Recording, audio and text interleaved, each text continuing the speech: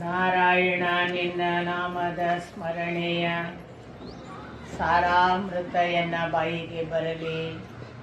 ಬಾರಂಗ ಕನಸಿನೊಳಾಗಲಿ ನನಸಿನೊಳಾಗಲಿ ಮನಸ್ಸು ಕೆಟ್ಟಿರಲಿ ಮುನಿದಿರಲಿ. ಜನಕಜಾಪತಿ ನಿನ್ನ ಅಭೀಷ್ಟದ ಸ್ಮರಣೆಯ ಅಷ್ಟಾಕ್ಷರ ಮಂತ್ರ ಜಪಿಸುವ ಹಾಗೆ ಬಾರಂಗ.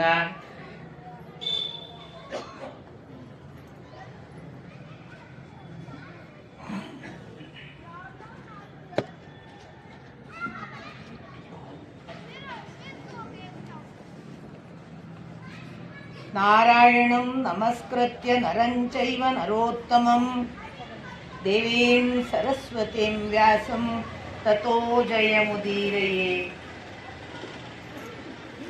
ಕೃಷ್ಣಂ ವಂದೇ ಜಗದ್ಗುರುಂ.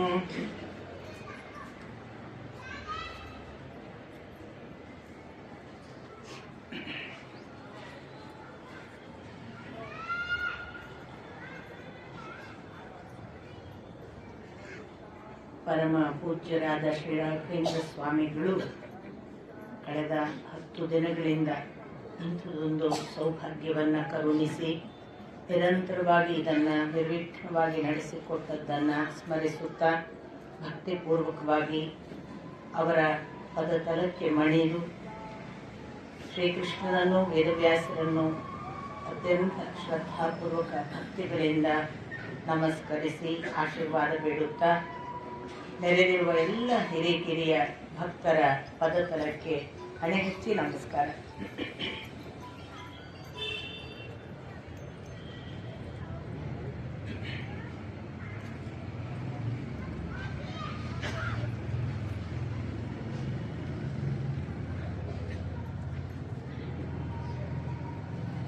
ದ್ರೋಣ ಪರ್ವವನ್ನು ದ್ರೋಣಾಚಾರ್ಯರ ನಂತರವೂ ಅಶ್ವತ್ಥಾಮ ಮುಂದುವರಿಸಿ ನಾರಾಯಣಾಸ್ತ್ರ ಆಗ್ನೇಯಾಸ್ತ್ರಗಳನ್ನು ಪ್ರಯೋಗ ಮಾಡಿದ ನಂತರದಲ್ಲಿ ಅದು 15ನೆಯ ದಿನದ ಯುದ್ಧ ಮುಗಿದ ಒಂದು ಭಾಗವಾಗಿ ನಾವು ನೋಡಿದ್ವಿ.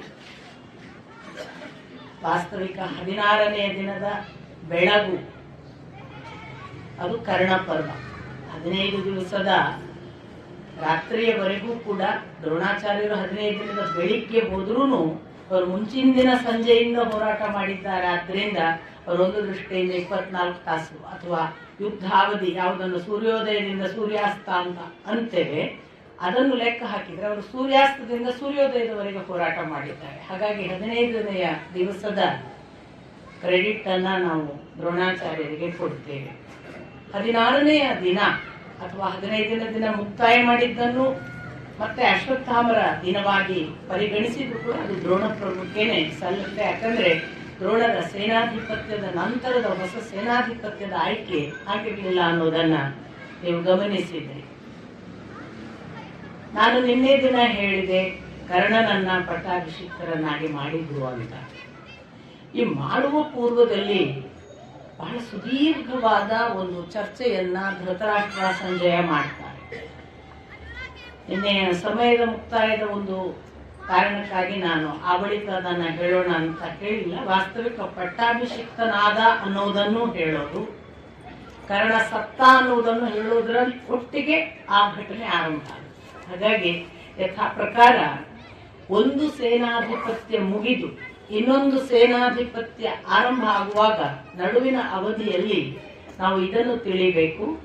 ಆ ಸೇನಾಧಿಪತ್ಯದ ಅಷ್ಟು ಯುದ್ಧ ಮುಗಿಸಿ ಸಂಜೆಯ ಫ್ಲಾಶ್ ಬ್ಯಾಕ್ ಹೇಳೋದು, ಕರ್ಣ ಸತ್ತ ಅನ್ನುವವರೆಗೆ ಹೇಳಿ ಅಂಥ ಕರ್ಣನೂ ಸಾಯುವ ಮೊದಲು 2 ದಿನ ಮಹಾಯುದ್ಧಗಳು ನಡೆದುವು, ಸಾಕಷ್ಟು ಜನ ವೀರರು ಹತರಾದರು ಅಂತ ಸಂಜೆಯ ಯಥಾ ಪ್ರಕಾರ ಉಲ್ಲೇಖ ಮಾಡಿದಾಗ ಧೃತರಾಷ್ಟ್ರ ನಮ್ಮ ಪಕ್ಷದಲ್ಲಿ ಅಥವಾ ಕೌರವರಲ್ಲಿ ಯಾರೆಲ್ಲ ಹತರಾದರು ಅಂತ ಕೇಳ್ತಾರೆ.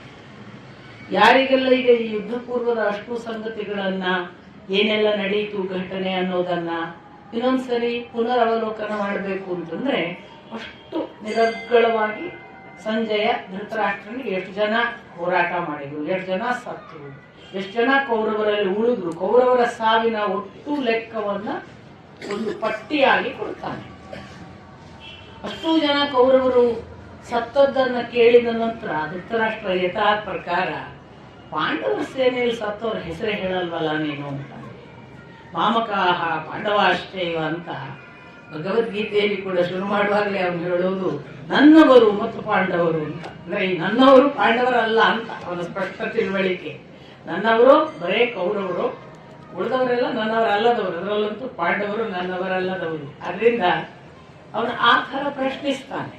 ನೀನು ನನಗೆ ಅದನ್ನು ಹೇಳಲೇ ಇಲ್ವಲ್ಲ, ನೀನು ಬರೇ ನಮ್ಮ ಸೇನೆಯಲ್ಲಿ ಎಷ್ಟು ಜನ ಸತ್ರು ಅನ್ನೋ ಲಿಸ್ಟೇ ಕೊಡ್ತಿ. ಆಗ ಪಾಂಡವ ಸೇನೆಯಲ್ಲಿ ಎಷ್ಟು ಜನ ಸತ್ರು ಅನ್ನುವ ಒಂದು ಸುದೀರ್ಘವಾದ ಪಟ್ಟಿಯನ್ನ ಪುನಃ ಯಾರಿಗಾದ್ರೂ ನೋಡ್ಬೇಕು ಅಂತಂದ್ರೆ ಅಷ್ಟು ಹೆಸರುಗಳು ಅಲ್ಲಿ ಸಿಗ್ತವೆ. ಈಗ ಇಷ್ಟು ಹೇಳಿದ್ಮೇಲೆ ಉಳಿದವ್ರು ಯಾರು ಅದನ್ನ ಹೇಳೇ ಇಲ್ಲ ನೀನು. ಕೌರವ ಪಕ್ಷದಲ್ಲಿ ಯಾರು ಉಳಿದ್ರು ಅದನ್ನ ಹೇಳು, ಕೌರವ ಪಕ್ಷದಲ್ಲಿ ಯಾರ್ಯಾರು ಉಳಿದ್ರು ಅಂತ ಅದೊಂದಿಷ್ಟು ಸುದೀರ್ಘವಾಗಿ ಸಂಜಯ ಹೇಳ್ತಾನೆ. ಆಮೇಲೆ ಪಾಂಡವ ಪಕ್ಷದಲ್ಲಿ ಈಗ ಉಳಿದವರು ಯಾರು ಅನ್ನೋದನ್ನು ಲಿಸ್ಟ್ ಹೇಳ್ತಾನೆ. ಧೃತರಾಷ್ಟ್ರ ಹೇಳ್ತಾನೆ, ಏನು ಕರ್ಣ, ಆ ಕರ್ಣನಿಗೆ ಏನಾಗಿದೆ? ಅವನು ಇಷ್ಟೆಲ್ಲ ಹೋರಾಟ ಮಾಡುವ ಸಾಮರ್ಥ್ಯ ಇದೆ ಅಂತ ಇಲ್ಲೆಲ್ಲ ನನ್ನ ಮಗನನ್ನ ಹುರಿದುಂಬಿಸಿ ಹಾಳು ಮಾಡಿದ್ದೆ ಅವನು. ಎಷ್ಟೋ ಸಾರಿ ಅವನೇ ಹೇಳಿದ್ದಾನೆ, ನಾನು ಒಬ್ಬ ಇದ್ರೆ ನಾನು ಅಷ್ಟು ಜನ ಪಾಂಡವರನ್ನ ಸಂಹರಿಸಿ ನಿನಗೆ ಭೂಮಿಯನ್ನು ಕೊಡಬಲ್ಲೆ ಅಂತ. ನನ್ನ ಮಗ ಮೂರ್ಖ, ನಂಬಿಬಿಟ್ಟ ಅವನನ್ನು. ಅವನು ಹೇಳಿದ್ದಕ್ಕೆಲ್ಲ ಹೌದು ಇವ್ನು ಮಾಡೇ ಬಿಡ್ತಾನೆ ಅನ್ನುವ ಹಾಗೆ ಅವನ ಮಾತನ್ನೇ ಕೇಳಿದ, ನನ್ನ ಮಾತು ಸಹಿತ ಕೇಳಲಿಲ್ಲ. ಮತ್ತೆ ಅದಕ್ಕೆ ಅದರ ಪರಿಣಾಮವಾಗಿ ಕರ್ಣನನ್ನು ಇವತ್ತು ಸೇನಾಪತಿ ಮಾಡ್ತೇನೆ ಅನ್ನೋವರೆಗೂ ಹೋಗುವುದು ಕೂಡ ದುರ್ಯೋಧನನಿಗಿರುವ ಭರವಸೆಯ ಒಂದು ಕಾರಣ. ಈ ದುರ್ಯೋಧನನಿಗೆ ಬುದ್ಧಿನೇ ಬರೋದಿಲ್ಲ ಅಂತ ಕಾಣಿಸುತ್ತೆ ಅಂತೆಲ್ಲ ಬೈತಾ. ಆಗ್ಲೇ ಆ ಕರ್ಣನಾದ್ರೂ ಏನ್ ಮಾಡಿದ? ಈಗ ಇಷ್ಟೆಲ್ಲ ಆದ್ಮೇಲಾದ್ರೂ 2 ದಿನ ಯುದ್ಧ ಮಾಡಿದ, ಎಷ್ಟೆಲ್ಲ ಬಡಾಯಿ ಕೊಚ್ಕೊಳ್ತಿದ್ನಲ್ಲ ಅವನು ಅಷ್ಟು ಬೇಗ ಸತ್ತು ಹೋದ ಅಂತೀನಿ ನೀನು. ಏನಿದು ನನ್ನ ದುರ್ಯೋಧನನ ಕಥೆ? ಇವನಿಗೆ ಏನು ಯಾರ ಮೇಲೂ ನಂಬಿಕೆ ಬರೋದಿಲ್ಲ ಯಾಕೆ? ಹೋಗಿ ಹೋಗಿ ಕರ್ಣ ನಾನು ಒಬ್ಬನೇ ನಂಬ್ತಾನೆ. ಇಷ್ಟ ಆದ್ಮೇಲಾದ್ರೂ ಅವನಿಗೆ ಗೊತ್ತಾಗೋದು ಬೇಡ ಇದೆಲ್ಲ ದೈವದತ್ತವಾದದ್ದು, ದೈವ ನಿಯಮ ಅಂತ. ದೇವರಲ್ಲದಿದ್ರೆ ಇದು ಹೇಗೆ ಹೀಗಾಗಕ್ಕೆ ಸಾಧ್ಯ ಅಂತ ಬಹಳ ದೈವ ನಿಯಮವನ್ನ ಆಗ ಧೃತರಾಷ್ಟ್ರ ನಿರಂತರವಾಗಿ ಸಂಜಯ್ ಮುಂದೆ ಗುಣಗಾನ ಮಾಡ್ತಾನೆ. ದೇವರಿಂದಲೇ ಆಗೋದು, ಇದೆಲ್ಲ ದೈವಾಯತ್ತ. ಸಂಜಯ್ ಯಥಾ ಪ್ರಕಾರ ನಿಮಗೆ ನಾನು ಹೇಳಿದ್ದೇನೆ, ಅವಕಾಶ ಸಿಕ್ಕಾಗಲೆಲ್ಲ ಬಹಳ ಸುದೀರ್ಘವಾಗಿ ಟೀಕಿಸ್ತಾನೆ, ನಿಂದಿಸ್ತಾನೆ, ಚುಚ್ಚಿ ಮಾತಾಡ್ತಾನೆ. ನೀನೇ ಅಪರಾಧಿ ಅಂತ ಅಪರಾಧಿ ಪ್ರಜ್ಞೆಯನ್ನು ಅವನ ಕಡೆಗೆ ಬೆಟ್ಟು ಮಾಡಿ ಜಾಗೃತಗೊಳಿಸ್ತಾನೆ. ಇದನ್ನ ನಾವು ಹಲವು ಸಂದರ್ಭಗಳಲ್ಲಿ ನೋಡ್ತೇವೆ. ಈಗ ಆಲ್ಮೋಸ್ಟ್ ಸೋಲಿನ ತುದಿಯಲ್ಲಿದ್ದಾರೆ. ಸಂಜಯ್ ಬಂದು ಹೇಳುವಾಗ 17ನೇ ದಿನ ಆಗಿಬಿಟ್ಟಿದೆ, ಕರ್ಣಾವಸಾನ ಆಗಿದೆ.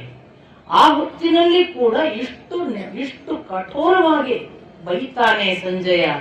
ನಿನಗೆ ಇನ್ನೂ ಕೂಡ ನಿನ್ನ ತಪ್ಪಿನ ಪ್ರಜ್ಞೆ ಇಲ್ಲ, ನೀನು ಮಾಡಿದ ಅಪರಾಧದ ಬಗ್ಗೆ ನಿನಗೆ ಇನ್ನೂ ಪುನರವಲೋಕನೆ ಇಲ್ಲ. ನಿನ್ನ ಮಗನನ್ನೇ ಚುಚ್ಚುತ್ತಿ, ನಿನ್ನ ಮಗನನ್ನೇ ಬೈತಿ, ನಿನ್ನ ಮಗನನ್ನು ನಿನಗೆ ಅಧೀನದಲ್ಲಿ ಇಡಲಾಗದಂತಹ ನಿನ್ನ ಪಿತೃತ್ವವನ್ನು ನೀನು ದೂಷಿಸು.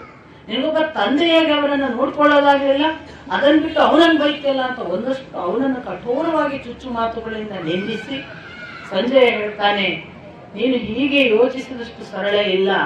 ಕರ್ಣ ಮತ್ತು ಅರ್ಜುನರ ಮುಖಾಮುಖಿ ಬಹಳ ಭಯಾನಕವಾಗಿತ್ತು ಅಂತ ಶುರು ಮಾಡ್ತಾನೆ. ಆಗ ಇವನು ಏನಾಯ್ತು, ಆ ಕರ್ಣ ಸೇನಾಧಿಪತಿ ಆದ್ಮೇಲೆ ಏನೇನು ಘಟನೆಗಳಾದವು ನಮಗೆ ಹೇಳು ಅಂತ ಪ್ರಾರಂಭ ಮಾಡ್ತಾನೆ. ಆಗ ನಮಗೆ ಸಿಕ್ಕುವ ವಿವರಗಳನ್ನ ನಾನು ನಿನ್ನೆ ದಿನ ನಿಮಗೆ ಹೇಳುವಾಗ, ಕರ್ಣ ಸೇನಾಧಿಪತಿ ಆಗಿ ಒಂದಿಷ್ಟು ಜನ ಯುದ್ಧ ಮಾಡಿದ್ದನ್ನ, ಒಂದು 3 ಜನ 4 ಜನ ಯುದ್ಧ ಮಾಡಿದ್ದನ್ನ ನಾನು ಸಂಕ್ಷಿಪ್ತವಾಗಿ ಇದನ್ನು ಹೀಗೆ ಭಾವಿಸಬಹುದು ನೀವು ಅಂತ ಹೇಳಿದೆ. ಅಂದ್ರೆ ಒಂದು ಕಡೆಯಿಂದ ವಿಂದಾನುವಿಂದರನ್ನು ಸಾತ್ಯಕಿ ಕೊಂದದ್ದು, ಪ್ರತಿವಿಂಧ್ಯ ಚಿತ್ರಕನನ್ನು ಕೊಂದದ್ದು, ಶ್ರುತಕೀರ್ತಿ ಅವನು ಇನ್ನೊಬ್ಬ ಚಿತ್ರಸೇನ ಅನ್ನುವನನ್ನ ಶ್ರುತಕರ್ಮ ಕೊಂದದ್ದು. ಹೀಗೆ 1-2-3 ಭೀಮ ಒಂದು ಕ್ಷೇಮ ಧೂರ್ತಿ ಅನ್ನುವ ರಾಜನನ್ನ ಸಂಹಾರ ಮಾಡಿದ್ದನ್ನು ನಾನು ನಿಮಗೆ ಹೇಳಿದೆ. ಇದು 16ನೇ ದಿವಸದ ಪ್ರಾರಂಭದ ಒಂದಿಷ್ಟು ಸಂಗತಿಗಳು. ಈ ಹೊತ್ತಿನಲ್ಲೇ ನಮಗೆ ಕರ್ಣನ ಬಗ್ಗೆ ಒಂಚೂರು ಪುನರ್ ಯೋಚನೆ ಮಾಡುವ ಹಾಗೆ ನನಗೆ ವೈಯಕ್ತಿಕವಾಗಿ ನಾನು ನಿಮಗೆ ಹೇಳಿದೆ. ಪ್ರಥಮದಲ್ಲಿ ನಾನು ಈಗಿನ ಸೆಷನ್ ಅಲ್ಲ, ಹಿಂದೆ 21 ದಿನ ಮಾತಾಡಿದಾಗ ನಿಮಗೆ ಹೇಳಿದೆ, ಅವನು ಉದ್ಯೋಗ ಪರ್ವದಲ್ಲಿ ಒಂದು ಸಭೆಯಲ್ಲಿ ಇನ್ನು ಯುದ್ಧಕ್ಕೆ ಸಿದ್ಧರಾಗುವ ಸಂದರ್ಭ, ಯುದ್ಧ ಮಾಡಬೇಕಾಗಿಲ್ಲ ಅಂತ ಹೇಳುವ ವಾದ, ಯುದ್ಧವೇ ಬೇಕು ಅನ್ನುವ ಇವರ ವಾದ. ಈ 3-4 ಜನ, ಅವರಲ್ಲಿ ಕರ್ಣ, ದುರ್ಯೋಧನ, ನಮ್ಮ ಶಕುನಿ ಮತ್ತು ಈ ದುಶ್ಯಾಸನ, 4 ಜನ ಬಹಳ ಪ್ರಬಲವಾಗಿ ಯುದ್ಧ ಬೇಕು ಅನ್ನೋರು. ಆಚೆ ಕಡೆ ಭೀಷ್ಮ, ದ್ರೋಣ, ವಿದುರ ಬೇಡ ಅಂತ ಬಂದ್ರು, ನಿಮಗೆ ಗೊತ್ತಿದೆ.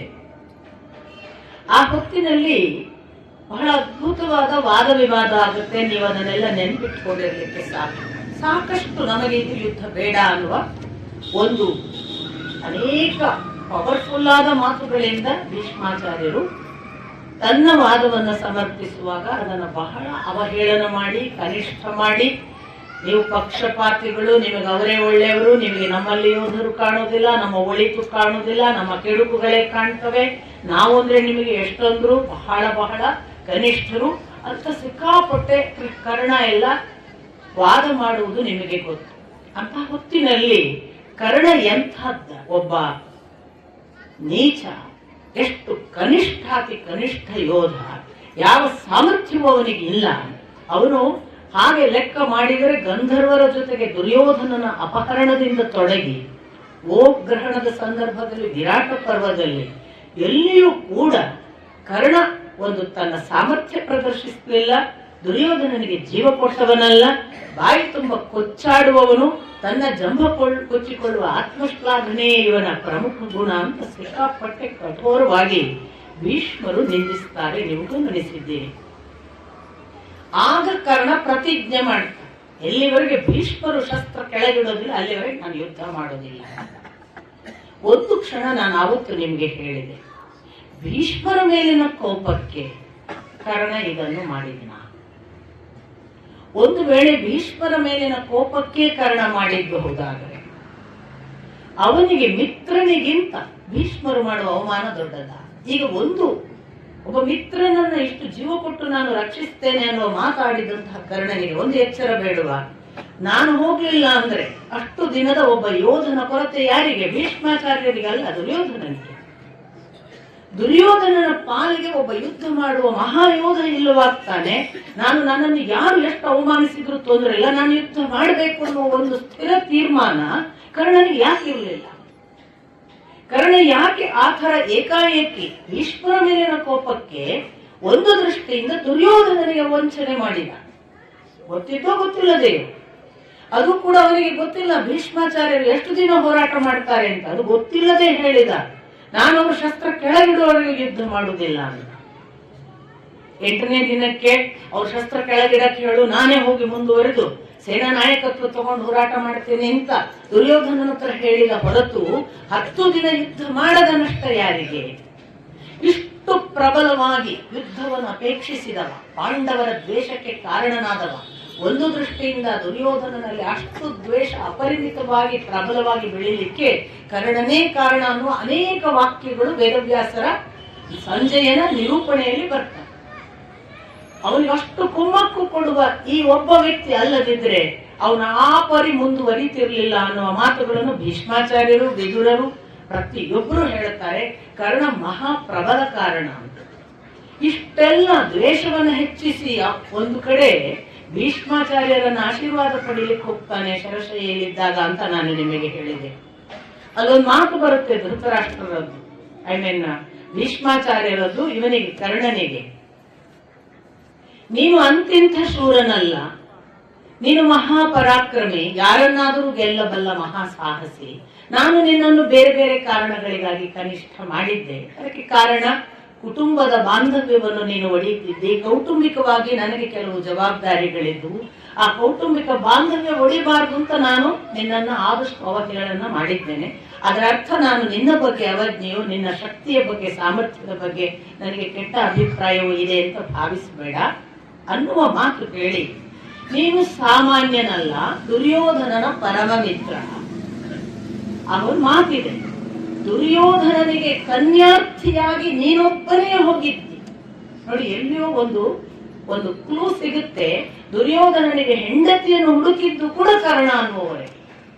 ಕನ್ಯಾರ್ಥಿಯಾಗಿ ನೀನೊಬ್ಬನೇ ಹೋದವು, ಅಲ್ಲಿಯವರೆಗೆ ಪರಮ ಮಿತ್ರ ಅಂತ. ಹೀಗೆಲ್ಲ ಇದ್ದ ಒಬ್ಬ ದುರ್ಯೋಧನನ ಮಿತ್ರ ಕರ್ಣ ಏಕಾಏಕಿ ಭೀಷ್ಮರ ಪ್ರತಿಜ್ಞೆ ಅಥವಾ ಭೀಷ್ಮರ ಮುಂದೆ ಆ ಪ್ರತಿಜ್ಞೆ ಮಾಡಿದ್ನಲ್ಲ ನಾನು ಯುದ್ಧ ಮಾಡೋದಿಲ್ಲ ಅಂತ ಏನು ಕಾರಣ? ನಾನು ಇದನ್ನು ಅವಲೋಕನ ಮಾಡುವಾಗ ನಿಮಗೆ ನಾನು ಹಿಂದಿನ ಬಾರಿ ಹೇಳಿದ್ದೆ, ಯುದ್ಧಾರಂಭದ 6 ತಿಂಗಳವರೆಗೆ ಕರ್ಣನಿಗೆ ತಾನು ಯಾರ ಮಗ ಅಂತ ಗೊತ್ತಿಲ್ಲ. ಅದು ನಮ್ಗೆ ಎಲ್ಲಿ ಖಚಿತ ಆಗುದು ಅಂದ್ರೆ 6 ತಿಂಗಳಿರುವಾಗ ಇಂದ್ರ ಬ್ರಾಹ್ಮಣನ ವೇಷದಲ್ಲಿ ಬರ್ತಾನೆ, ಬಂದು ನಿನ್ನ ಕರ್ಣಕುಂಡಲಗಳನ್ನು ಕೇಳ್ತಾನೆ, ನೀನು ಅವನಿಗೆ ದಾನ ಕೊಡಬೇಡ ಅಂತ ಸೂರ್ಯ ಕನಸಿನಲ್ಲಿ ಬಂದು ಹೇಳಿ, ನಾನು ಯಾರು, ನಾನು ಯಾಕೆ ನಿನಗೆ ಇದನ್ನೆಲ್ಲ ಹೇಳಬೇಕು ಅಂತ ನಿನಗೆ ಪ್ರಶ್ನೆ ಬರಬಹುದು. ಸೂರ್ಯ ಹೇಳೋ ಮಾತು, ನಾನು ನಿನಗೆ ಯಾಕೆ ಇದನ್ನೆಲ್ಲ ಹೇಳುತ್ತಿದ್ದೇನೆ, ನಾನು ಯಾರು ಎಂಬ ಪ್ರಶ್ನೆ ನಿನಗೆ ಬರಬಹುದು.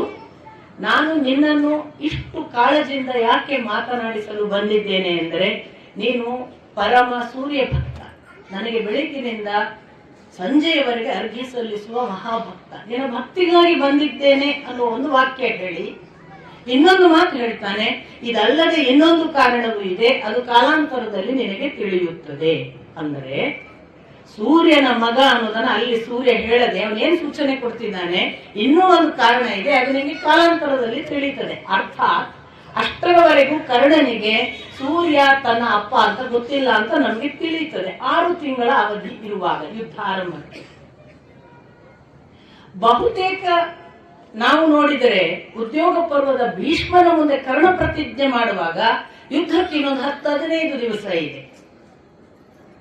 ಈ ಅವಧಿಯಲ್ಲಿಯೇ ಸುಮಾರಾಗಿ ಅವನ ಪ್ರತಿಜ್ಞೆಯ ನಂತರ ಕರ್ಣ ಕೃಷ್ಣ ಮುಖಾಮುಖಿ, ನಿಮಗೆ ಗೊತ್ತು, ಸಂಧಾನಕ್ಕೆ ಬಂದಂತಹ ಕೃಷ್ಣ ಕೊನೆಯಲ್ಲಿ ಕರ್ಣನನ್ನು ಮಾತಾಡಿಸ್ಬೇಕು ಅಂತ ಆಚೆಗೆ ಕರ್ಕೊಂಡು ಹೋಗಿ ಅವನ ಹತ್ರ ಹೇಳ್ತಾನೆ, ನಿನ್ನ ತಂದೆ ಸೂರ್ಯ, ನಿನ್ನ ತಾಯಿ ಕುಂತಿ, ನೀನು ತಿಳಿದ ಹಾಗೆ ಒಬ್ಬ ಸೂತ ಪುತ್ರನಲ್ಲ. ಆಗ ಕೃಷ್ಣನ ಮುಂದೆ ಕರ್ಣ ಹೇಳಿದ ಮಾತು ಇದೆ, ಕೃಷ್ಣ ನನಗೆ ಗೊತ್ತು ನಾನು ಸೂರ್ಯ ಪುತ್ರನೆಂದು. ಇನ್ನು ಅವನು ಹೇಳುವ ಮೊದಲು ನೀನು ಸೂತ ಪುತ್ರನಲ್ಲ ಕುಂತಿ ಪುತ್ರ ಅಂತ ಹೇಳುವಾಗಲೇ ನನಗೆ ಗೊತ್ತು ನಾನು ಸೂರ್ಯ ಪುತ್ರನೆಂದು, ನಾನು ಕುಂತಿಯ ಮಗ ಎನ್ನುವುದು ನನಗೆ ಗೊತ್ತು ಅಂತ ಆಗ ಹೇಳ್ತಾನೆ. 6 ತಿಂಗಳ ಮೊದಲು ಸೂರ್ಯ ಹೇಳ್ತಿದ್ದಾನೆ, ನಿನಗಿನ್ನೂ ನಾನು ಯಾರು ಎನ್ನುವ ಇನ್ನೊಂದು ರಹಸ್ಯ ಮುಂದೆ ಗೊತ್ತಾಗಲಿಕ್ಕಿದೆ. ಈ ನಡುವೆ ಯಾರು ಹೇಳಿದ್ರು ಅನ್ನೋದು ನಮ್ಗೆ ಗೊತ್ತಾಗಲ್ಲ ಅಂತ ನಾನು ಆ ದಿವಸ ಉಲ್ಲೇಖ ಮಾಡಿದ್ದೇನೆ ನಿಮಗೆ. ಈ ನಡುವೆ ಎಲ್ಲೋ ಗೊತ್ತಾಗಿದೆ ಅಂತ ಗೊತ್ತಾಗೋದು ಕರ್ಣ ಕೃಷ್ಣನಿಗೆ ಕೊಟ್ಟ ಉತ್ತರದಿಂದ ನನಗೆ ಗೊತ್ತು ಅಂತ. ನಾನು ಅದನ್ನ ನಿಮಗೆ ನನ್ನಷ್ಟಕ್ಕೆ ಹೀಗೊಂದು ಸಾಧ್ಯತೆ ಇರಬಹುದು ಅಂತ ನನ್ನ ಅನುಮಾನವನ್ನು ನಿಮ್ಮ ಮುಂದೆ ಇಟ್ಟಿದ್ದೆ. ಅವನಿಗೆ ಸೂರ್ಯ ಭಕ್ತಿ ಎಷ್ಟಿತ್ತು ಅಂದ್ರೆ, ಯಾವಾಗ ಸೂರ್ಯ ಬಂದು ಹೇಳಿದ್ದು ಕನಸು ಅಂತ ಅವನು ಗಂಭೀರ ತೆಗೆದುಕೊಂಡಿರಲಿಲ್ಲ. ಆದರೆ ಇಂದ್ರ ನಿಜವಾಗಿ ಬ್ರಾಹ್ಮಣ ವೇಷದಲ್ಲಿ ಬಂದು ಕರ್ಣಕುಂಡಲ ಕೇಳಿದ ಮೇಲೆ ಅವನಿಗೆ ಖಚಿತವಾಯಿತು, ಇದು ಸೂರ್ಯನೇ ಬಂದದ್ದು, ಇದು ಸೂರ್ಯನೇ ನನಗೆ ಬಂದು ಕನಸಿನಲ್ಲಿ ಹೇಳಿದ್ದು ಅಂತ ಗೊತ್ತಾಯಿತು. ಯಾವಾಗ ಸೂರ್ಯ ಕನಸಿನಲ್ಲಿ ಬಂದು ಹೇಳ್ತಾನೆ ಮತ್ತು ಅದು ಸತ್ಯವಾಗ್ತದೆ ಮತ್ತು ಹಾಗೆ ಹೇಳುವುದಕ್ಕೆ ನಾನು ಅವನ ಭಕ್ತ ಅನ್ನುವುದು ಕಾರಣ ಅಂತ ಹೇಳಿದ್ದಾನೆ, ಅದೇ ಸೂರ್ಯ ಇನ್ನೊಂದು ಸೂಚನೆ ಕೊಟ್ಟನಲ್ಲ, ಇನ್ನೂ ಒಂದು ಕಾರಣವಿದೆ, ಅದು ಕಾಲಾಂತರದಲ್ಲಿ ಗೊತ್ತಾಗ್ತದೆ ಅಂತ ಬಹುಶಃ ಕರ್ಣ ಅದರ ಬೆನ್ನು ಹತ್ತಿದ ಅಂತ ನಾನು ನಿಮಗೆ ಅವತ್ತು ಹೇಳಿದೆ. ಕರ್ಣ ನೇರವಾಗಿ ಸೂರ್ಯನ ಜೊತೆ ಅನುಸಂಧಾನ ಮಾಡಲಿಕ್ಕೆ ಪ್ರಾರಂಭ ಮಾಡಿರ್ಬೇಕು. ಆ ಇನ್ನೊಂದು ರಹಸ್ಯ ಏನು ನನಗೆ ಹೇಳು. ಈ ಅವಧಿಯಲ್ಲಿ ಬಹುತೇಕ ಅವನಿಗೆ ತನ್ನ ಅನುಸಂಧಾನದಿಂದ ಕರ್ಣ ಮುಖೇನ, ಅದು ಸೂರ್ಯ ಮುಖೇನ ಕರ್ಣನಿಗೆ ತನ್ನ ಜನ್ಮ ರಹಸ್ಯ ಗೊತ್ತಾಗಿರಲಿಕ್ಕೆ ಸಾಕು ಅನ್ನುವ ಒಂದು ಅನುಮಾನ ನನಗೆ ನನ್ನ ಓದಿನಿಂದ. ಯಾಕೆಂದ್ರೆ ಬೇರೆ ಯಾರಿಗೂ ಗೊತ್ತಿದ್ದ ಹಾಗೆ ನಮಗನ್ಸೋದಿಲ್ಲ. ಇಡೀ ಯಾರಿಗೂ ಗೊತ್ತಿದ್ದ ಹಾಗೆ ಅನ್ಸೋದಿಲ್ಲ ಮಾತ್ರ ಅಲ್ಲ, ಇನ್ನೂ ಒಂದೇನಂದ್ರೆ ಅನುಮಾನವಾಗಿ ಗೊತ್ತಿತ್ತೋ ಏನೋ ಗೊತ್ತಿಲ್ಲ. ಯಾಕಂದ್ರೆ ಮುಂದೊಂದು ಮಾತು ಬರುತ್ತೆ ದುರ್ಯೋಧನನದ್ದು, ಅನುಮಾನಿಸ್ತಿದ್ರು ಕಾಣ್ತದೆ ಹೊರತು ಖಚಿತವಾಗಿ ಗೊತ್ತಿದ್ದ ಹಾಗಿಲ್ಲ.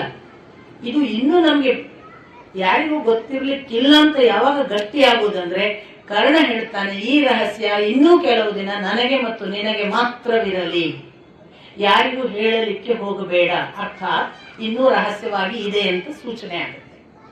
ನಾನು ಇಷ್ಟೆಲ್ಲ ಯಾಕೆ ಹೇಳ್ತಿದ್ದೇನೆ ಅಂದ್ರೆ, ಎಂದು ಕರ್ಣನಿಗೆ ತಾನು ಕುಂತಿ ಪುತ್ರ, ತಾನು ಸೂರ್ಯ ಪುತ್ರ, ತಾನು ಸೂತ ಪುತ್ರನಲ್ಲ, ದುರ್ಯೋಧನನಿಗೆ ಸಂಬಂಧಪಟ್ಟವನಲ್ಲ, ಪಾಂಡವರಿಗೆ ಸಂಬಂಧಪಟ್ಟವನು ರಕ್ತದಿಂದ ಅನ್ನುವುದು ಗೊತ್ತಾದ ದಿನದಿಂದ ಒಂದು ತರದ ಮಾನಸಿಕ ದೌರ್ಬಲ್ಯಕ್ಕೆ ಒಳಗಾದ ಹಾಗೆ ಕರ್ಣ ಕಾಣ್ತಾನೆ.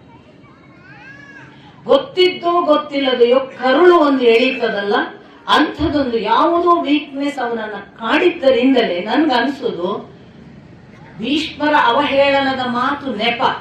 ಮಾನಸಿಕವಾಗಿ ಯುದ್ಧ ಬೇಡವಾಗಿತ್ತೋ ಏನೋ. ಈಗ ಇನ್ನು ದುರ್ಯೋಧನನ ಹತ್ರ ಯುದ್ಧ ಬೇಡ ಅಂತ ಹಿಂಗೆ ಹೇಳೋದು. ನಾನು ಶಸ್ತ್ರಾಸ್ತ್ರಗಳನ್ನು ಭೀಷ್ಮಾಚಾರ್ಯರು ಎತ್ತಿದಷ್ಟು ದಿನ ಯುದ್ಧ ಮಾಡಲ್ಲ ಅಂದುಬಿಟ್ಟ. ಟು ಅವಾಯ್ಡ್ ಯಾವುದೋ ಒಳ ಒಂದು ಹೊರಗು ಇದೆಯಲ್ಲ. ಆ ಕಡೆ ಕೃಷ್ಣ ಮತ್ತೆ ಬಂದು ಕರೆದಿದ್ದಾನೆ, ಕುಂತಿ ಬಂದು ಹೇಳಿದ್ದಾಳೆ, ಅದೂ ಇಂಪ್ಯಾಕ್ಟ್ ಇದೆ. ಅನುಸಂಧಾನದಿಂದ ಗೊತ್ತಿದೆ ತಾನು ಸೂರ್ಯಪುತ್ರ, ಕುಂತಿ ಪುತ್ರ. ಇವು ಎಲ್ಲವೂ ಕೂಡ ಮಾನಸಿಕವಾಗಿ ಒಂದು ದೌರ್ಬಲ್ಯಕ್ಕೆ ಕರ್ಕೊಂಡು ಹೋದ ಹಾಗೆ ಕರ್ಣ ಕಾಣ್ತಾನೆ. ಆ ದೌರ್ಬಲ್ಯ ಅಲ್ಲದಿದ್ರೆ ಅವನು ಈ ಒಂದು ಶಪಥ ಮಾಡಲಿಕ್ಕೆ ಸಾಧ್ಯವೇ ಇಲ್ಲ. ಅವನ ಪೂರ್ವದ ಎಲ್ಲ ಮಾತುಗಳನ್ನು ನೀವು ಗಮನಿಸಿದ್ರೆ ಅವನು ಮಹಾ ಕಠೋರವಾಗಿ ನಿಂದಿಸ್ತಿದ್ದ ಪಾಂಡವರನ್ನು. ಎಲ್ಲಿ ಅವಕಾಶ ಸಿಗ್ತದೆ ಅಂತ ಕಾಯ್ತಿದ್ದ ಯುದ್ಧಕ್ಕೆ. ಹೇಗೆ ಅವರನ್ನು ಅವಮಾನಿಸುವುದು ಅಂತ ದುರ್ಯೋಧನನ ಹತ್ರ ಸ್ಟ್ರಾಟಜಿಗಳನ್ನು ಮಾಡಿಕೊಡ್ತಿದ್ದವನೇ ಕರ್ಣ. ಇದನ್ನು ನಾವು ಬೇರೆ ಬೇರೆ ಸಂದರ್ಭಗಳಲ್ಲಿ ನೀವು ಎಲ್ಲ ದ್ಯೂತದ ಸಂದರ್ಭ, ಆ ಬಳಿಕ ದ್ಯೂತದಿಂದ ತಂದಂತಹ ದ್ರೌಪದಿಗೆ ಮಾಡಿದ ಅವಮಾನದ ಸಂದರ್ಭ, ಅವಮಾನದ ಹೊತ್ತಿಗೆ ಆಡಿದ ಮಾತುಗಳ ಸಂದರ್ಭ, ಎಲ್ಲ ಕ್ಷಣಗಳಲ್ಲೂ ನೀವು ಸ್ಪಷ್ಟವಾಗಿ ನೋಡಬಹುದು ಕರ್ಣ ಎಷ್ಟು ಸಾಧ್ಯವೋ ಅಷ್ಟು ನಿಂದಿಸಲಿಕ್ಕೆ ಅಪೇಕ್ಷೆ ಪಡ್ತಾನೆ. ಅಂಥ ಕರ್ಣ ತನ್ನ ಬರ್ತ್, ತಾನು ಹುಟ್ಟಿದ್ದು ಇಂಥ ಒಂದು ಮೂಲದಿಂದ ಅನ್ನುವ ಯಾವ ಜನ್ಮದ ಕರುಳ ಬಾಂಧವ್ಯ ಗೊತ್ತಾಯ್ತಲ್ಲ, ಅಲ್ಲಿಂದ ವೀಕ್ ಆದ ಅಂತ ನನಗೆ ವೈಯಕ್ತಿಕವಾಗಿ ಅನಿಸೋದು. ಅದಕ್ಕಾಗಿ ಯುದ್ಧ ಮಾಡಲ್ಲ ಅಂತ ಹೇಳುವುದರ ಮೂಲಕ ಒಂದು ಹಂತಕ್ಕೆ ತನ್ನನ್ನು to be on safer side, ಒಂದು ಸ್ವಲ್ಪ ದಿವಸ ಆದ್ರೂ ನಾನು ಯುದ್ಧ ವಿಮುಖನಾಗಿ ಎಷ್ಟು ಸಾಧ್ಯವೋ ಅಷ್ಟು ಕಡಿಮೆ ಕೊಲ್ತೀನಿ ಅಂತ ತೀರ್ಮಾನ ಮಾಡಿದ್ನೋ. ಪಾಂಡವರ ಪರವಾಗಿ ನಿಲ್ಲಿಕ್ಕಾಗದೇ ಇದ್ರು ಕೂಡ ಪಾಂಡವರಿಗೆ ತನ್ನಿಂದ ಏನೋ ಒಂದು ಸಣ್ಣ ಪ್ಲಸ್ ಪಾಯಿಂಟ್ ಆಗಲಿ ಅಂತ ಯೋಚನೆ ಮಾಡಿದ್ನೋ ಗೊತ್ತಿಲ್ಲ. ಇದು ಒಂದು ಭಾಗ. ಎರಡನೇದು, ಕರ್ಣನ ಈ ಪಟ್ಟಾಭಿಷಿಕ್ತನಾಗುವ ಪೂರ್ವದ ಎಷ್ಟೋ ಯುದ್ಧಗಳಲ್ಲಿ ಒಂದು ಫುಲ್, ನಾವು ಯಾವುದನ್ನು ಪೂರ್ಣ ಪ್ರಮಾಣದ ಯುದ್ಧ ಅಂತ ಹೇಳ್ತೇವೆ ಅದನ್ನು ಮಾಡಲಿಲ್ಲ ಅಂತ ನಾನು ನಿಮಗೆ ಹಲವು ಬಾರಿ ಹೇಳಿದೆ. ಅವನು ಸಾಮಾನ್ಯವಾಗಿ ಸಹದೇವನನ್ನ ಸಾಯಿಸಬಹುದಾದ ಸಂದರ್ಭ ಇದ್ರು ಹೋಗೋಗು ಸಮಾನರ ಜೊತೆಗೆ ಯುದ್ಧ ಮಾಡು, ಅರ್ಜುನನ ಹತ್ರ ಸೇಫ್ ಆಗಿ ಆದ್ರೂ ಇರು, ಇಲ್ಲ ಮನೆಗೆ ಹೋಗಿ ವಿಶ್ರಾಂತಿ ಮಾಡು ಅಂತ ಅದನ್ನ ದಾಟಿದ. ಭೀಮನನ್ನ ಒಂದು ಸಂದರ್ಭದಲ್ಲಿ ನಿಮಗೆ ನಾನು ಹೇಳಿದೆ, ಮೂರ್ಛಿತನಾಗಿ ಅವನು ಒಂಟಿಯಾಗಿ ಸಿಕ್ಕಿದ್ರೆ ಅವನನ್ನು ಧನುಸ್ಸಿನಿಂದ ಚುಚ್ಚಿ ಎಬ್ಬಿಸಿ ತುಂಬಾ ಹೀನಾಯವಾಗಿ ಅವಮಾನಿಸಿದ. ನೀನು ಹೊಟ್ಟೆ ಬಾಕ ತಿನ್ನಕ್ಕಾಗ್ಬೋದು, ಯುದ್ಧ ಆಗಲ್ಲ, ನನ್ನ ಜೊತೆ ಯುದ್ಧಕ್ಕೆಲ್ಲ ಬರಬೇಡ, ಯುದ್ಧ ಮಾಡೋದಿದ್ರೆ ಅಡುಗೆಯವ್ರ ಜೊತೆಗೆ ಮಾಡು, ನೀನು ಸೇವೆ ಮಾಡೋರ ಜೊತೆಗೆ ಮಾಡು, ನಮ್ಮ ಜೊತೆಗೆ ಯುದ್ಧ ಮಾಡಕ್ ನೀನು ನಾಲಾಯಕ್ಕು, ಹೀಗೆ ಅವಮಾನ ಮಾಡಿದ. ಏನು ಉದ್ದೇಶ ಅಂತ ನೋಡಿದಾಗ ಅಲ್ಲಿ ಆವರಣದಲ್ಲಿ ಮಾತುಗಳನ್ನು ಹಾಕ್ತಾರೆ. ಕುಂತಿ ಜೊತೆ ಮಾತು ಕೊಟ್ಟು ಬಿಟ್ಟಿದ್ನಲ್ಲ, ಕುಂತಿ ಜೊತೆ ಮಾತು ಅಂದ್ರೆ 4 ಜನ ಕೊಲ್ಲಲ್ಲ ಅಂತ ಮಾತು ಕೊಟ್ಟಿಲ್ಲ ಅವನು. ಅವನೇನ್ ಹೇಳಿದಾನಂದ್ರೆ ಕಡೆವರೆಗೂ ನಿನಗೆ 5 ಜನ ಉಳಿತಾರೆ ಅಂತ ಅಂದಿದ್ದಾನೆ. ಅರ್ಥಾತ್ 4 ಜನರ ಜೊತೆ ಕೊಲ್ಲಲ್ಲ ಅಂತ. ಒಂದು ನಾನು ಉಳಿತೇನೆ, ಇಲ್ಲ ಅರ್ಜುನ ಉಳಿತಾನೆ, ಅರ್ಥಾತ್ ಉಳಿದ 4 ಜನ ಇದ್ದೇ ಇರ್ತಾರೆ, 5 ಜನ ಪಾಂಡವರನ್ನೋ ಮಕ್ಕಳು ನಿನ್ನ ಪಾಲಿಗೆ ಖಾಯಂ. ಆ ದೃಷ್ಟಿಯಿಂದ ಅವ್ 4 ಜನರ ಜೊತೆಗೆ ಯುದ್ಧ ಮಾಡಲ್ಲ. ತೊಟ್ಟ ಬಾಣವನ್ನು ಮರಳಿ ತೊಡೋದಿಲ್ಲ ಅಂತ ಕುಂತಿಗೆ ಮಾತು ಕೊಟ್ಟದಲ್ಲ ಅನ್ನೋದನ್ನು ನಾನು ಹಿಂದೆ ಸ್ಪಷ್ಟಪಡಿಸಿದ್ದೇನೆ. ಅದು ಕೆಲವು ವೀರರು ತಮಗೆ ತಾವೇ ಮಾಡಿಕೊಳ್ಳುವ ಗತ್ತುಗಾರಿಕೆ. ಅಂಥದ್ದೊಂದು ಗತ್ತುಗಾರಿಕೆಯ ಮಾತನ್ನು ಆಡ್ಕೊಂಡ್ಬಿಟ್ಟಿದ್ದಾನೆ. ಒಂದ್ಸಾರಿ ಬಾಣ ಪ್ರಯೋಗ ಮಾಡಿದ್ರೆ ಅದನ್ನು ಮತ್ತೆ ಮರಳಿ ಮಾಡಲ್ಲ. ಈ ತರದ ಕೆಲವು ಲಿಮಿಟೇಷನ್ಸ್ ಅನ್ನು ಅಹಂಕಾರ ಕಾರಣ ಮಾಡಿದ್ದಾನೆ, ಕೆಲವು ದೌರ್ಬಲ್ಯ ಕಾರಣ ಮಾಡ್ಕೊಂಡ್ಬಿಟ್ಟಿದ್ದಾನೆ.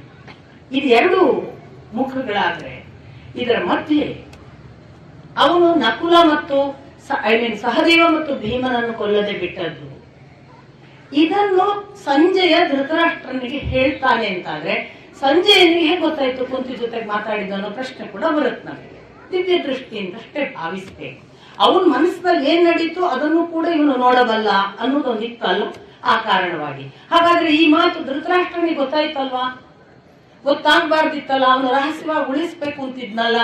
ಇವೆಲ್ಲ ಮುಗಿದ ಮೇಲೆ ಹೇಳ್ತಾ ಇರು, ಯುದ್ಧ ಮುಗಿದ ಮೇಲೆ ಹೇಳ್ತಾ ಇರುವಂತಹ ಮಾತುಗಳು. ಅದರಿಂದ ಒಂದು ದೃಷ್ಟಿಯಿಂದ ಸಂಜಯನ ದಿವ್ಯ ದೃಷ್ಟಿಯಿಂದ ತಿಳಿದ ಸತ್ಯವಾಗಿ ಇದು ಗೊತ್ತೇ ಹೊರತು ಇನ್ನೂ ಕೂಡ ಸಾರ್ವಜನಿಕ ಪ್ರಕಟಿತ ಸತ್ಯವಲ್ಲ ಅನ್ನೋದು ನಮ್ಮ ಗಮನಕ್ಕೆ ಬೇಕು. ಇಂಥ ಅನೇಕ ಆಯಾಮಗಳಲ್ಲಿ 3ನೆಯ ಒಂದು ದೌರ್ಬಲ್ಯ ಅಂತ ನಾನು ನಿನ್ನೆ ದಿನ ನಿಮಗೆ ಹೇಳಿದೆ. ಇದನ್ನು ಸಂಜಯನು ಹೇಳ್ತಾನೆ, ಕೃಷ್ಣನು ಹೇಳ್ತಾನೆ ಅಂತಲೂ ನಾನು ನಿಮ್ಮ ಗಮನಕ್ಕೆ ತಂದೆ. ನಾನು ಅನೇಕ ಸಂದರ್ಭಗಳಲ್ಲಿ ಕರ್ಣನ ಸಾಮರ್ಥ್ಯ ಕುಸಿಯುವ ಹಾಗೆ ಅವನನ್ನು ವಿಮೋಹಗೊಳಿಸುತ್ತಿದ್ದೆ ಅನ್ನುವ ಮಾತನ್ನು ಕೃಷ್ಣ ಹೇಳಿದ್ದನ್ನು ನಾನು ನಿಮಗೆ ನೆನಪಿಸಿದೆ. ಇದನ್ನ ಸಾಕ್ಷಾತ್ ಸಂಜಯ ಕೂಡ ತನ್ನ ದೊರೆ ಧೃತರಾಷ್ಟ್ರನಿಗೆ ರಿಪೋರ್ಟ್ ಮಾಡುವಾಗ ಬಹಳ ಸಂದರ್ಭಗಳಲ್ಲಿ ನಾವು ಅವನನ್ನು ಪ್ರಚೋದಿಸಿದ್ದೆವು. ಅರ್ಜುನನ ವಿರುದ್ಧ ಹೋರಾಡು, ಶಕ್ತಿಯಾಯುಧ ಬಳಸು ಅಂತ. ಅವ ಬಳಸಲೇ ಇಲ್ಲ, ಯಾಕೆ ಅಂತ ಗೊತ್ತಿಲ್ಲ. ಬಹುತೇಕ ಅವನು ವಿಮೋಹಕ್ಕೆ ಒಳಗಾದ ಹಾಗೆ ಕಾಣ್ತಿದ್ದ ಅಂತ ಸಂಜಯ ಕೂಡ ಹೇಳ್ತಾನೆ. ಈ ಎಲ್ಲ ದೃಷ್ಟಿಯಿಂದ ಕರ್ಣ ಈಗ ನಿಮಗೆ ಸ್ಪಷ್ಟ ಚಿತ್ರಣ ಬರಬೇಕು. ಅವನು ಅತ್ಯಂತ ದುರ್ಬಲನಿದ್ದಾನೆ ಒಳಗಿಂದ. ಹೊರಗೆ ತೋರುವಷ್ಟು ಕಠೋರ ಬಲಿಷ್ಠ ಇಲ್ಲ. ಆಂತರಂಗಿಕವಾಗಿ ಸಿಕ್ಕಾಪಟ್ಟೆ ಭಾವುಕನಿದ್ದಾನೆ. ನಮ್ಮ ಸಹೋದರ ಬಾಂಧವ್ಯದಲ್ಲಿ ರಾಮ ಮತ್ತು ನಿಮಗೆ ಗೊತ್ತು, ರಾಮ ತಾನು ಹಿಂದೆ ನಿಂತುಕೊಂಡು ವಾಲಿ ಮತ್ತು ಸುಗ್ರೀವರನ್ನ ಯುದ್ಧಕ್ಕೆ ಬಿಟ್ಟಂತಹ ಸಂದರ್ಭ. ಸುಗ್ರೀವ ಮತ್ತೆ ವಾಲಿ ಇಬ್ಬರ ಮಧ್ಯೆ ಯುದ್ಧ ಪರಾಕಾಷ್ಠೆಗೆ ಹೋದಾಗ ಯಾರು ಯಾರನ್ನು ಕೊಲ್ತಾರೆ ಅನ್ನೋ ಹಂತಕ್ಕೆ ಬಂದಾಗ ವಾಲಿ ಬಹುತೇಕ ಸುಗ್ರೀವನನ್ನು ಕೊಲ್ಲುವ ಸಂದರ್ಭ ಬಂದ್ರು ಕೂಡ ರಾಮ ಬಾಣ ಬಿಡದೆ ಇರ್ತಾನೆ. ಇವ ಓಡಿ ಹೋಗ್ತಾನೆ. ಸುಗ್ರೀವ ಬಂದು ಕೇಳ್ತಾನೆ, ಏನಪ್ಪ ನಿನ್ನ ನಂಬಿ ಯುದ್ಧ ಮಾಡಿದ್ರೆ ನಾನು ಸಾಯೋ ಹಂಗಾಗ್ತಿತ್ತಲ್ಲ, ನೀನೇನು ಬಾಣನೆ ಹೂಡ್ಲಿಲ್ಲ? ಇಲ್ಲ, ಇಬ್ಬರಲ್ಲಿ ಯಾರು ಅಂತ ನಂಗೆ ಗೊತ್ತಾಗ್ಲಿಲ್ಲ, ಸುಗ್ರೀವ ಯಾರು ವಾಲಿ ಯಾರು ಅಂತ. ನಾಳೆ ಒಂದು ಹಾರ ಹಾಕು ಅಂತ ಒಂದು ಕಥೆ ಬರುತ್ತೆ, ನಿಮ್ಗೆ ಗೊತ್ತು. ಇದನ್ನು ಮಧ್ವಾಚಾರ್ಯರು ಅಲ್ಲಗಳೆಯುತ್ತಾರೆ. ಅವ್ರು ಹೇಳ್ತಾರೆ, ಅವರಿಬ್ಬರ ನಡುವೆ ಇವ ಸುಗ್ರೀವ ಇವ ವಾಲಿ ಅಂತ ಗುರುತಿಸಲಾಗದಷ್ಟು ರಾಮನೇನು ಅಪ್ರಬುದ್ಧನೋ ಅಸೂಕ್ಷ್ಮನೋ ಇರಲಿಲ್ಲ. ರಾಮನಿಗೆ ಸ್ಪಷ್ಟವಾಗಿ ಇವನೇ ವಾಲಿ ಇವನೇ ಸುಗ್ರೀವ ಅನ್ನೋದು ಗೊತ್ತಿತ್ತು ಬಾಣ ಹೊಡೆಯಲಿಲ್ಲ. ಅದಕ್ಕೆ ಕಾರಣ ಕೊಡ್ತಾರೆ ಶ್ರೀಮದಾಚಾರ್ಯರು. ಅಣ್ಣ ತಮ್ಮಂದಿರ ನಡುವೆ ಯುದ್ಧವಾದಾಗ ಅದು ಎಷ್ಟೊಂದರೂ ಕರುಳ ಬಾಂಧವ್ಯ. ಅದು ಒಂದು ಕ್ಷಣ ವೈರವನ್ನು ಮರೆಯಿಸಿ ಬಿಟ್ಟು ಕ್ಷಮೆ ಕೇಳಿ ಒಂದಾಗುವ ಸಾಧ್ಯತೆಯನ್ನು ನಮ್ಮ ಒಳಗೆ ಗೊತ್ತೇ ಇಲ್ಲದೆ ಉಂಟು ಮಾಡುತ್ತದೆ. ಒಂದೊಮ್ಮೆ ವಾಲಿಗೋ ಸುಗ್ರೀವನಿಗೋ ಪರಸ್ಪರ ಕ್ಷಮೆ ಕೇಳೋಣ, ಒಂದಾಗೋಣ, ಯುದ್ಧ ಬೇಡ ಅನ್ನುವ ಭಾವವಿದ್ದರೆ ನಾನು ಕೊಂದು ಆ ಅವಕಾಶದಿಂದ ವಂಚಿತರನ್ನಾಗಿ ಮಾಡಬಾರದು ಎಂದು ರಾಮ ತಡೆದ. ಇದು ಶ್ರೀಮದಾಚಾರ್ಯರು ಕೊಡುವ ಒಂದು ವಿಶೇಷವಾದ ವ್ಯಾಖ್ಯಾನ. ಈ ಎಕ್ಸ್ಪ್ಲನೇಷನ್ ಅನ್ನು ನಾವು ಬೇರೆ ಎಲ್ಲೂ ಕಾಣೋದಿಲ್ಲ. ನಾನು ಯಾಕಿದನ್ನು ಉಲ್ಲೇಖ ಮಾಡ್ತೇನೆ ಅಂದ್ರೆ, ಈ ಕರುಳ ಬಾಂಧವ್ಯಕ್ಕೆ ಇಂಥದೊಂದು ವೀಕ್ನೆಸ್ ಇರುವುದರಿಂದಲೇ ಕರ್ಣ ವೀಕ್ ಆದ ಅಂತ ಹೇಳಬೇಕು. ನನಗೆ ಸಹೋದರರ ಜೊತೆಗೆ ಯುದ್ಧ ಮಾಡಬೇಕಲ್ಲ ಅನ್ನುವುದು ಗೊತ್ತಿದ್ದೋ ಗೊತ್ತಿಲ್ಲದೆಯೋ ನಮ್ಮನ್ನು ವೀಕ್ ಮಾಡುತ್ತೆ. ಅದು ಕರ್ಣನಲ್ಲಿ ಆಯಿತು ಅನ್ನುವ ಒಂದು ಸೈಕಲಾಜಿಕಲ್ ಆಸ್ಪೆಕ್ಟ್ ನಿಂದ ಕೂಡ ಕರ್ಣ ದುರ್ಬಲನಾಗಲಿಕ್ಕೆ ಅವನ ಈ ರಹಸ್ಯ ಉಂಟಲ್ಲ, ಅದು ರಹಸ್ಯವನ್ನು ಕೃಷ್ಣ ತಿಳಿಸಿದ್ದಲ್ಲ, ಅದು ಕುಂತಿ ತಿಳಿಸಿದ್ದಲ್ಲ. ಅದನ್ನು ನೆನ್ಪಿಟ್ಕೋಬೇಕು. ಅದು ಅವನಿಗೆ ಮೊದಲೇ ಗೊತ್ತಾದ ಅವನ ತಪಸ್ಸಿನ ಅನುಸಂಧಾನದ ಫಲದಿಂದ ತಿಳಿದ ಸತ್ಯ. ಅಲ್ಲಿಂದಲೇ ಕರ್ಣ ದುರ್ಬಲನಾಗಿದ್ದಾನೆ. ಇಂಥ ದುರ್ಬಲನಾದ ಕರ್ಣ ಇನ್ನೊಂದು ಸೇನಾಧಿಪತ್ಯದ ಅವಕಾಶವನ್ನು ದ್ರೋಣಾಚಾರ್ಯರಿಗೆ ಕೊಡುವುದರ ಮೂಲಕ ಕಳಕೊಂಡ. ಸ್ವತಃ ಹೊರಟಿದ್ದ ಯುದ್ಧಕ್ಕೆ ಅಂತ ಬಹುಶಃ ನಂಗನ್ಸೋದು ಆಗ್ಲೂ ಕೂಡ ಮುನ್ನುಗ್ಗುವ ಒಂದು ಪ್ರಬಲ ಅಪೇಕ್ಷೆ ಬರುತ್ತೆ. ಏಕಾಏಕಿ ಹಿಂದಡಿ ಇಡುವಂತಹ ಯಾವುದೋ ಅಳುಕು ಅವನನ್ನ ಕಾಡುತ್ತೆ ನೋಡಿ. ಅಲ್ಲಿ ಕೂಡ ಹೊರಟೇ ಬಿಟ್ಟ ಇವನೇ ಸೇನಾಧಿಪತಿ ಆಗ್ತಾನೆ ಅಂತ ನಮಗೆ ಅನಿಸ್ತದೆ. ಅವನ ತಯಾರಿ ನೋಡಿದ್ರೆ, ಅವನ ಹೊರಟ ರೀತಿ ನೋಡಿದ್ರೆ, ಅವನ ವೈಖರಿ ನೋಡಿದ್ರೆ, ಅವನು ಮಾತಾಡಿದ್ದು ಸಾಕ್ಷಾತ್ ಭೀಷ್ಮರ ಮುಂದೆ ಹೇಳಿದ ಮಾತು, ಸೂತನ ಮುಂದೆ ತನ್ನ ಬಗ್ಗೆ ಹೇಳಿಕೊಂಡ ಮಾತುಗಳನ್ನೆಲ್ಲ ನೀವು ರೀಕಲೆಕ್ಟ್ ಮಾಡಿದ್ರೆ, ಅವನೇ ತಾನೇ ಹೊರಟ ಹಾಗಿದ್ದವನು ಯಾಕೋ ಹಿಮ್ಮಡಿ ಇಡ್ತಾನೆ. ದುರ್ಯೋಧನ ಯಾರಾಗ್ಬೋದು ನೀನು ಹೇಳು ಸೇನಾಧಿಪತಿ ಅಂದಾಗ ತಕ್ಷಣ ದ್ರೋಣಾಚಾರ್ಯರನ್ನ ಸಜೆಸ್ಟ್ ಮಾಡಿ ಮತ್ತೆ ಅಲ್ಲೂ ಕೂಡ ಎಲ್ಲೋ ಸ್ವಲ್ಪ ಹಿಂಜರಿದಿದ್ದಾನೆ ಅಂತ ನನ್ನ ತಿಳುವಳಿಕೆ. ಇಂಥ ಕರ್ಣನಿಗೆ ಕಟ್ಟ ಕಡೆಗೆ ಇನ್ನೊಂದು ಚಾಯ್ಸ್ ಇಲ್ಲದ ಹೊತ್ತಿಗೆ ಸೇನಾಧಿಪತ್ಯ ಬಂತು. ಅದರ ಭಾಗವಾಗಿ ನಾನು ನಿಮಗೆ ಹೇಳಿದೆ, ಒಂದು 4 ಯೋಧರನ್ನ ಈ ಕಡೆ ಭೀಮ, ಪ್ರತಿ ವಿಂಧ್ಯ, ಸುತಸೋಮ ಇವರೇ ಕೊಲ್ಲುವ ಹಾಗಾಯಿತು ಹೊರತು, ಅಥವಾ ಶ್ರುತಕರ್ಮ ಕೊಲ್ಲುವ ಹಾಗಾಯಿತು ಹೊರತು, ಇನ್ನೂ ಕೂಡ ಅಶ್ವತ್ಥಾಮ ಅಥವಾ ಆ ಕಡೆಯ ಕೌರವ ಸೇನೆಯ ಯುದ್ಧದ ಪ್ರಾಬಲ್ಯ ಕಾಣುತ್ತಿಲ್ಲ. 16ನೇ ದಿನದ ಆರಂಭ. ಹಾಗೆ ಮುಂದುವರೆದಾಗ ಯುದ್ಧಕ್ಕೆ ಮತ್ತೆ ಮುಖಾಮುಖಿಯಾಗುವ ಹೊತ್ತಿಗೆ ನೀವು ಗಮನಿಸಬೇಕು, ಎಲ್ಲ ಸಂದರ್ಭಗಳಲ್ಲಿ ಕೃಷ್ಣಾರ್ಜುನರದ್ದೊಂದು ಬೇರೆ ಯುದ್ಧ. ಉಳಿದವರೆಲ್ಲ ಒಂದ್ ಕಡೆ ಒಬ್ಬೊಬ್ಬ ಪ್ರತಿದ್ವಂದ್ವದ ಹಾಗೆ ಯುದ್ಧ ಮಾಡಿದ್ರೆ ಕೃಷ್ಣಾರ್ಜುನರಿಗೆ ಸಂಶಪ್ತಕರೇ ಕಾಡೋದು. ಮತ್ತೆ ಮತ್ತೆ ತ್ರಿಗರ್ತರು, ಸಂಶಪ್ತಕರು, ಶಿಬಿ ವಂಶದವರು, ಆ ಮಗಧದವರು, ಕೋಸಲದವರು ಇವರೇ ಕರೆಯೋದು, ಬಾ ನಮ್ಮ ಜೊತೆಗೆ ಯುದ್ಧ ಮಾಡು, ಸೇನೆ ನಾಶ ಮಾಡುವುದೇ ಅರ್ಜುನನ ಉದ್ದೇಶ ಅನ್ನುವ ಹಾಗೆ. ಹೀಗಾಗಿ ಈ ಕಡೆ ಅರ್ಜುನ ಸಂಶಪ್ತಕರ ಜೊತೆಗೆ ಯುದ್ಧ ಹೋಗುವಾಗ ಅವನು ಒಂದೊಂದು ಸರಿ ಸಂಶಪ್ತಕರು ಕರೆಯೋದು, ಇನ್ನೊಂದು ಸರಿ ಸಂಶಪ್ತಕರ ಹತ್ರ ಯಾಕೆ ಹೋಗ್ತೀಯೋ, ನಿನಗೆ ಮಹಾಪ್ರಬಲ ವೀರರನ್ನು ಎದುರಿಸುವ ಧೈರ್ಯ ಇಲ್ವಾ, ಬಾ ಅಂತ ಅಶ್ವತ್ಥಾಮ ಕರೆಯೋದು. ಕೃಷ್ಣನನ್ನ ಅರ್ಜುನ ಕೇಳೋದು, ಏನ್ ಮಾಡ್ಬೇಕೀಗ, ನಾನು ಅಶ್ವತ್ಥಾಮನ ಜೊತೆಗೆ ಹೋಗ್ಲಾ ಸಂಶಪ್ತಕರ ಜೊತೆಗ, ಮಾಡು ಅಶ್ವತ್ಥಾಮನ ಜೊತೆಗೆ ಯುದ್ಧ ಮಾಡು, ಅವನನ್ನೊಮ್ಮೆ ನೋಡಿಬಿಡು ಅಂತ ಅರ್ಜುನನನ್ನ ಕೃಷ್ಣ ಈ ಕಡೆಗೆ ತಿರುಗಿಸೋದು. ಸಂಶಪ್ತಕರನ್ನ ಆಚೆ ಕಡೆಗೆ ಬಿಟ್ಟು ಹಾಗೆ ಮಾಡೋದು, ಅರ್ಜುನ ಈ ಕಡೆ ಅಶ್ವತ್ಥಾಮನ ಜೊತೆಗೆ ಯುದ್ಧ. ಏನು ಸರಿ ಸಾಟಿ ಯುದ್ಧ ಅಂದ್ರೆ ಅರ್ಜುನ ಸೋಲಲ್ಲ, ಅಶ್ವತ್ಥಾಮ ಸೋಲಲ್ಲ ಅಂತ ಇಬ್ಬರಿಗೂ ಗೊತ್ತಾಗುತ್ತೆ. ಇದ್ದಕ್ಕಿದ್ದ ಹಾಗೆ ಅರ್ಜುನ ತಾನು ಇನ್ನೇನು ಅಶ್ವತ್ಥಾಮನನ್ನು ಪರಾಕಾಷ್ಠೆ ಯುದ್ಧದ ಒಂದು ಕೊನೆ ಹಂತಕ್ಕೆ ಹೋಗ್ತಾನೆ ಅಂದಾಗ ಈ ಅಶ್ವತ್ಥಾಮ ಸೋಲ್ತಾನೆ ಅನ್ನುವ ಗುರುತು ಹತ್ತಿರಕೊಂಡು ಸಂಶಪ್ತಕರು ಬಂದ್ಬಿಡು, ಬಾ ಬಾ ನಾವಿದ್ದೇವೆ, ನೀನ್ ಯಾಕೆ ಮತ್ತೆ ಅಲ್ಲಿ ಹೋಗ್ತೀನಿ. ಇತ್ತ ಪುನಃ ಸಂಶಪ್ತಕರ ಕಡೆಗೆ ಆ ಶಿಬಿಯ ವಂಶದವರು ಅಥವಾ ಮಗಧದವರು, ಕೋಸಲ, ತ್ರಿಗರ್ತರು ಇವರ ಕಡೆಗೆ ಅವರ ಸಾವಿರಾರು ಸಂಖ್ಯೆಯಲ್ಲಿ ಅವರನ್ನು ಕೊಲ್ತಾ ಇದ್ದಾನೆ ಅರ್ಜುನ. ಮತ್ತೆ ಅಶ್ವತ್ಥಾಮ, ಈ ಅಶ್ವತ್ಥಾಮನ ಜೊತೆಗೆ ಯುದ್ಧ ಮಾಡುವಾಗ ಇತ್ತ ಸಂಶಪ್ತಕರು ಇಬ್ಬರನ್ನು ಏಕಕಾಲಕ್ಕೆ ಕೃಷ್ಣಾರ್ಜುನರು, ಕೃಷ್ಣ ತನ್ನ ಸಾರಥ್ಯದಲ್ಲಿ ಆಚೆಗೊಮ್ಮೆ ಈಚೆಗೊಮ್ಮೆ, ಅರ್ಜುನ ತನ್ನ ವೈಖರಿಯಿಂದ ಬಾಣದ ವೈಖರಿಯಿಂದ ಆ ಕಡೆಗೊಮ್ಮೆ ಈ ಕಡೆಗೊಮ್ಮೆ ನಾಶ ಮಾಡುವುದರ ಕಡೆಗೆ ಅಶ್ವತ್ಥಾಮನ ಸೇನೆ ನಾಶ ಆಗ್ತದೆ, ಅಶ್ವತ್ಥಾಮ ದುರ್ಬಲ ಆಗ್ತಾನೆ ಅಂದಾಗ ಸಂಶಪ್ತಕರು ಕರೆದು ಆ ಕಡೆ ಅಶ್ವತ್ಥಾಮನನ್ನು ಬಚಾಯಿಸುವುದು. ಇದೇ ಸುದೀರ್ಘಾವಧಿ ನಡೆದಾಗ ದಂಡಧಾರ ಮತ್ತು ದಂಡ ಅಂತ ಇಬ್ಬರು ಬಂದಿರ್ತಾರೆ ತ್ರಿಗರ್ತರ ಕಡೆಯಿಂದ, ಮಹಾಪ್ರಬಲವಾದ ಯೋಧರು. ಎಷ್ಟು ದೊಡ್ಡ ಪ್ರಬಲರು ಅಂತ ಅನ್ನೋದಕ್ಕೆ ನಮ್ಗೆ ಸೂಚನೆ ಗೊತ್ತಾಗುತ್ತೆ. ಕೃಷ್ಣ ಹೇಳ್ತಾನೆ, ನೋಡಿ ಇವರಿಬ್ಬರನ್ನು ಸುಮ್ಮನೆ ಬಿಡಬೇಡ, ಇವರು ಭಗದತ್ತನಷ್ಟೇ ಅಪಾಯಕಾರಿ. ಅರ್ಜುನ ಈ ಕಡೆ ಗಮನವನ್ನೇ ಬಿಟ್ಟು ಮುಖಾಮುಖಿ ಆಗ್ತಾನೆ ದಂಡಧಾರ ಮತ್ತು ದಂಡನಿ, ಅಣ್ಣ ತಮ್ಮಂದ್ರು. ಇನ್ನಿಲ್ಲದಂತೆ ದಂಡಧಾರನನ್ನ ಎದುರ ಬದ್ರು ಹೊಡೆಸ್ಕೊಂಡು ಸಾಕಷ್ಟು ಅವರು ಬರುವುದೆಲ್ಲ ಆನೆಯಲ್ಲಿ, ಅವನು ಆನೆಯಲ್ಲಿ ಪ್ರಬಲ, ಅದಕ್ಕೆ ಸೂಚನೆ ಕೊಟ್ಟಿದ್ದು ಕೃಷ್ಣ ಭಗದತ್ತನ ಹಾಗೆ ಅಂತ.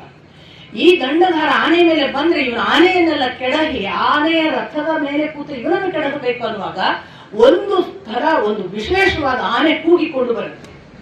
ಆ ಆನೆಗೆ ಹಿಡಿದು ಬಿಡ್ತಾನೆ ಈ ದಂಡಧಾರ, ಈ ಆನೆಯನ್ನು ಬಿಟ್ಬಿಡ್ತಾನೆ. ಅದು ಬಹುಶಃ ಎಕ್ಸ್ಪರ್ಟ್ ಕಾಣ್ತದೆ, ಉಳಿದ ಆನೆಗಳಿಗಿಂತ ವಿಶೇಷ ಪರಿಣತಿ. ಆದ್ರಿಂದ ಆ ಆನೆಯಲ್ಲಿ ಕೂತ್ಕೊಳ್ಳೆ ದಂಡಧಾರ ಇಷ್ಟು ಹುಮ್ಮಕ್ಕು ಅಂದ್ರೆ ಅವನು ಯಾವ ಪ್ರಾಣಿಗಳನ್ನು ಬಿಡದೆ, ಅಲ್ಲಿ ಅಶ್ವ, ಅಲ್ಲಿ ಬರುವ ಎದುರು ಬರುವ ಆನೆ, ಅದು ಬರುವ ಒಂದೊಂದೇ ರಥಾಳುಗಳು, ಪದಾಳುಗಳು ಯಾರನ್ನು ಕೂಡ ಬಿಡದೆ ಒಂದೊಂದನ್ನೇ ತುಳಿದು ಅಪ್ಪಚ್ಚಿ ಮಾಡ್ಕೊಂಡು ಎಲ್ಲಾನು ಕೊಲ್ತಾ ಹೋಗುತ್ತೆ. ಕೃಷ್ಣ ಹೇಳ್ತಾನೆ, ಸುಮ್ಮನೆ ಬಿಡಬೇಡ. ತಕ್ಷಣ ಸೊಂಡಿಲಿಗೆ 4 ಕಾಲಿಗೆ ಬಾಣ ಕೊಟ್ಟು ಆ ಆನೆಯನ್ನು ಕೆಡಹಿ ಅದರ ಮೇಲಿರುವ ರಥಿಕನಾಗಿ ಕೂತಂತಹ ದಂಡಧಾರನನ್ನ ಹೊಡೆದು ಶಿರ ಕತ್ತರಿಸಿ ಬಿಡ್ತಾನೆ ಈ ಅರ್ಜುನ. ಇಷ್ಟಾಗುವಾಗ ದಂಡ ಬರ್ತಾನೆ, ಅವನ ತಮ್ಮ. ಈ ತಮ್ಮ ಕೂಡ ಅಷ್ಟೇ ಪ್ರಬಲ ಯುದ್ಧ ಮಾಡ್ತಾನೆ. ಅವನ ಯುದ್ಧದಲ್ಲೂ ಕೂಡ ಆನೆಯದ್ದೇ ಪ್ರಾಬಲ್ಯ. ಆನೆಗಳು ಬಂದು ಬಹಳ ಜನರನ್ನು ಕೆಡವುವುದು ಮತ್ತು ಕೊಲ್ಲುವುದು ನಡೀತದೆ. ಈ ಬಾರಿ ಹೆಚ್ಚು ಸಮಯ ತೆಗೆದುಕೊಳ್ಳದೆ ಅರ್ಜುನ ಅವನನ್ನು ಮುಗಿಸಿ ಬಿಡ್ತಾನೆ. ಇತ್ತ ಅವರು ಹೋದ್ರು ಅನ್ನುವಾಗ ಈ ಕಡೆ ಮತ್ತೆ ಅಶ್ವತ್ಥಾಮ ಕಾಡುವುದು ನಡೆದೇ ಇರ್ತದೆ. ಅಶ್ವತ್ಥಾಮನ ಜೊತೆಗೆ ಯುದ್ಧ ಮಾಡ್ತಾ ಇರುವಾಗ ಇನ್ನೇನು ಅಶ್ವತ್ಥಾಮ ಸೋಲ್ತಾನೆ ಅನ್ನುವಾಗ ಕೃತವರ್ಮ ಬಂದು ಅವನನ್ನು ಕರ್ಕೊಂಡು ಹೋಗ್ಬಿಡ್ತಾನೆ. ಕೃತವರ್ಮ ಹತ್ರ ಕರ್ಕೊಂಡು ಹೋಗ್ಕೊಳ್ಳೆ ಸಹದೇವ ಅವರನ್ನ ಅಶ್ವತ್ಥಾಮ ಕೃತವರ್ಮರನ್ನ ಅಟ್ಯಾಕ್ ಮಾಡ್ತಾನೆ. ಈ ಕಡೆಯಿಂದ ದೃಷ್ಟದ್ಯುಮ್ನ ಮತ್ತು ನಮ್ಮ ಶಿಖಂಡಿ ಅಥವಾ ಪಾಂಚಾಲರು ಯಾರ್ಯಾರಿದ್ದಾರೆ ಅವರ ಜೊತೆಗೆ ಸಹದೇವ, ಉಪಪಾಂಡವರು, ಮದ್ರಕರು ಅಂತ ಹೇಳುವ ಮದ್ರ ದೇಶದ ಅನೇಕ ಸೇನೆ ಇವರೆಲ್ಲ ಸೇರಿಕೊಂಡು ದೃಷ್ಟದ್ಯುಮ್ನನ್ನು ಮುಂದೆ ಮಾಡಿಕೊಂಡು ಕೌರವ ಸೇನೆಗೆ ದಾಳಿ ಮಾಡ್ತಾರೆ. ಅಲ್ಲೂ ಕೂಡ ಪ್ರಬಲ ಯುದ್ಧ ನಡೀತದೆ. ಇನ್ನಿಲ್ಲದಂತೆ ಆ ಯುದ್ಧದಲ್ಲೂ ಕೂಡ ಸಾಕಷ್ಟು ಜನ ಪಾಂಡವರಿಗೆ ಇರ್ತಾರೆ ಹೊರತು ಕೌರವ ಸೇನೆ ಅಲ್ಲ. ಕೌರವರ ಅನೇಕ ವೀರರನ್ನು ಕೊಲ್ಲುವುದೇ ಅಲ್ಲಿಯೂ ಮುಂದುವರಿಯುತ್ತದೆ. ಇಂತಹ ಹೊತ್ತಿನಲ್ಲಿ ಸಹದೇವ ಒಬ್ಬ ಯಾವ ಮುಖಂಡರು ಅಂತ ಅನ್ನಿಸಿಕೊಂಡಂತಹ ಯೋಧರಿದ್ದಾರೆ, ಅಂತಹ ರಚಿಕರನ್ನೆಲ್ಲ ಕೊಲ್ತಾ ತಾನು ಪ್ರಬಲವಾಗಿ ಬೆಳೆಯುತ್ತಾನೆ. ಆಗ ಉಲೂಕ, ಶಕುನಿಯ ಮಗ, ನೀವು ಗಮನಿಸಬೇಕು, ಶಕುನಿಯ ಮಗ ಉಲೂಕ ದೂತನಾಗಿ ಹೋಗಿದ್ದ. ನಾನು ಹೇಳಿದ್ದೆ ಹಿಂದೆ, ನಿಮಗೆ ನೆನಪಿರ್ಲಿಕ್ಕೆ ಸಾಕು. ಆ ಉಲೂಕ ಬರ್ತಾನೆ. ಅವನು ಯುಯುತ್ಸು, ಬಹಳ ಒಬ್ರಿಗೊಬ್ರು ಇದ್ರಾಗಿ ಯುದ್ಧ ಮಾಡಿ ಯುಯುತ್ಸು ಅವನನ್ನ ಸೋಲಿಸ್ತಾನೆ. ಶಕುನಿ ಬರ್ತಾನೆ. ಶಕುನಿಗೆ ಇದ್ರಾಳಾಗಿ ಬಂದಂತಹ ಈ ಪಕ್ಷದ ಇನ್ನೊಬ್ಬ ದೊರೆ ಅವನನ್ನ ಶಕುನಿಯನ್ನ ಸೋಲಿಸ್ತಾನೆ. ಆಗ ಬದರಾಗುವುದು ನಕುಲನಿಗೆ ಬದರಾಗುವುದು ಕರ್ಣ. ನಕುಲರ ಒಂದು ಬಹಳ ಅಮೋಘ ಯುದ್ಧ. ಅಂದ್ರೆ ಇಲ್ಲಿ ಯಾರು ಸೋಲಲ್ಲ ಅನ್ನೋ ಹಾಗೆ ಜನ ಬಹುಶಃ ನಕುಲ ಸತ್ತ ಕರ್ಣ ಸತ್ತ ಅಂತ ಕೂಗಿಕೊಳ್ಳುವವರೆಗೆ ಪರಸ್ಪರ ಯಾವ ಮಟ್ಟಕ್ಕೆ ಬಾಣ ಬಿಟ್ಕೋತಾರೆ ಅಂದ್ರೆ ಇಬ್ರು ಕೂಡ ಶರದ ಮನೆಯಲ್ಲಿ ಇದ್ರಂತೆ, ಕಾಣಿಸ್ತಿಲ್ಲ ಅಂತ ಜನರಿಗೆ. ಆ ಕಡೆಯಿಂದ ಇವನು ಬಿಟ್ಟ ಬಾಣ, ಈ ಕಡೆಯಿಂದ ಅವನು ಬಿಟ್ಟ ಬಾಣ, ಒಂದು ಬಾಣದ ಮನೆ ನಿರ್ಮಾಣ ಆಗಿದೆ. ಶರಗೃಹದ ಒಳಗೆ ಇವರು ಮುಚ್ಚಿ ಹೋಗಿದ್ದಾರೆ. ಮೋಡಗಳಿಂದ ಆಚ್ಛಾದಿತನಾದ ಸೂರ್ಯವರ್ಣರು ಒಳ ಕೂತ್ರೆ ಹೊರಗೆ ಕತ್ತಲಾಗ್ತದಲ್ಲ, ಆ ತರದ ಕತ್ತಲು ನಿರ್ಮಾಣ ಆಯ್ತು. ಅವ್ರು ಎಲ್ಲಿದ್ದಾರೆ ಏನ್ ಮಾಡ್ತಾರೆ ಗೊತ್ತಾಗದ ಹಾಗೆ. ಆಗ ದಿವ್ಯಾಸ್ತ್ರಗಳನ್ನು ಉಪಯೋಗಿಸಿಕೊಂಡು ಇಬ್ರು ಕೂಡ ಪ್ರಬಲರಿರುವುದರಿಂದ ಆ ಬಾಣಗಳನ್ನೆಲ್ಲ ಚದುರಿಸಿಕೊಳ್ತಾರೆ. ಮುಂದೆ ಪುನಃ ಮುಖಾಮುಖಿಯಾದಾಗ ರಥ, ಧನುಸ್ಸು ಇವುಗಳನ್ನು ಅಟ್ಯಾಕ್ ಮಾಡುವ ಕ್ರಮವನ್ನು ಇಬ್ರು ಅನುಸರಿಸ್ತಾರೆ. ಒಂದೊಂದು ಸಾರಿ ಕರ್ಣನ ಧನುಸ್ಸು ಮುರಿತದೆ, ಅದಕ್ಕೆ ಮೊದಲು ಅವನು ಇನ್ನೊಂದು ಧನುಸ್ಸು ತಗೊಳ್ತಾನೆ. ಅಷ್ಟೊತ್ತಿಗೆ ನಕುಲನ ಧನುಸ್ಸು ಮುರಿತದೆ, ನಕುಲ ಇನ್ನೊಂದು ಧನುಸ್ಸು ತಗೊಳ್ತಾನೆ. ಪರಸ್ಪರ ಹೀಗೆ ನಡೀತಿರುವಾಗ ಒಂದು ಸಂದರ್ಭದಲ್ಲಿ ಧನುಸ್ಸು ಕೈಯಿಂದ ಬಿದ್ದಿದೆ, ನಕುಲ ಇನ್ನು ಎತ್ತಿಕೊಳ್ಬೇಕು ಅನ್ನೋದ್ರೊಳಗಾಗಿ ಅವನ ಇನ್ನೊಂದು ಬಾಣ ಬಂತಿರುವ ಕತ್ತಿ ತೆಗೆದುಕೊಂಡು ಕತ್ತಿಯಿಂದ ಕತ್ತರಿಸಿದ. ಈ ತರ ಅವನ ಕತ್ತಿಯನ್ನು ಕೂಡ ಆಚೆ ಕಡೆಯ ರಥಕ್ಕೆ ಒಗೆದಾಗ ಅಲ್ಲಿ ರಥಧ್ವಜ ಅಥವಾ ಗದೆ ಚಿಹ್ನವಾಯಿತು. ಈ ಒಂದು ಪರಸ್ಪರ ಯುದ್ಧದ ಮಹಾಬಲಿಷ್ಠ ಯುದ್ಧ ನಕುಲ ಮಾಡುವಂಥದ್ದು ಸಾಮಾನ್ಯ ಅಲ್ಲ ಕರ್ಣನ ಜೊತೆಗೆ. ಈ ಪರಾಕಾಷ್ಠೆಯಲ್ಲಿ ಪರಸ್ಪರ ಎಷ್ಟು ಯುದ್ಧ ಮಾಡಿದ್ರು ಅಂದ್ರೆ ಕಟ್ಟ ಕಡೆಗೆ ನಕುಲ ಒಂದು ಪರಿಗಾಯುಧ ಮಾತ್ರವಾಗಿ, ರಥವಿಲ್ಲದೆ, ಸಾರಥಿ ಇಲ್ಲದೆ, ಕುದುರೆ ಇಲ್ಲದೆ, ಧನುಸ್ಸುಗಳಿಲ್ಲದೆ, ಗದೆ ಇಲ್ಲದೆ, ಖಡ್ಗವಿಲ್ಲದೆ ನೆಲಕ್ಕೆ ಧುಮುಕಬೇಕಾಗ್ತದೆ. ಇಂಥ ಹೊತ್ತಿನಲ್ಲಿ ಪರಿಗಾಯುಧವನ್ನೆತ್ತಿ ತಾನು ಯುದ್ಧ ಪ್ರಾರಂಭ ಮಾಡ್ತಾನೆ. ಪರಿಗಾಯುಧವನ್ನ ಕರ್ಣ ಕತ್ತರಿಸಿದಾಗ ಕೈಯಲ್ಲಿ ಆಯುಧಗಳಿಲ್ಲ, ಮೈಗೆ ಬಾಣಗಳ ಏಟು ಬೀಳಲಿಕ್ಕೆ ಶುರುವಾಗುತ್ತೆ. ನಕುಲ ಓಡಕ್ ಪ್ರಾರಂಭ ಮಾಡ್ತಾನೆ. ಓಡುವಾಗ ನಕುಲನನ್ನ ಬೆನ್ನಟ್ಟಿ ಹೋಗಿ ಕರ್ಣ ಹೇಳ್ತಾನೆ, ಏ ಮಗು, ಸಮಾನ ಬಲರ ಜೊತೆಗೆ ಯುದ್ಧ ಮಾಡು. ಯಾರು ಸಮಾನರಲ್ಲ ಅವರ ಜೊತೆಗೆ ಯುದ್ಧ ಮಾಡತಕ್ಕದ್ದಲ್ಲ, ನಿನಗೆ ಸಮಾನರಾದವರನ್ನು ಹುಡುಕಿಕೋ. ಈಗಂತೂ ಕೃಷ್ಣಾರ್ಜುನರ ಜೊತೆಗೆ ಹೋಗಿ ರಕ್ಷಣೆಯನ್ನಾದರೂ ತೆಗೆದುಕೋ, ಇಲ್ಲ ಶಿಬಿರಕ್ಕೆ ಹೋಗಿ ವಿಶ್ರಾಂತಿ ತೆಗೆದುಕೋ ಅಂತ ಛೇಡಿಸಿ ಹೋಗ್ತಾನೆ. ಆಗಲೂ ಕೊಲ್ಲಲ್ಲ. ಸೊ ನಮಗೆ ಗಮನಿಸಬೇಕು, ಭೀಮನನ್ನು ಕೊಲ್ಲುವ ಅವಕಾಶ ಇದ್ದಾಗ ಕೊಲ್ಲಲಿಲ್ಲ, ಸಹದೇವನನ್ನೊಮ್ಮೆ ಸೋಲಿಸಿ ಕೊಲ್ಲುವ ಅವಕಾಶ ಇದ್ದಾಗ ಹೀಗೆ ಅವಮಾನಿಸಿ ಕಳಿಸಿದ್ದ, ಭೀಮನನ್ನು ಅವಮಾನಿಸಿದ್ದ. ಮತ್ತು ನಕುಲನಿಗೂ ಇಂಥದೇ ಮಾತುಗಳನ್ನಾಡಿದ. ವ್ಯಾಖ್ಯಾನಕಾರರು ಪದೇ ಪದೇ ಇಷ್ಟು ಅವಮಾನಿಸುವ ಅವಶ್ಯಕತೆ ಏನು, ಓಡಿ ಹೋಗುವುದರಲ್ಲಿ ಕಾಮನ್ ಅಲ್ವಾ, ಪಲಾಯನ ಅನ್ನೋದು ಇದ್ದದ್ದೇ, ಪಲಾಯನ ಮಾಡುವವರು ಬೇರೆ ರಥ ಹತ್ತುವುದು ಸಾಕ್ಷಾತ್ ಯುಧಿಷ್ಠಿರನೊಟ್ಟಿಗೆ ದುರ್ಯೋಧನನೇ ಮಾಡಿದ್ದಾನೆ, ಇವನು ಯಾಕೆ ಅವಮಾನ ಮಾಡುದು ಅಂತ ಒಂದು ವ್ಯಾಖ್ಯಾನ ಮಾಡ್ತಾರೆ. ಜಿಜ್ಞಾಸೆ ನನಗೆ ವೈಯಕ್ತಿಕವಾಗಿ ಅನಿಸಿದ್ದು, ಯಾರಾದ್ರೂ ನೋಡಿದವರಿಗೆ, ಈಗ ನಕುಲನಿಗಾದ್ರೂ ಸಹದೇವನಿಗಾದ್ರೂ ಭೀಮನಿಗಾದ್ರೂ ಅನಿಸ್ಬಾರ್ದಲ್ಲ, ಇವಕ್ಕೆ ನಮ್ಮನ್ನು ಕೊಲ್ಲಲ್ಲ, ನಾವು ಓಡಿ ಹೋಗಿಲ್ಲ, ಇವನೇ ಬಿಟ್ಟು ಹೋಗ್ತಾನೆ ನಮ್ಮನ್ನು. ಅದಕ್ಕೆ ಬಿಟ್ಟು ಹೋಗ್ಲಿಕ್ಕೆ ಕಾರಣವನ್ನು ಹೇಳುವ ಹಾಗಿಲ್ಲ, ಕುಂತಿಗೆ ಮಾತು ಕೊಟ್ಟಿದ್ದೀನಿ ಅಂತ ಸಾರ್ವಜನಿಕವಾಗಿ ಪ್ರಕಟವಾಗುವ ಹಾಗಿಲ್ಲ ಇವನನ್ನ ಯಾಕೆ ಬಿಟ್ಟು ಹೋಗುದು ಅಂತ. ಅದಕ್ಕೆ ಬಹಳ ಅವಮಾನ ಮಾಡಿದ್ರೆ ಅವ್ರು ಯುದ್ಧ ಮಾಡಕ್ ಮತ್ತೆ ಬರಲ್ಲ. ಈ ಅವಮಾನವೂ ಒಂದು ವಧೆ ಕ್ಷತ್ರಿಯರಲ್ಲಿ ಇಂತಲ್ಲ, ಎಲ್ಲರಲ್ಲೂ. ಮುಂದೆ ನಿಮಗೆ ಗೊತ್ತಾಗುತ್ತೆ.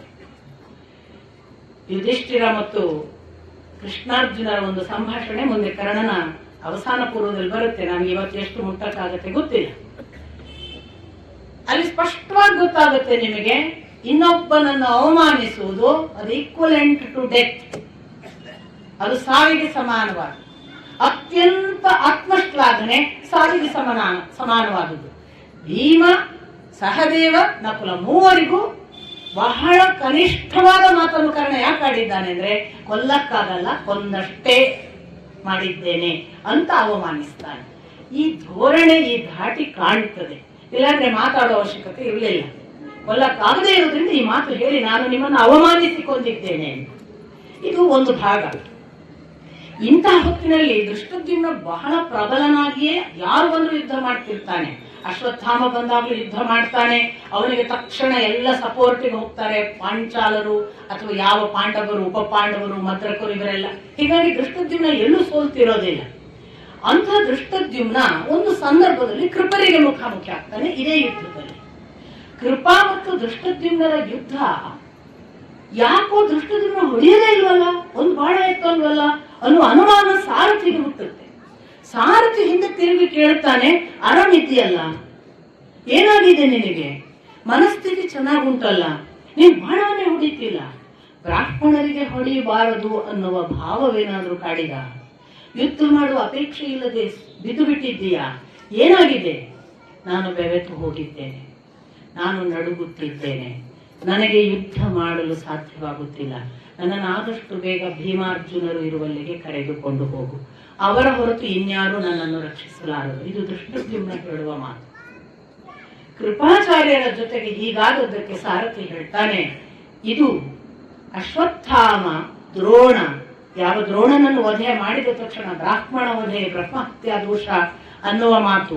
ಅಶ್ವತ್ಥಾಮನು ಅದೇ ದೃಷ್ಟಿಯಿಂದ ನಿನ್ನನ್ನು ಕೊಲ್ಲದೆ ಬಿಡೋದಿಲ್ಲ ಅಂತ ಬೆನ್ನು ಹತ್ತಿದ್ದು, ಆ ಹೊತ್ತಿಗೆ ಕೃಪಾಚಾರ್ಯರು ಎದುರಾದಾಗ ದೃಷ್ಟದ್ಯುಮ್ನನನ್ನು ಆ ಮಾತುಗಳೆಲ್ಲ ವೀಕ್ ಮಾಡಿದಾವೆ ಕಾಣ್ತದೆ ಅನ್ನುವ ಅರ್ಥದಲ್ಲಿ ಸಾರಥಿ ಗುಣುತ್ತಾ ಜಾಗ ಬದಲಾಯಿಸಿ ಹೊರ ಕರ್ಕೊಂಡು ಹೋಗ್ತಾನೆ ದೃಷ್ಟದ್ಯುಮ್ನನನ್ನು. ಇತ್ತ ಒಂದು ಸಂದರ್ಭ ಬರುತ್ತೆ, ಪಾಂಚಾಲರನ್ನ ಪಾಂಡವರನ್ನೆಲ್ಲ ಯುದ್ಧಕ್ಕೆ ಪರಸ್ಪರ ಕರೀತಾ ಇದ್ದಂತಹ ಕೌರವ ಸೇನೆಯಲ್ಲಿ ಯುಧಿಷ್ಠಿರನಿಗೆ ದುರ್ಯೋಧನ ಮುಖಾಮುಖಿ ಆಗ್ತಾನೆ. ಯಥಾ ಪ್ರಕಾರ 2 ಸಾರಿ ಸೋತದ್ದು ದಾಖಲೆಗಳನ್ನು ನಾನು ನಿಮಗೆ ಹೇಳಿದ್ದೇನೆ.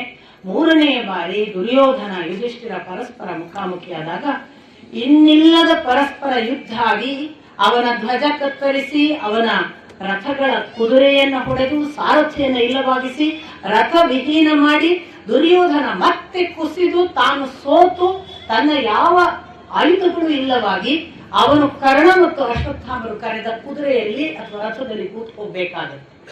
ಇದು ಮತ್ತೆ 3ನೇ ಬಾರಿ ಸೋತಾಗ ಇವನಿಗೆ ಬಹಳ ಅವಮಾನ ಆದಂತೆ ಆಗುತ್ತೆ. ಅವನು ತಾನು ಸ್ವಲ್ಪ ಶಿಬಿರಕ್ಕೆ ಹೋಗಿ ವಿಶ್ರಾಂತಿ ತೆಗೆದುಕೊಂಡು ಮರು ಯುದ್ಧಕ್ಕೆ ಬರ್ತಾನೆ ಯುಧಿಷ್ಠಿರನ ಜೊತೆಗೆ. ಈ 4ನೇ ಬಾರಿ ಯುದ್ಧಕ್ಕೆ ಬಂದಾಗ ಯುಧಿಷ್ಠಿರನಿಗೆ ಕೋಪ ಬಂತು ಅಂತ ಮತ್ತೆ ಮಾತು ಇದೆ. ಹಿಂದೆ ನಾನು ನಿಮಗೆ ಹೇಳಿದೆ, ಕರ್ಣ ಬಹಳ ಕೊಚ್ಚಿಕೊಂಡಾಗ ಕೃಪಾಚಾರ್ಯರು ಬೈತಾರೆ, ನಿನ್ನದೇನು ಆತ್ಮಶ್ಲಾಘನೆ, ನೀನು ಕೊಚ್ಚಿಕೊಳ್ಳುವುದೇ ಆಯ್ತು, ನಿನಗೆ ಅವರ ಸಾಮರ್ಥ್ಯ ಗೊತ್ತಿಲ್ಲ, ಅವರು ಗೆಲ್ಲುವುದು ಅಂದ್ರೆ ಖಚಿತ, ಅವರ ಮುಂದೆ ಇಂದ್ರಾದಿ ದೇವತೆಗಳು ಗೆಲ್ಲಕ್ಕೆ ಸಾಧ್ಯ ಇಲ್ಲ, ಅಂಥ ಪಾಂಡವರನ್ನ ನೀನು ಗೆಲ್ತೇನೆ ಅಂತ ಕೊಚ್ಚಿಕೊಳ್ಳಬೇಡ. ಅಷ್ಟು ಮಾತ್ರ ಅಲ್ಲ, ಕೃಪಾಚಾರ್ಯದ ಒಂದು ಮಾತು ಇದೆ, ಅಷ್ಟು ಮಾತ್ರವಲ್ಲ, ಅವರ ಅಸ್ತ್ರಶಸ್ತ್ರಗಳು ಹೋಗಲಿ, ಯುಧಿಷ್ಠಿರ ಕುಪಿಸಿಕೊಂಡು ಯಾರನ್ನಾದರೂ ನೋಡಿದನು ಎಂದರೆ ಆ ಸೇನೆ ಸುಟ್ಟು ಹೋಗುತ್ತದೆ ಅಂತ ಕೃಪಾಚಾರ್ಯರ ಮಾತು ಕೂಡ ಇದೆ. ನಾನು 2-3 ಬಾರಿ ಈ ಕೋಪದ ಬಗ್ಗೆ ಹೇಳಿದೆ. ಕೃಷ್ಣ ಹೇಳೋದು, ನಿನ್ನ ಕೋಪದಿಂದ ಇದು ಸಾಧ್ಯವಾಯಿತು ಅಂತ ಭೀಷ್ಮಾಚಾರ್ಯರು ಸತ್ತಾಗ, ದ್ರೋಣಾಚಾರ್ಯರು ಸತ್ತಾಗ ಹೇಳುದು, ನೀನು ಕೋಪಿಸಿಕೊಂಡಿದ್ದೆ, ಅದಕ್ಕೆ ಇದು ಸಾಧ್ಯವಾಯಿತು. ಜಯದ್ರಥ ಸತ್ತಾಗ ಹೇಳಿದ್ದು ವಾಸ್ತವಿಕ, ನೀನು ಆಗ ಅವನನ್ನು ನೋಡಿದಾಗಲೇ ಅದು ಸತ್ತಾಗಿತ್ತು, ಈಗ ಅದು ಸಾಬೀತಾಯಿತು. ಅದಲ್ಲದೆ ನಾನು ನಿಮಗೆ ಹೇಳಿದೆ, ಸಾಧು ಪುರುಷರು ಋಷಿ ಮುನಿಗಳು ಆಕಾಶದಲ್ಲಿ ಇವರು ಶ್ರುತಾಯುಷನ ವಿರುದ್ಧ ಹೋರಾಡುವಾಗ ಕುಪಿತನಾಗಿ ಬಹಳ ವೇಗದಲ್ಲಿ ಹೊರಟ್ರೆ ಕೋಪವನ್ನು ಉಪಸಂಹರಿಸು ಯುಧಿಷ್ಠಿರ, ಕೋಪಿಸಿಕೊಳ್ಳಬೇಡ ಅಂತ ಋಷಿ ಮುನಿಗಳು ಹೇಳಿದ್ರು ಅನ್ನೋ ಮಾತನ್ನು ಕೂಡ ನಿಮಗೆ ಹೇಳಿದ್ದೆ. ಅರ್ಥಾತ್ ಅಷ್ಟು ಕೋಪ ಏನೋ ಕೆಲಸ ಮಾಡ್ತಿತ್ತು ಯುಧಿಷ್ಠಿರನದ್ದು. ಅಂಥ ಕೋಪ ಮತ್ತೆ ಇಲ್ಲಿ ಯುಧಿಷ್ಠಿರನ ಕೋಪ. ಕೃಪಾಚಾರ್ಯರು ಕೂಡ ಹಾಗೆ ಕೋಪದಿಂದ ಸುಡಬಲ್ಲ ಅನ್ನೋದನ್ನ ಹೇಳಿದ ಹಾಗೆ ಇವನಿಗ ದುರ್ಯೋಧನನ ಮೇಲೆ ಕೋಪಗೊಂಡು ಯಾವ ಪರಿ ಯುದ್ಧ ಮಾಡ್ತಾನೆ ಅಂದ್ರೆ ಇವ ಯಾಕಾದ್ರೂ ಬಂದೆ ಅನ್ಕೋಬೇಕು. ದುರ್ಯೋಧನನ ಹಣ್ಣುಗಾಯ ನೀರುಗಾಯ ಮಾಡಿ ಇವನಿಗೆ ಏನೂ ಸಾಧ್ಯ ಇಲ್ಲ ಅನ್ನೋದನ್ನ ಅವನ ಮುಂದೆ ಸಾಬೀತುಪಡಿಸುವ ಹಾಗೆ ಅವನು ಸಂಪೂರ್ಣ ರಥ, ಸಾರಥಿ, ಕುದುರೆ, ಅವು ಇವು, ಅದರ ನೊಗ, ಅದರ ಏನ್ ಸಂಬಂಧಪಟ್ಟ ರಕ್ಷಕರು, ಅಲ್ಲಿರುವ ಧ್ವಜ, ಅವನ ಆಯುಧಗಳು ಎಲ್ಲ ನಿರಾಯುಧನಾಗಿ ಕಟ್ಟ ಕಡೆಗೆ ಅವನು ಓಡಿ ಹೋಗ್ಲಿಕ್ಕೂ ಆಗಬಾರದು. ಈ ಬಾರಿ ದುರ್ಯೋಧನ ಮೂರ್ಛಿತನಾಗ, ಕೊಲ್ಲುವ ಎಲ್ಲ ಸಾಧ್ಯತೆ ಇತ್ತು, ಅಷ್ಟು ಕುಪಿತನಾಗಿದ್ದಾನೆ. ಭೀಮಸೇನ ಬಂದು ತಡೀತಾನೆ, ನನ್ನ ಪ್ರತಿಜ್ಞೆ ಇದೆ, ನಿನ್ನ ಪಾಲಲ್ಲ ಇದು. ನೋಡಿ, ಉಳಿದದ್ದು ಯುಧಿಷ್ಠಿರನ ಮುಂದೆ ಭೀಮ ಬಂದು ಪ್ರತಿಜ್ಞೆಯನ್ನು ನೆನಪಿಸಿದ್ದರಿಂದ ದುರ್ಯೋಧನ ಉಳಿದದ್ದು ಅನ್ನುವವರೆಗೆ ಯುಧಿಷ್ಠಿರನ ಪರಾಕ್ರಮ ಮತ್ತೆ ಮತ್ತೆ ಅವಲೋಕಿಸಬೇಕು. ಅವನೇನು ಯುದ್ಧ ಮಾಡಿದ್ದಾನೆ, ಅವನೇನು ಬೇರೆಯವ್ರಿಗೂ ಯುದ್ಧ ಮಾಡಿ ಅವನೇನು ದೊಡ್ಡವನು, ಅವನಿಗೇನು ಬರಲ್ಲ, ಅವನೊಬ್ಬ ಯಾವುದಕ್ಕೂ ಉಪಯೋಗ ಇಲ್ಲದ ಧರ್ಮ ಮಾತಾಡುವ ಒಬ್ಬ ಮಹಾ ಏನು ನಿಷ್ಪ್ರಯೋಜಕ, ಹೀಗೆಲ್ಲ ಮಾತನಾಡುವವರೆಲ್ಲ ಗಮನಿಸಬೇಕು. ಗಮನಿಸಿಯೂ ಕೆಲವೊಮ್ಮೆ ಹಾಗೆ ಅಲ್ವಾ, ಗಮನಿಸಿಯೂ ಅದನ್ನೆಲ್ಲ ಹೇಳದೆ ತಮಗೆ ಬೇಕಾದ್ದು ಹೇಳುವುದಕ್ಕೆ ಬರುತ್ತೆ. ಹಂಗೆ ಮಾಡಿದ ಕೂಡ ಯುಧಿಷ್ಠಿರನನ್ನು ಅವನು ಯಾವುದಕ್ಕೂ ಉಪಯೋಗ ಇಲ್ಲದ ಧರ್ಮ ಮಾತ್ರ ಹೇಳುವ, ಪುರಾಣ ಹೇಳಲಿಕ್ಕೆ ಲಾಯಕ್ಕಿರುವ ಮನುಷ್ಯ ಯೋಧನೆ ಅಲ್ಲ, ಅಲ್ಲವೇ ಅಲ್ಲ. ಯುಧಿಷ್ಠಿರ ಎಲ್ಲಕ್ಕೂ ಸಿದ್ಧ, ಆದರೆ ಧರ್ಮ ಪ್ರಧಾನ ಅಷ್ಟೇ, ಧರ್ಮ ಪ್ರಧಾನ, ಯುದ್ಧಕ್ಕೆ ಸಿದ್ಧ ಅವನು. ಈ ತರ ದುರ್ಯೋಧನ 2 ಬಾರಿ ಯುಧಿಷ್ಠಿರನಿಂದ ಸೋತ. ಹೀಗೆ ಯುಧಿಷ್ಠಿರನಿಂದ ದುರ್ಯೋಧನ ಸೋತ ಮೇಲೆ ಆಲ್ಮೋಸ್ಟ್ ಕೌರವ ಸೈನಿಕರಿಗೆಲ್ಲ ಒಂದು ತರದ ಭಯ ಹುಟ್ಟುತ್ತೆ. ಅವರು ನಡುಕದಿಂದ ಹಿಮ್ಮೆಟ್ಟಬೇಕು ಅನ್ನುವ ಸ್ಥಿತಿ ತಲುಪ್ತಾರೆ. ಕೌರವ ಸೈನಿಕರು ಸೋತಷ್ಟು ಪಾಂಚಾಲರು ಮತ್ತು ಪಾಂಡವ ಸೇನೆಗೆ ಬಲ ಬಂದು ಅವರು ಮುನ್ನುಗ್ತಾರೆ. ಪರಸ್ಪರ ಭಾರೀ ಕದನ, ಸಾಕಷ್ಟು ಕೌರವ ಸೇನೆಯ ನಾಶ ಆಗ್ತದೆ ಅನ್ನುವಾಗ ಅವರು ಹಿಮ್ಮೆಟ್ಟಿ ಹೋಗದ ಹಾಗೆ ಅಶ್ವತ್ಥಾಮ ಒಬ್ಬ ಕೂಗಿಡ್ತಿರ್ತಾನೆ, ಹೋಗಬೇಡಿ ನಾನಿದ್ದೇನೆ ಅಂತ. ಕರ್ಣನನ್ನು ಕರ್ಕೊಂಡು ಕರ್ಣ ಮೊದಲಾದವರೆಲ್ಲ ನಾವಿದ್ದೇವೆ ಅಂತ. ಆದರೆ ಆ ದಿನದ 16ನೇ ದಿನದ ಯುದ್ಧ ಮುಗಿಯುವಾಗ ಬಹುತೇಕ ಪಾಂಡವರ ವಿಜಯ ಅನ್ನುವ ಹಾಗೆ ಸಾಕಷ್ಟು ಯೋಧರು ಕೌರವ ಸೇನೆಯಲ್ಲಿ ನಾಶ. ಹಾಗೆಯೇ ಕೌರವ ಸೇನೆ ಅನೇಕ ರಥಿಕರು, ಕುದುರೆಗಳು, ಆನೆಗಳು ಇವುಗಳನ್ನು ನಾಶ ಮಾಡಿ ಪಾಂಡವರೇ ಒಂದಿಷ್ಟು ಮೇಲುಗೈ ಅನ್ನುವ ಹಾಗೆ ಇರ್ತಾರೆ. 17ನೆಯ ದಿನ ರಾತ್ರಿ ಶಿಬಿರದಲ್ಲಿ ಚರ್ಚೆ ಆಗದೇ ಇದ್ದ ವಿಷಯ ಏಕಾಏಕಿ ಬೆಳಿಗ್ಗೆ ಚರ್ಚೆ ಆಗ್ತದೆ. ರಾತ್ರಿಯೇ ಮಾಡಬೇಕಿತ್ತಲ್ಲ ಕರ್ಣ ಒಂದು ವೇಳೆ ಚರ್ಚೆ ಮಾಡುದಿದ್ರೆ ಅಂತ ಅನುಮಾನ ಬರುವ ಹಾಗೆ. ಇವನು ವ್ಯೂಹ ರಚಿಸಿ ಆಗಿದೆ. ಪಾಂಡವ ಎದುರು ಆಳಿಗಳನ್ನು ಕಾಯುತ್ತಿದ್ದಾರೆ. ಅಂಥ ಹೊತ್ತಿನಲ್ಲಿ ಕರ್ಣ ಹೇಳ್ತಾನೆ, ನಾನು ಎಲ್ಲರನ್ನೂ ಗೆದ್ದು ತೋರಿಸುತ್ತಿದ್ದೆ. ನಿನ್ನೆ ಬಹುತೇಕ ನಾವು ಎಲ್ಲ ಕಡೆ ಗೆದ್ದಿದ್ದೇವೆ. ನಾನು ಅಶ್ವತ್ಥಾಮ ಅನೇಕ ಸೈನಿಕರನ್ನು ಕೊಂದಿದ್ದೇವೆ.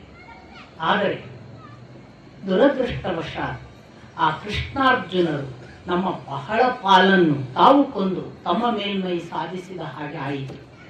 ಒಂದು ವೇಳೆ ಕೃಷ್ಣಾರ್ಜುನರಿಲ್ಲದಿದ್ದರೆ, ನಾವೇ ಆಗಿದ್ದರೆ ನಾವು ಪಾಂಚಾಲರ ಮುಂದೆ, ಪಾಂಡವರ ಮುಂದೆ ಗೆದ್ದಂತೆ ವರ್ತಿಸಿದ್ದೇವೆ. ನಮ್ಮ ಜಯಕ್ಕೇನು ಕೊರತೆ ಇರಲಿಲ್ಲ. ಈಗಲೂ ನಾನು ಎಲ್ಲ ದೃಷ್ಟಿಯಿಂದಲೂ ಸಿದ್ಧನಿದ್ದೇನೆ. ನಾನು ಇಂದು ಯಾವುದೇ ಕಾರಣ ಕೃಷ್ಣಾರ್ಜುನರನ್ನು ಬಿಡುವುದಿಲ್ಲ. ಒಂದು ಅವರು ಸಾಯಬೇಕು, ಇಲ್ಲ ನಾನು ಸಾಯುತ್ತೇನೆ. ಅಷ್ಟರ ಮಟ್ಟಿಗೆ ನನ್ನ ತೀರ್ಮಾನ ಶತಸಿದ್ಧ. ದುರ್ಯೋಧನ, ನೀನು ಯಾವುದೇ ಚಿಂತೆ ಇಲ್ಲದೆ ನನ್ನ ಜೊತೆಗೆ ಯುದ್ಧವನ್ನ ನೋಡುವುದಕ್ಕೆ ಬಿಟ್ಟು ಬಿಡು.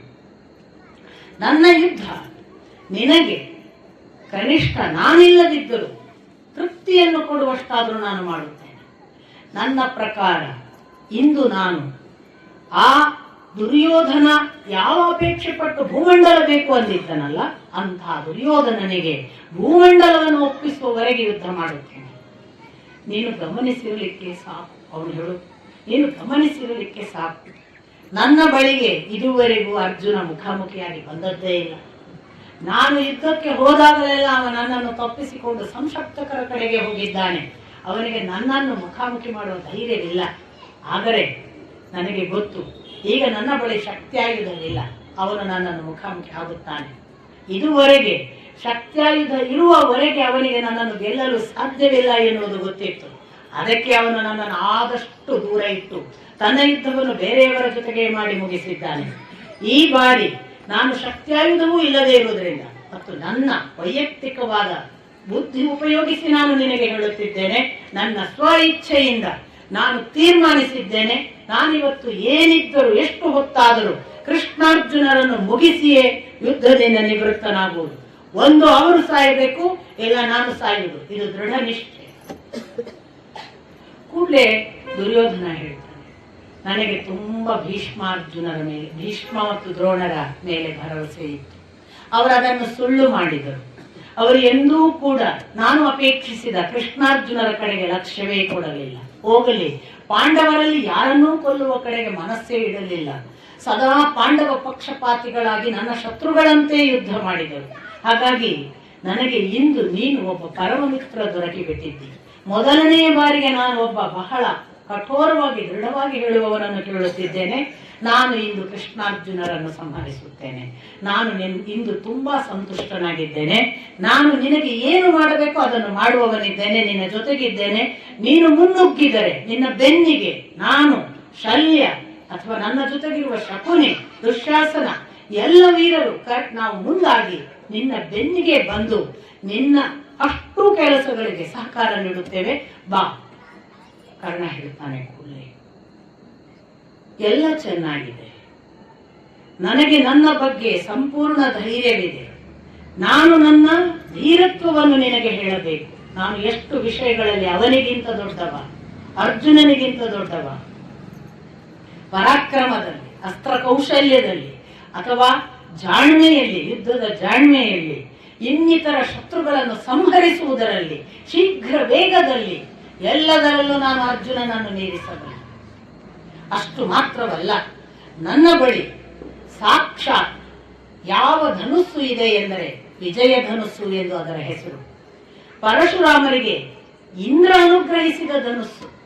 ಇಂದ್ರನಿಗೆ ಸಾಕ್ಷಾತ್ ವಿಶ್ವಕರ್ಮ ರಚಿಸಿಕೊಟ್ಟು ಅಸುರರ ವಿರುದ್ಧ ಹೋರಾಡಲಿಕ್ಕೆ ಮಾಡಿಕೊಟ್ಟ ಧನುಸ್ಸು.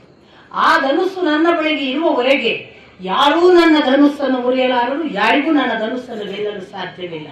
ಅಷ್ಟರ ಮಟ್ಟಿಗೆ ನಾನು ಬಹಳ ಬಲಿಷ್ಠ ಅರ್ಜುನನಿಗಿಂತ. ಆದರೆ ನಾನು ಧನುಸ್ಸಿನಿಂದ, ರಥದಿಂದ, ರಥ ಕೂಡ ನನಗೆ ಪರಶುರಾಮನ ಅನುಗ್ರಹ, ಕತ್ತಿ, ಬಾಣ, ನನ್ನ ಜೊತೆಗಿರುವ ಆಯುಧ, ಗದೆ ಎಲ್ಲವೂ ಪರಶುರಾಮರಿಂದ ಅನುಗ್ರಹ. ಇವೆಲ್ಲ ನನ್ನ ಬಲಗಳು. ನೋಡಿ, ಕರ್ಣ ಪ್ರಥಮ ಬಾರಿಗೆ ಬಲ ಹೇಳಿದ, ಪ್ರಥಮ ಬಾರಿಗೆ ನನ್ನ ದೌರ್ಬಲ್ಯಗಳನ್ನು ಹೇಳು. ಏನು ದೌರ್ಬಲ್ಯ? ಅರ್ಜುನನಿಗೆ ನನ್ನ ಧನುಸ್ಸಿನಷ್ಟೇ ಬಲಿಷ್ಠವಾದ ಧನುಸ್ಸು ಇದೆ, ಅದು ಅಗ್ನಿ ಕೊಟ್ಟದ್ದು. ಅವನ ರಥ ನನಗಿಂತ ಬಲಿಷ್ಠ, ಯಾಕಂದ್ರೆ ಅದು ಅಗ್ನಿ ಕೊಟ್ಟ ರಥ. ಅದನ್ನು ಸುಡಲಿಕ್ಕೆ ನಮ್ಮಿಂದ ಸಾಧ್ಯವಿಲ್ಲ, ಮುಟ್ಟಲಿಕ್ಕೆ ಸಾಧ್ಯವಿಲ್ಲ, ಛಿದ್ರ ಮಾಡಲಿಕ್ಕೆ ಸಾಧ್ಯವಿಲ್ಲ. ಅದಲ್ಲದೆ ಅವನ ರಥದಲ್ಲೊಂದು ಧ್ವಜ ಇದೆ, ಅದು ಹನುಮಂತನ ಧ್ವಜ. ಅದು ರಥದಲ್ಲಿ ಹನುಮಂತನ ರೂಪವಾಗಿ ಇರದೆ ಅನೇಕ ಕೆಲಸಗಳನ್ನು, ವಿಸ್ಮಯಗಳನ್ನು ಯುದ್ಧ ಸಂದರ್ಭದಲ್ಲಿ ಮಾಡುತ್ತದೆ. ಅದು ನನಗಿರುವ ಕೊರತೆ, ಅವನಲ್ಲಿರುವ ಬಲ. ಇನ್ನೊಂದು ನಾನು ನಿನಗೆ ಹೇಳಬೇಕು, ಅವನಿಗೆ ಬರೇ ಗಾಂಡೀವವನ್ನು ಕೊಡಲಿಲ್ಲ, ಬಹಳ ಅಪೂರ್ವವಾದ 2 ಅಕ್ಷಯ ತೂಣೀರಗಳನ್ನು ಕೊಟ್ಟಿದ್ದಾನೆ ಅಗ್ನಿ. ಅದು ಎಂಥ ಅಕ್ಷಯ ಎಂದರೆ ಬತ್ತಳಿಕೆ, ಖಾಲಿ ಆಗುವುದೇ ಇಲ್ಲ. ಆ ದೃಷ್ಟಿಯಲ್ಲಿ ಅವನು ನನ್ನಿಂದ ಬಲಿಷ್ಠ. ಇದೆಲ್ಲಕ್ಕೂ ಮುಕುಟಪ್ರಾಯವಾದ ಇನ್ನೊಂದು ದೌರ್ಬಲ್ಯ ನನ್ನ ಬಳಿ ಇದೆ, ಅವನಲ್ಲಿ ಶಕ್ತಿ ಇದೆ. ಅದು ಏನು ಎಂದರೆ ದುರ್ಯೋಧನ, ಅರ್ಜುನನ ಸಾರಥಿ ಕೃಷ್ಣ. ನನ್ನ ಬಳಿ ಅಂತ ಸಾರಥಿ ಇಲ್ಲ. ಕೃಷ್ಣ ಸಾರಥ್ಯದ ಹಾಗೆ ಒಂದು ಸಾರಥ್ಯ ನನಗೆ ಸಿಕ್ಕಿಬಿಟ್ಟಿದ್ದರೆ, ನಾನು ಈಗ ಹೇಳಿದ ಯಾವೆಲ್ಲ ಶ್ರೇಷ್ಠ ಸಂಗತಿಗಳು ಅವನಲ್ಲಿ ಇವೆಯಲ್ಲ, ಅವುಗಳೆಲ್ಲವನ್ನು ನನ್ನ ಬಳಿ ಇರುವ ಶ್ರೇಷ್ಠ ಸಂಗತಿಗಳ ಮೂಲಕ ಕನಿಷ್ಠ ಮಾಡಿ ಸೋಲಿಸಿ ಖಂಡಿತಕ್ಕೂ ಅರ್ಜುನನನ್ನು ಸುಲಭವಾಗಿ ಗೆಲ್ಲಬಲ್ಲೆ. ನನಗೆ ಸಾರಥ್ಯದ ಕೊರತೆ ಇದೆ. ಈಗ ತುಂಬಾ ತುರ್ತು ಅವಸರದ ಸಂದರ್ಭ. ನನಗೊಂದು ವೇಳೆ ನೀನು ನುಡಿದರ ಆರಂಭದಲ್ಲಿ ಮಾತು ಹೇಳಿದ್ದಾನೆ, ಬುದ್ಧಿಪೂರ್ವಕ ಯೋಚಿಸಿ ನಾನು ಮಾತನಾಡುವುದು ದುರ್ಯೋಧನ ಅಂತ, ಭ್ರಮೆ ಅಲ್ಲ ಅಂತ ತಾನೇ ಹೇಳೋದು ಅವನಿಗೆ. ಇದು ನನ್ನ ಮಾತು ಭ್ರಮೆ ಅಂತ ಭಾವಿಸ್ಬೇಡ, ನಾನು ಬಹಳ ಬಹಳ ಗೊತ್ತಿದ್ದು ಹೇಳೋದು. ಏನು ಇದೆಲ್ಲ ಹೇಳಿ ಕೊನೆಗೆ ಹೇಳೋದು, ನನಗೊಬ್ಬ ಸಾರಥಿಯನ್ನು ನೀನು ಅವನಿಗೆ ಬಲಿಷ್ಠವಾಗಿ ವಿರುದ್ಧವಾಗಿ ಹೋರಾಡಬಲ್ಲ ಸಾರಥಿಯನ್ನು ಕೊಟ್ಟರೆ ನಾನು ಗೆಲ್ಲಬಲ್ಲೆ. ಅಂಥ ಸಾರಥಿ ನನಗೆ ಕಾಣಿಸುವಂತೆ ಶಲ್ಯ ಮಾತ್ರ. ನೀನು ಶಲ್ಯನನ್ನು ನನಗೆ ಸಾರಥಿಯನ್ನಾಗಿ ಒದಗಿಸಿದರೆ ನಾನು ಈ ಯುದ್ಧದಲ್ಲಿ ಇನ್ನಿಲ್ಲದಂತೆ ಗೆದ್ದು ನಿನಗೆ ಬೇಕಾದ ನಿನ್ನ ಇಚ್ಛೆಗಳನ್ನು ಪೂರೈಸಿ ನಿನ್ನನ್ನು ಸಂತುಷ್ಟಪಡಿಸಬಲ್ಲೆ. ಇದನ್ನು ನಿನಗೆ ಸಾಧ್ಯವಾಗಿಸುವುದಾದರೆ ನೀನು ತುರ್ತು ಈ ಕೆಲಸಕ್ಕೆ ಹೊರಡು, ನನಗೆ ಸಾರಥ್ಯಕ್ಕೆ ಶಲ್ಯನನ್ನು ಒಪ್ಪಿಸುವ. ದುರ್ಯೋಧನ ಹೇಳ್ತಾನೆ, ನಿನ್ನ ಈ ಭರವಸೆಯ ಮಾತುಗಳಿಂದ ನಾನು ತುಂಬಾ ಹುರಿದುಂಬಿಸಿಕೊಂಡಿದ್ದೇನೆ, ನನಗೆ ಅತ್ಯಂತ ಬಲ ಬಂದಿದೆ. ನೀನು ಹೇಳಿದಂತೆ ನಿನ್ನ ಬಲ ಅರ್ಜುನನ ಬಲಕ್ಕಿಂತ ಹೆಚ್ಚಿನದು. ಪರಶುರಾಮ ಸಾಕ್ಷಾತ್ ಇಷ್ಟೆಲ್ಲ ಆಶೀರ್ವಾದ ಮಾಡಿದ ಮೇಲೆ ನೀನು ಸೋಲಲಿಕ್ಕೆ ಸಾಧ್ಯವೇ ಇಲ್ಲ. ನನಗೆ ಅತ್ಯಂತ ಭರವಸೆ ಇದೆ. ನಾನು ಈಗ ನಿನಗೆ ನೀನು ಹೇಳಿದಂತೆ ಒಬ್ಬ ಸಾರಥಿಯನ್ನು ಒದಗಿಸಿಕೊಡುವುದು ನನ್ನ ಆದ್ಯ ಕರ್ತವ್ಯ. ನಾನು ಶಲ್ಯನನ್ನು ಕೇಳುತ್ತೇನೆ ಅಂತ ಹೇಳಿ ಶಲ್ಯನ ಕಡೆಗೆ ಹೋಗ್ತಾನೆ. ಅಲ್ಲೇ ಇದ್ದಾರೆ ಎಲ್ಲ, ಅವನಿಗೂ ಕೇಳ್ತಾ ಇದೆ. ದುರ್ಯೋಧನ ಹೇಳ್ತಾನೆ, ಶಲ್ಯ, ಇಷ್ಟು ಹೊತ್ತು ಕರ್ಣ ಹೇಳಿದ ಮಾತುಗಳನ್ನು ಕೇಳಿಸಿಕೊಂಡೆಯಲ್ಲ, ನಾನೀಗ ಅವನ ಸಲುವಾಗಿ ನಿನ್ನ ಬಳಿ ಪ್ರಾರ್ಥಿಸಲು ಬಂದಿದ್ದೇನೆ. ನೀನು ಮಹಾಶೂರ, ಪರಾಕ್ರಮಿ, ಮದ್ರ ದೇಶದ ದೊರೆ, ನಮಗೆ ಮಿತ್ರನ ಹಾಗೆ ನಮ್ಮ ಜೊತೆಗೆ ಸಹಾಯಕ್ಕೆ ಬಂದವ. ಅಂಥ ಮದ್ರ ದೇಶದ ದೊರೆ ಶಲ್ಯನನ್ನು ನಾನು ಅತ್ಯಂತ ಗೌರವಪೂರ್ವಕವಾಗಿ ಬಹಳ ಆದರದಿಂದ ಪ್ರಾರ್ಥಿಸಿಕೊಳ್ಳುತ್ತಿದ್ದೇನೆ. ದಯವಿಟ್ಟು ಕರ್ಣನಿಗೆ ಸಾರಥಿಯಾಗಿ ಯುದ್ಧವನ್ನು ಮುನ್ನಡೆಸು. ಈ ಕೆಲಸವನ್ನು ನೀನು ಮಾಡಿದರೆ ನಮ್ಮ ಜಯ ಖಚಿತ. ಈ ಕೆಲಸವನ್ನು ನೀನು ಮಾಡುತ್ತಿ ಎಂದು ನನಗೆ ಭರವಸೆ ಇದೆ ಅಂತ. ತಕ್ಷಣ ಶಲ್ಯ ಕುಪಿತನಾಗ್ತಾನೆ, ಅತ್ಯಂತ ಕ್ರೋಧದಿಂದ. ನಾನು ಯಾರೆಂದು ಭಾವಿಸಿದ್ದೆ? ಒಬ್ಬ ಪಟ್ಟಾಭಿಷಿಕ್ತ ದೊರೆ, ಕ್ಷತ್ರಿಯ ವೀರ, ಮಹಾಪರಾಕ್ರಮಿ.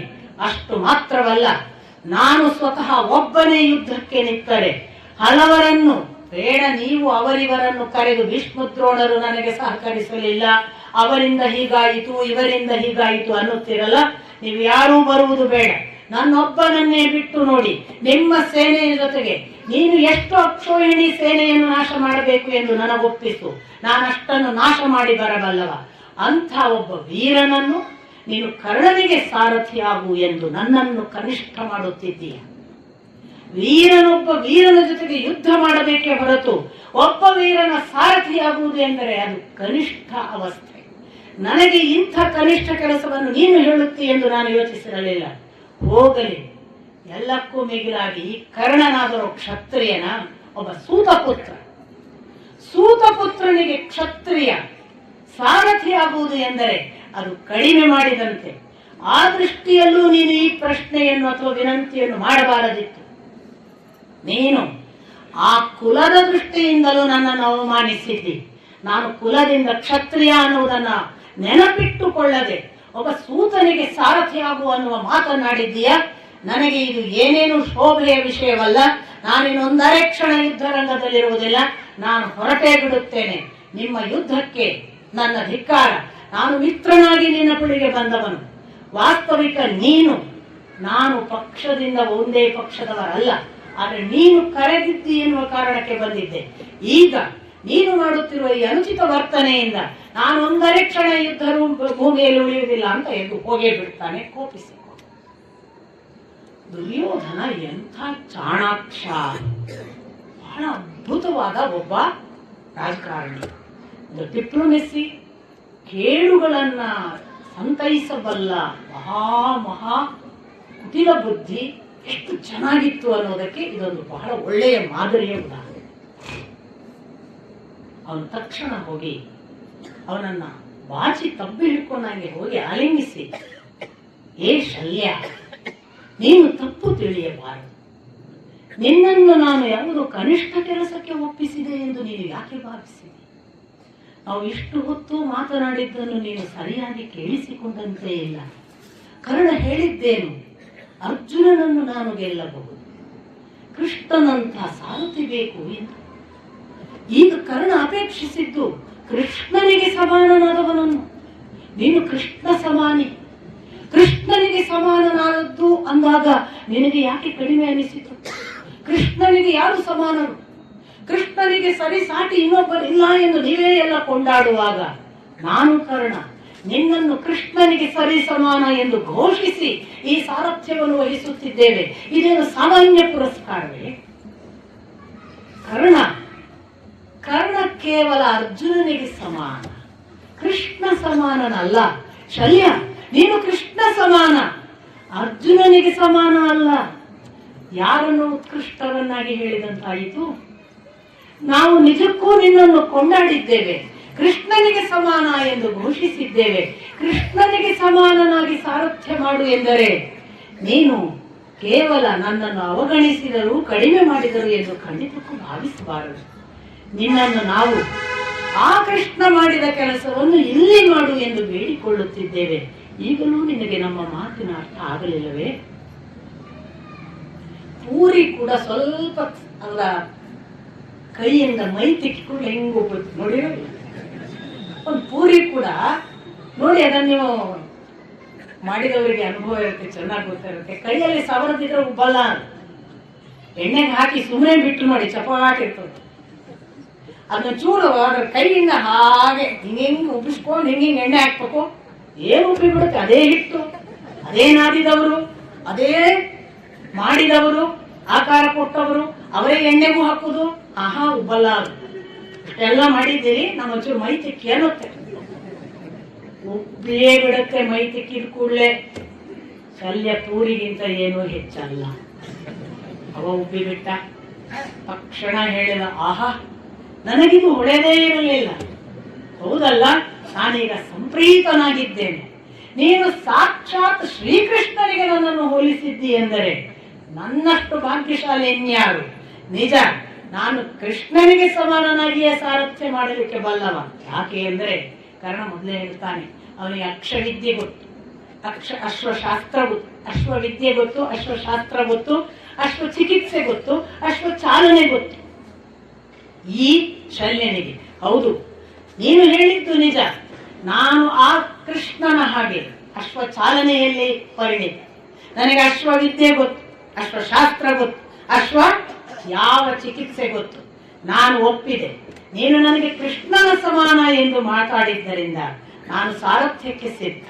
ಆದರೆ ಒಂದು ನಿಬಂಧನೆ, ನನ್ನ ನಿಬಂಧನೆಯನ್ನು ನೀನು ಒಪ್ಪುವುದಾದರೆ ನಾನು ಸಾರಥ್ಯ ಮಾಡಲು ಸಿದ್ಧ.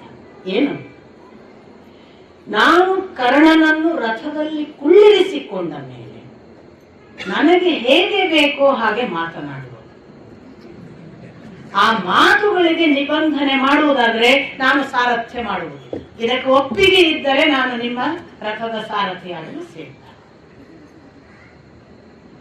ತಕ್ಷಣ ದುರ್ಯೋಧನ ಆಗಬಹುದು, ನೀನು ಮನಸ್ಸೋ ಇಚ್ಛೆ ಮಾತನಾಡುವುದು, ಅದಕ್ಕೇನಂತೆ ಪುನಃ ಹೇಳ್ತಾನೆ ಕರ್ಣನ ಕಡೆಗೆ ನೋಡಿ, ನಾನು ಅಪ್ರಿಯ ಪ್ರಿಯ ಯಾವ ಮಾತನಾಡಿದರೂ ಸಹಿಸಿಕೊಳ್ಳಬೇಕು. ಕರ್ಣ ಹೇಳ್ತಾನೆ ಆಗಲೇ ನೀನು ಮಾತನಾಡಬಹುದು. ಈ ನಿಬಂಧನೆಗೆ ಒಪ್ಪಿದ್ದೀರಿ ಎಂದರೆ ನಾನು ಸಾರಥಿಯಾಗಲು ಸಿದ್ಧ ಅಂತ ಶಲ್ಯ. ಇಷ್ಟು ಹೇಳಿದ ಕೂಡಲೇ ದುರ್ಯೋಧನ ಹೇಳ್ತಾನೆ, ನೀನು ಈಗ ಮಾಡಲಿಕ್ಕೆ ಹೊರಟಿರುವುದು ಸಾಮಾನ್ಯ ಕೆಲಸವಲ್ಲ ಶಲ್ಯ. ನಿನಗೆ ಒಂದು ಭಾವನೆ ಇತ್ತಲ್ಲ, ನಾನು ಸಾರಥಿಯಾಗಿ ಸಾಮಾನ್ಯ ಕೆಲಸ ಮಾಡುತ್ತಿದ್ದೇನೆ ಎಂದು. ಕೃಷ್ಣನಿಗೆ ಹೋಲಿಸಿದ ತಕ್ಷಣ ನೀನು ಓಹೋ ಆಗಬಹುದು ಎಂದೆ. ಇದು ಬರೇ ಕೃಷ್ಣನ ಕಥೆ ಅಲ್ಲ, ನನಗೆ ಮಾರ್ಕಂಡೇಯರು ನನ್ನ ತಂದೆಗೆ ಹೇಳಿದ ಕಥೆ ನೆನಪಾಗುತ್ತದೆ. ಹಿಂದೆ ತಾರಕಾಕ್ಷ, ವಿದ್ಯುನ್ಮಾಲಿ, ಕಮಲಾಕ್ಷ ಅಂತ 3 ಜನ ಅಸುರರಿದ್ದರಂತೆ. ಇನ್ನಿಲ್ಲದಂತೆ ತಪಸ್ಸು ಮಾಡಿದರು. ತಪಸ್ಸು ಮಾಡಿ ಬ್ರಹ್ಮ ಪ್ರತ್ಯಕ್ಷನಾದ. ಆ ಬ್ರಹ್ಮನ ಮುಂದೆ ನಮ್ಮನ್ನು ಅವಧ್ಯರನ್ನಾಗಿ ಮಾಡುವಂತಹ 3 ಜನ ರಾಕ್ಷಸರು ಬೇಡಿಕೊಂಡರು. ಆ 3 ಜನ ರಾಕ್ಷಸರಿಗೆ ಬ್ರಹ್ಮ ಹೇಳಿದ, ಅವಧ್ಯರಾಗುವುದು ಸಾಧ್ಯವಿಲ್ಲ, ಭೂಮಿಯಲ್ಲಿ ಹುಟ್ಟಿದ ಮೇಲೆ ಸಾಯಲೇಬೇಕು. ಏನಾದರೂ ಆಗುವುದಿದ್ದರೆ ನೀವು ಕೆಲವು ಕಾಲ ಕೆಲವು ಕಾರಣಗಳಿಂದ ಸಾಯದಂತೆ ವರ ಕೇಳಬಹುದು. ಹಾಗಾದರೆ ಇವನು ತಾರಕಾಕ್ಷ ಮತ್ತು ಕಮಲಾಕ್ಷ ವಿದ್ಯುನ್ಮಾಲಿಗಳು ಯೋಚನೆ ಮಾಡಿ ಬ್ರಹ್ಮನಿಗೆ ಹೇಳಿದರಂತೆ, ನಾವು 3 ಪುರಗಳನ್ನು ರಚಿಸುವಂತೆ ನಮಗೆ ಅನುಗ್ರಹಿಸು. ಒಂದು ಲೋಹದ ಪುರ, ಅದು ಭೂಮಿಯಲ್ಲಿ. ಅಂತರಿಕ್ಷದಲ್ಲಿ ಬೆಳ್ಳಿಯ ಪುರ, ಅಲ್ಲಿ ವಿದ್ಯುನ್ಮಾಲಿ. ಇಲ್ಲಿ ಇದಕ್ಕೆ ಕಮಲಾಕ್ಷ. ಅಲ್ಲಿ ಸ್ವರ್ಗದಲ್ಲಿ ಸ್ವರ್ಣ ಚಿನ್ನದ ಮನೆ, ಅದಕ್ಕೆ ತಾರಕಾಕ್ಷ. ಹೀಗೆ ನಾವು 3 ಪುರವನ್ನು ಆಳುತ್ತೇವೆ. ಈ 3 ಪುರಗಳನ್ನು ಆಳುವಾಗ ನಮ್ಮನ್ನು ಯಾರೂ ಭೇದಿಸಲಿಕ್ಕೆ ಸಾಧ್ಯವಾಗಬಾರದು. ಯಾವಾಗ ಭೇದಿಸಬಹುದು? ಈ 3 ಪುರಗಳು ಏಕ ರೇಖೆಯಲ್ಲಿದ್ದಾಗ 1000 ವರ್ಷಕ್ಕೊಮ್ಮೆ ನಾವು 3 ಜನ ಕೂಡುತ್ತೇವೆ. ಆ 1000 ವರ್ಷಕ್ಕೊಮ್ಮೆ ನಾವು ಆ 3 ಪುರಗಳನ್ನು ಕೂಡುವಾಗ ಯಾವ ಒಬ್ಬ ಸಮರ್ಥ ಯೋಧ ಒಂದೇ ಬಾಣದಿಂದ 3 ಪುರಗಳನ್ನು ನಮ್ಮನ್ನು ಸಂಹರಿಸುತ್ತಾನೋ ಆಗ ನಮಗೆ ಸಾವು ಬರಬೇಕು. ತಥಾಸ್ತು ಅಂದ ಬ್ರಹ್ಮ. ಬ್ರಹ್ಮನ ತಥಾಸ್ತು ಎಲ್ಲ ಮುಂದಿನವರಿಗೆ ಚಾಲೆಂಜ್. ಪಾಪ ಇನ್ನು ಎಲ್ಲರಿಗೂ ತಥಾಸ್ತು ಆಗಿಬಿಡ್ತು. ಇವರು ಇನ್ನೆಲ್ಲರಷ್ಟು ಬಲಿಷ್ಠರಾದರು. ಅಸುರರಿಗೆ ಸೋಲು. ದೈತ್ಯರು ಯಾವತ್ತೂ ಕೂಡ ಮುಂದೆ ಅವರ ಹೆಸರು, ಅವರ ಕೀರ್ತಿ, ಅವರ ಯಶಸ್ಸು, ಅವರ ಸಂಪತ್ತು ಎಲ್ಲ ಬೆಳೀತಾ ಹೋಯಿತು. ಇಷ್ಟರಲ್ಲಿ ಇವರಿಗೊಬ್ಬ ಪುತ್ರನಿದ್ದನಂತೆ, ಹರಿ. ಈ ಹರಿ ಏನ್ ಮಾಡಿದ? ಅವನು ತಪಸ್ಸು ಮಾಡಿ ಭಗವಂತನನ್ನು ಒಲಿಸಿಕೊಂಡ. ಏನು ತಪಸ್ಸಿನಲ್ಲಿ ಒಲಿಸಿಕೊಂಡು ಕೇಳಿದ್ದು? ನಮ್ಮ ಪುರದ ಹಿಂದೆ ಒಂದು ಬಾವಿ ಇರಬೇಕು. ಆ ಬಾವಿ ಎಂಥದ್ದು ಅಂದ್ರೆ, ನಮ್ಮ ದೈತ್ಯರನ್ನು ಯಾರೇ ಅಸ್ತ್ರಶಸ್ತ್ರಗಳಿಂದ ಕೊಂದ್ರೆ ನಾವು ತಗೊಂಡೋಗಿ ಅವರನ್ನು ಬಾವಿಗೆ ಹಾಕಿರೋ ಮತ್ತೆ ಬಲಿಷ್ಠರಾಗಿ ಜೀವಂತ ಆಗ್ಬೇಕು. ಒಟ್ಟು ದೈತ್ಯರು ಸಾವಿಲ್ಲದ ಹಾಗಾಗ್ಬೇಕು. ಅದಕ್ಕೂ ತಥಾಸ್ತು ಅಂತ ಭಗವಂತ. ಮೇರೆ ಮೀರಿತು. ಇವರು ಸಾಯುವುದೂ ಇಲ್ಲ, ಇವರ ಪ್ರಾಬಲ್ಯವು ಅತಿರೇಕಕ್ಕೆ ಹೋಯಿತು. ಜನಕ್ಕೆ ಇವರನ್ನು ಹೇಗೆ ವಧಿಸುವುದು ಗೊತ್ತಿಲ್ಲ. ಅಂಥ ಸ್ಥಿತಿಯಲ್ಲಿ ಇಂದ್ರಾದಿಗಳು ಸೋತರು. ಇಂದ್ರಾದಿಗಳು ಸೀದಾ ನೇರವಾಗಿ ಬಂದು ಬ್ರಹ್ಮನನ್ನ ಕೇಳ್ತಾರೆ, ಇದೇನಿದು ಕಥೆ? ಬ್ರಹ್ಮ ಹೇಳ್ತಾನೆ, ಅದು ನಾನೇ ಕೊಟ್ಟವರ, ನಾನೇನು ಮಾಡಕ್ಕಾಗಲ್ಲ, ಹೋಗಿ ಶಿವನನ್ನು ಕೇಳಿ. ಅವರೆಲ್ಲ ಈಶ್ವರ ಅಥವಾ ಈಶಾನ ಅನ್ನುವ ಭಗವಂತ, ಅವನ ಬಳಿ ಬರ್ತಾರೆ. ಈಶಾನನನ್ನ ಬಹಳ ಬಹಳ ತಪಸ್ಸಿನಿಂದ ಸ್ತುತಿಸಿ ಮಂತ್ರಿಸಿ ಅವನನ್ನ ಕೇಳಿ ಹೊಗಳಿ ಕೊಂಡಾಡಿ ಅವನು ಪ್ರತ್ಯಕ್ಷನಾಗ್ತಾನೆ. ಏನಾಗಬೇಕು ಅಂತ ಕೇಳ್ತಾನೆ. ಇವರು ಹೇಳ್ತಾರೆ ಹೀಗೀಗುಂಟು, ಅವರನ್ನು ಕೊಲ್ಲಬೇಕು ಅಂತ. ಬ್ರಹ್ಮ ಆಗ ಅವನಿಗೆ ಹೇಳ್ತಾನೆ, ಶಿವನಿಗೆ, ಅದು ನಾನೇ ಕೊಟ್ಟ ವರ, 3 ಪುರಗಳು ಏಕರೇಖೆಯಲ್ಲಿ ಬರಬೇಕು, 3 ಜನ ಅವಾಗ ಕೂಡ್ತಾರೆ, ಆಗ ನೀನು 1 ಬಾಣದಿಂದ ಕೊಲ್ಲಬೇಕು, ನೀನು ಇದನ್ನು ಮಾಡಬಲ್ಲೇನು. ಶಿವ ಹೇಳ್ತಾನೆ, ಆಯ್ತು, ನಾನು ಸಿದ್ಧನಾಗಿದ್ದೇನೆ. ಅವನೆಲ್ಲ ಸನ್ನದ್ಧನಾಗಿ ಯುದ್ಧಕ್ಕೆ ಬಂದವನೇ ಹೇಳ್ತಾನೆ, ರಥ ಎಲ್ಲಿ ಅಂತ. ರಥ ಎಲ್ಲ ಭೂಮಿ ಮತ್ತೊಂದೆಲ್ಲ ಸಮುದ್ರ ನದಿ ಇವುಗಳನ್ನೆಲ್ಲ ಸೇರಿಸಿ ಕೊಟ್ಟರು ಅಂತ ಒಂದು ಭಾಗ. ಬಹಳ ಪ್ರಬಲವಾದ ರಥ, ಅದರ ಆಯುಧ ಎಲ್ಲ ಸಿದ್ಧವಾಯಿತು. ನನಗೆ ಸಾರಥಿ ಯಾರು ಅಂತ ಕೇಳ್ತಾನೆ ಶಿವ. ಇದು ಹೇಳುವವನ ಕಥೆ ಯಾರು ಹೇಳುವ ನೆನ್ಪಿಟ್ಕೊಳ್ಳಿ, ದುರ್ಯೋಧನ ಹೇಳ್ತಾ ಇರೋದು ಶಲ್ಯನಿಗೆ. ಸಾರಥಿ ಯಾರು ಅಂತ ಶಿವ ಕೇಳಿದ. ಆಗ ಎಲ್ಲ ಇಂದ್ರಾದಿ ದೇವತೆಗಳು ಹೇಳಿದ್ರು, ಶಿವನಿಗೆ ಮತ್ಯಾರು ಸಾರಥಿ ಆಗಲಿಕ್ಕೆ ಸಾಧ್ಯ, ಬ್ರಹ್ಮನನ್ನೇ ಕೇಳಿಕೊಳ್ಳೋಣ. ಆಗ ಎಲ್ಲರೂ ಹೋಗಿ ಬ್ರಹ್ಮನನ್ನು ಕೇಳಿಕೊಂಡ್ರು. ಬ್ರಹ್ಮ ಹೇಳಿದ, ಇಂಥದೊಂದು ನಾನೇ ಕೊಟ್ಟ ವರವನ್ನ ಈಗ ಆ ದೈತ್ಯ ಸಂಹಾರಕ್ಕೆ ಹೊರಟ ಶಿವನಿಗೆ ಸಹಾಯ ಮಾಡಲಿಕ್ಕೆ ನಾನಲ್ಲದೆ ಮತ್ಯಾರು ಸಾರಥ್ಯ ವಹಿಸಬೇಕು, ನಾನು ಸಾರಥಿ ಆಗ್ತೇನೆ ಅಂತ. ಆಗ ಶಿವನಿಗೆ ಬ್ರಹ್ಮ ಸಾರಥಿಯಾದ. ಇನ್ನಿಲ್ಲದಂತ ಯುದ್ಧ ಆಯಿತು. ಆ ಯುದ್ಧದಲ್ಲಿ ಸಾಮಾನ್ಯ ಸೋಲಲ್ಲ, ಎಲ್ಲ ದೈತ್ಯರನ್ನು ಸಂಹರಿಸ್ತಾ ಶಿವ ಯಾವ ಪರಾಕಾಷ್ಠೆಗೆ ಹೋದ ಅಂದ್ರೆ, ಕಟ್ಟ ಕಡೆಗೆ ಆ ಸಾರಥ್ಯದ ಅಂತಿಮ ಘಟ್ಟ ಆ 3 ತ್ರಿಪುರವನ್ನು ಸಂಹರಿಸಿ ಅಲ್ಲಿರುವ ರಾಕ್ಷಸರನ್ನು ಸಂಹರಿಸಿ ಶಿವ ಗೆದ್ದ. ಯಾರು ಕಾರಣ? ಬ್ರಹ್ಮ ಸಾರಥಿಯಾಗಿದ್ದರಿಂದ ಅದು ಸಾಧ್ಯವಾಯಿತು. ನೀನು ಸಾಮಾನ್ಯನಲ್ಲ ಶಲ್ಯ, ಬರೇ ಕೃಷ್ಣನಲ್ಲ, ತ್ರಿಪುರ ಸಂಹಾರಕ್ಕೆ ಶಿವನಿಗೆ ಬ್ರಹ್ಮ ಸಾರಥಿಯಾಗಿದ್ದಾನಂತೆ. ಯಾರು ಮೇಲು ಯಾರು ಕೆಳಗು? ಶಿವ ಸಂಹಾರ ಮಾಡಿದ್ದು ಯಾರಿಂದ? ಬ್ರಹ್ಮ ಕಾರಣದಿಂದ. ಹಾಗಾಗಿ ನೀನು ಬ್ರಹ್ಮನಿಗೆ ಸಮಾನ, ನೀನು ಕೃಷ್ಣನಿಗೆ ಸಮಾನ, ನೀನು ಅಂತಿಂಥವನಲ್ಲ. ಇಷ್ಟು ಮಾತ್ರವಲ್ಲ, ನಿನಗೆ ಇನ್ನೊಂದು ಸಂಗತಿಯನ್ನು ನಾನು ಒಬ್ಬ ಬ್ರಾಹ್ಮಣರಿಂದ ಕೇಳಿದ್ದನ್ನು ಹೇಳಬೇಕು. ಆ ಕಥೆಯನ್ನು ನನಗೆ ಬ್ರಾಹ್ಮಣರು ನನ್ನ ತಂದೆಯ ಮುಂದೆಯೇ ಹೇಳಿದ್ದರು. ಹಿಂದೆ ಪರಶುರಾಮ ಭಾರ್ಗವನಾಗಿದ್ದನಲ್ಲ, ಆ ಭಾರ್ಗವನಾಗಿದ್ದ ಹೊತ್ತಿಗೆ ಭಾರೀ ತಪಸ್ಸು ಮಾಡಿದ. ಅವನ ತಪಸ್ಸಿನ ಫಲವಾಗಿ ಶಿವ ಪ್ರತ್ಯಕ್ಷನಾದ. ಏನಾಗಬೇಕು ಕೇಳು ಎಂದ. ಇವನು ಅಸ್ತ್ರಶಸ್ತ್ರಗಳನ್ನು ಕರುಣಿಸಿ ಎಂದು ಕೇಳಿಕೊಂಡ.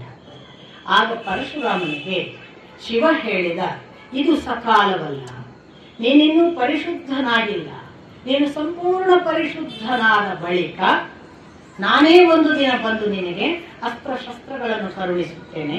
ಅಲ್ಲಿಯವರೆಗೆ ನಿನ್ನ ವ್ರತ ನಿಯಮಗಳನ್ನು ಕಟ್ಟುನಿಟ್ಟಾಗಿ ಸಂಯಮದಿಂದ ಪಾಲಿಸುವೆನು. ಪರಶುರಾಮ ಆ ರೀತಿಯಲ್ಲಿ ಎಲ್ಲವನ್ನು ಪಾಲಿಸಿದ. ಅವನ ನಿರಂತರ ಪರಿಶ್ರಮದ ಫಲವಾಗಿ ಒಂದು ದಿನ ದೈತ್ಯರು ಪರಾಕಾಷ್ಠೆಯಲ್ಲಿದ್ದರು. ದೈತ್ಯರನ್ನು ಎದುರಿಸುವವರು ಯಾರು ಎನ್ನುವುದು ಗೊತ್ತಿರಲಿಲ್ಲ. ಆ ಹೊತ್ತಿಗೆ ಶಿವ ಬಂದು ಪರಶುರಾಮನಿಗೆ, ಹೋಗು, ದೈತ್ಯರ ಜೊತೆಗೆ ಹೋರಾಡು ಎಂದ. ನಾನಾದರೂ ಅಸ್ತ್ರಶಸ್ತ್ರಗಳಿಲ್ಲದವ, ದೈತ್ಯರ ಜೊತೆಗೆ ಹೇಗೆ ಹೋರಾಡಬಲ್ಲೆ ಎಂದು ಕೇಳಿದ ಈ ಭಾರ್ಗವ.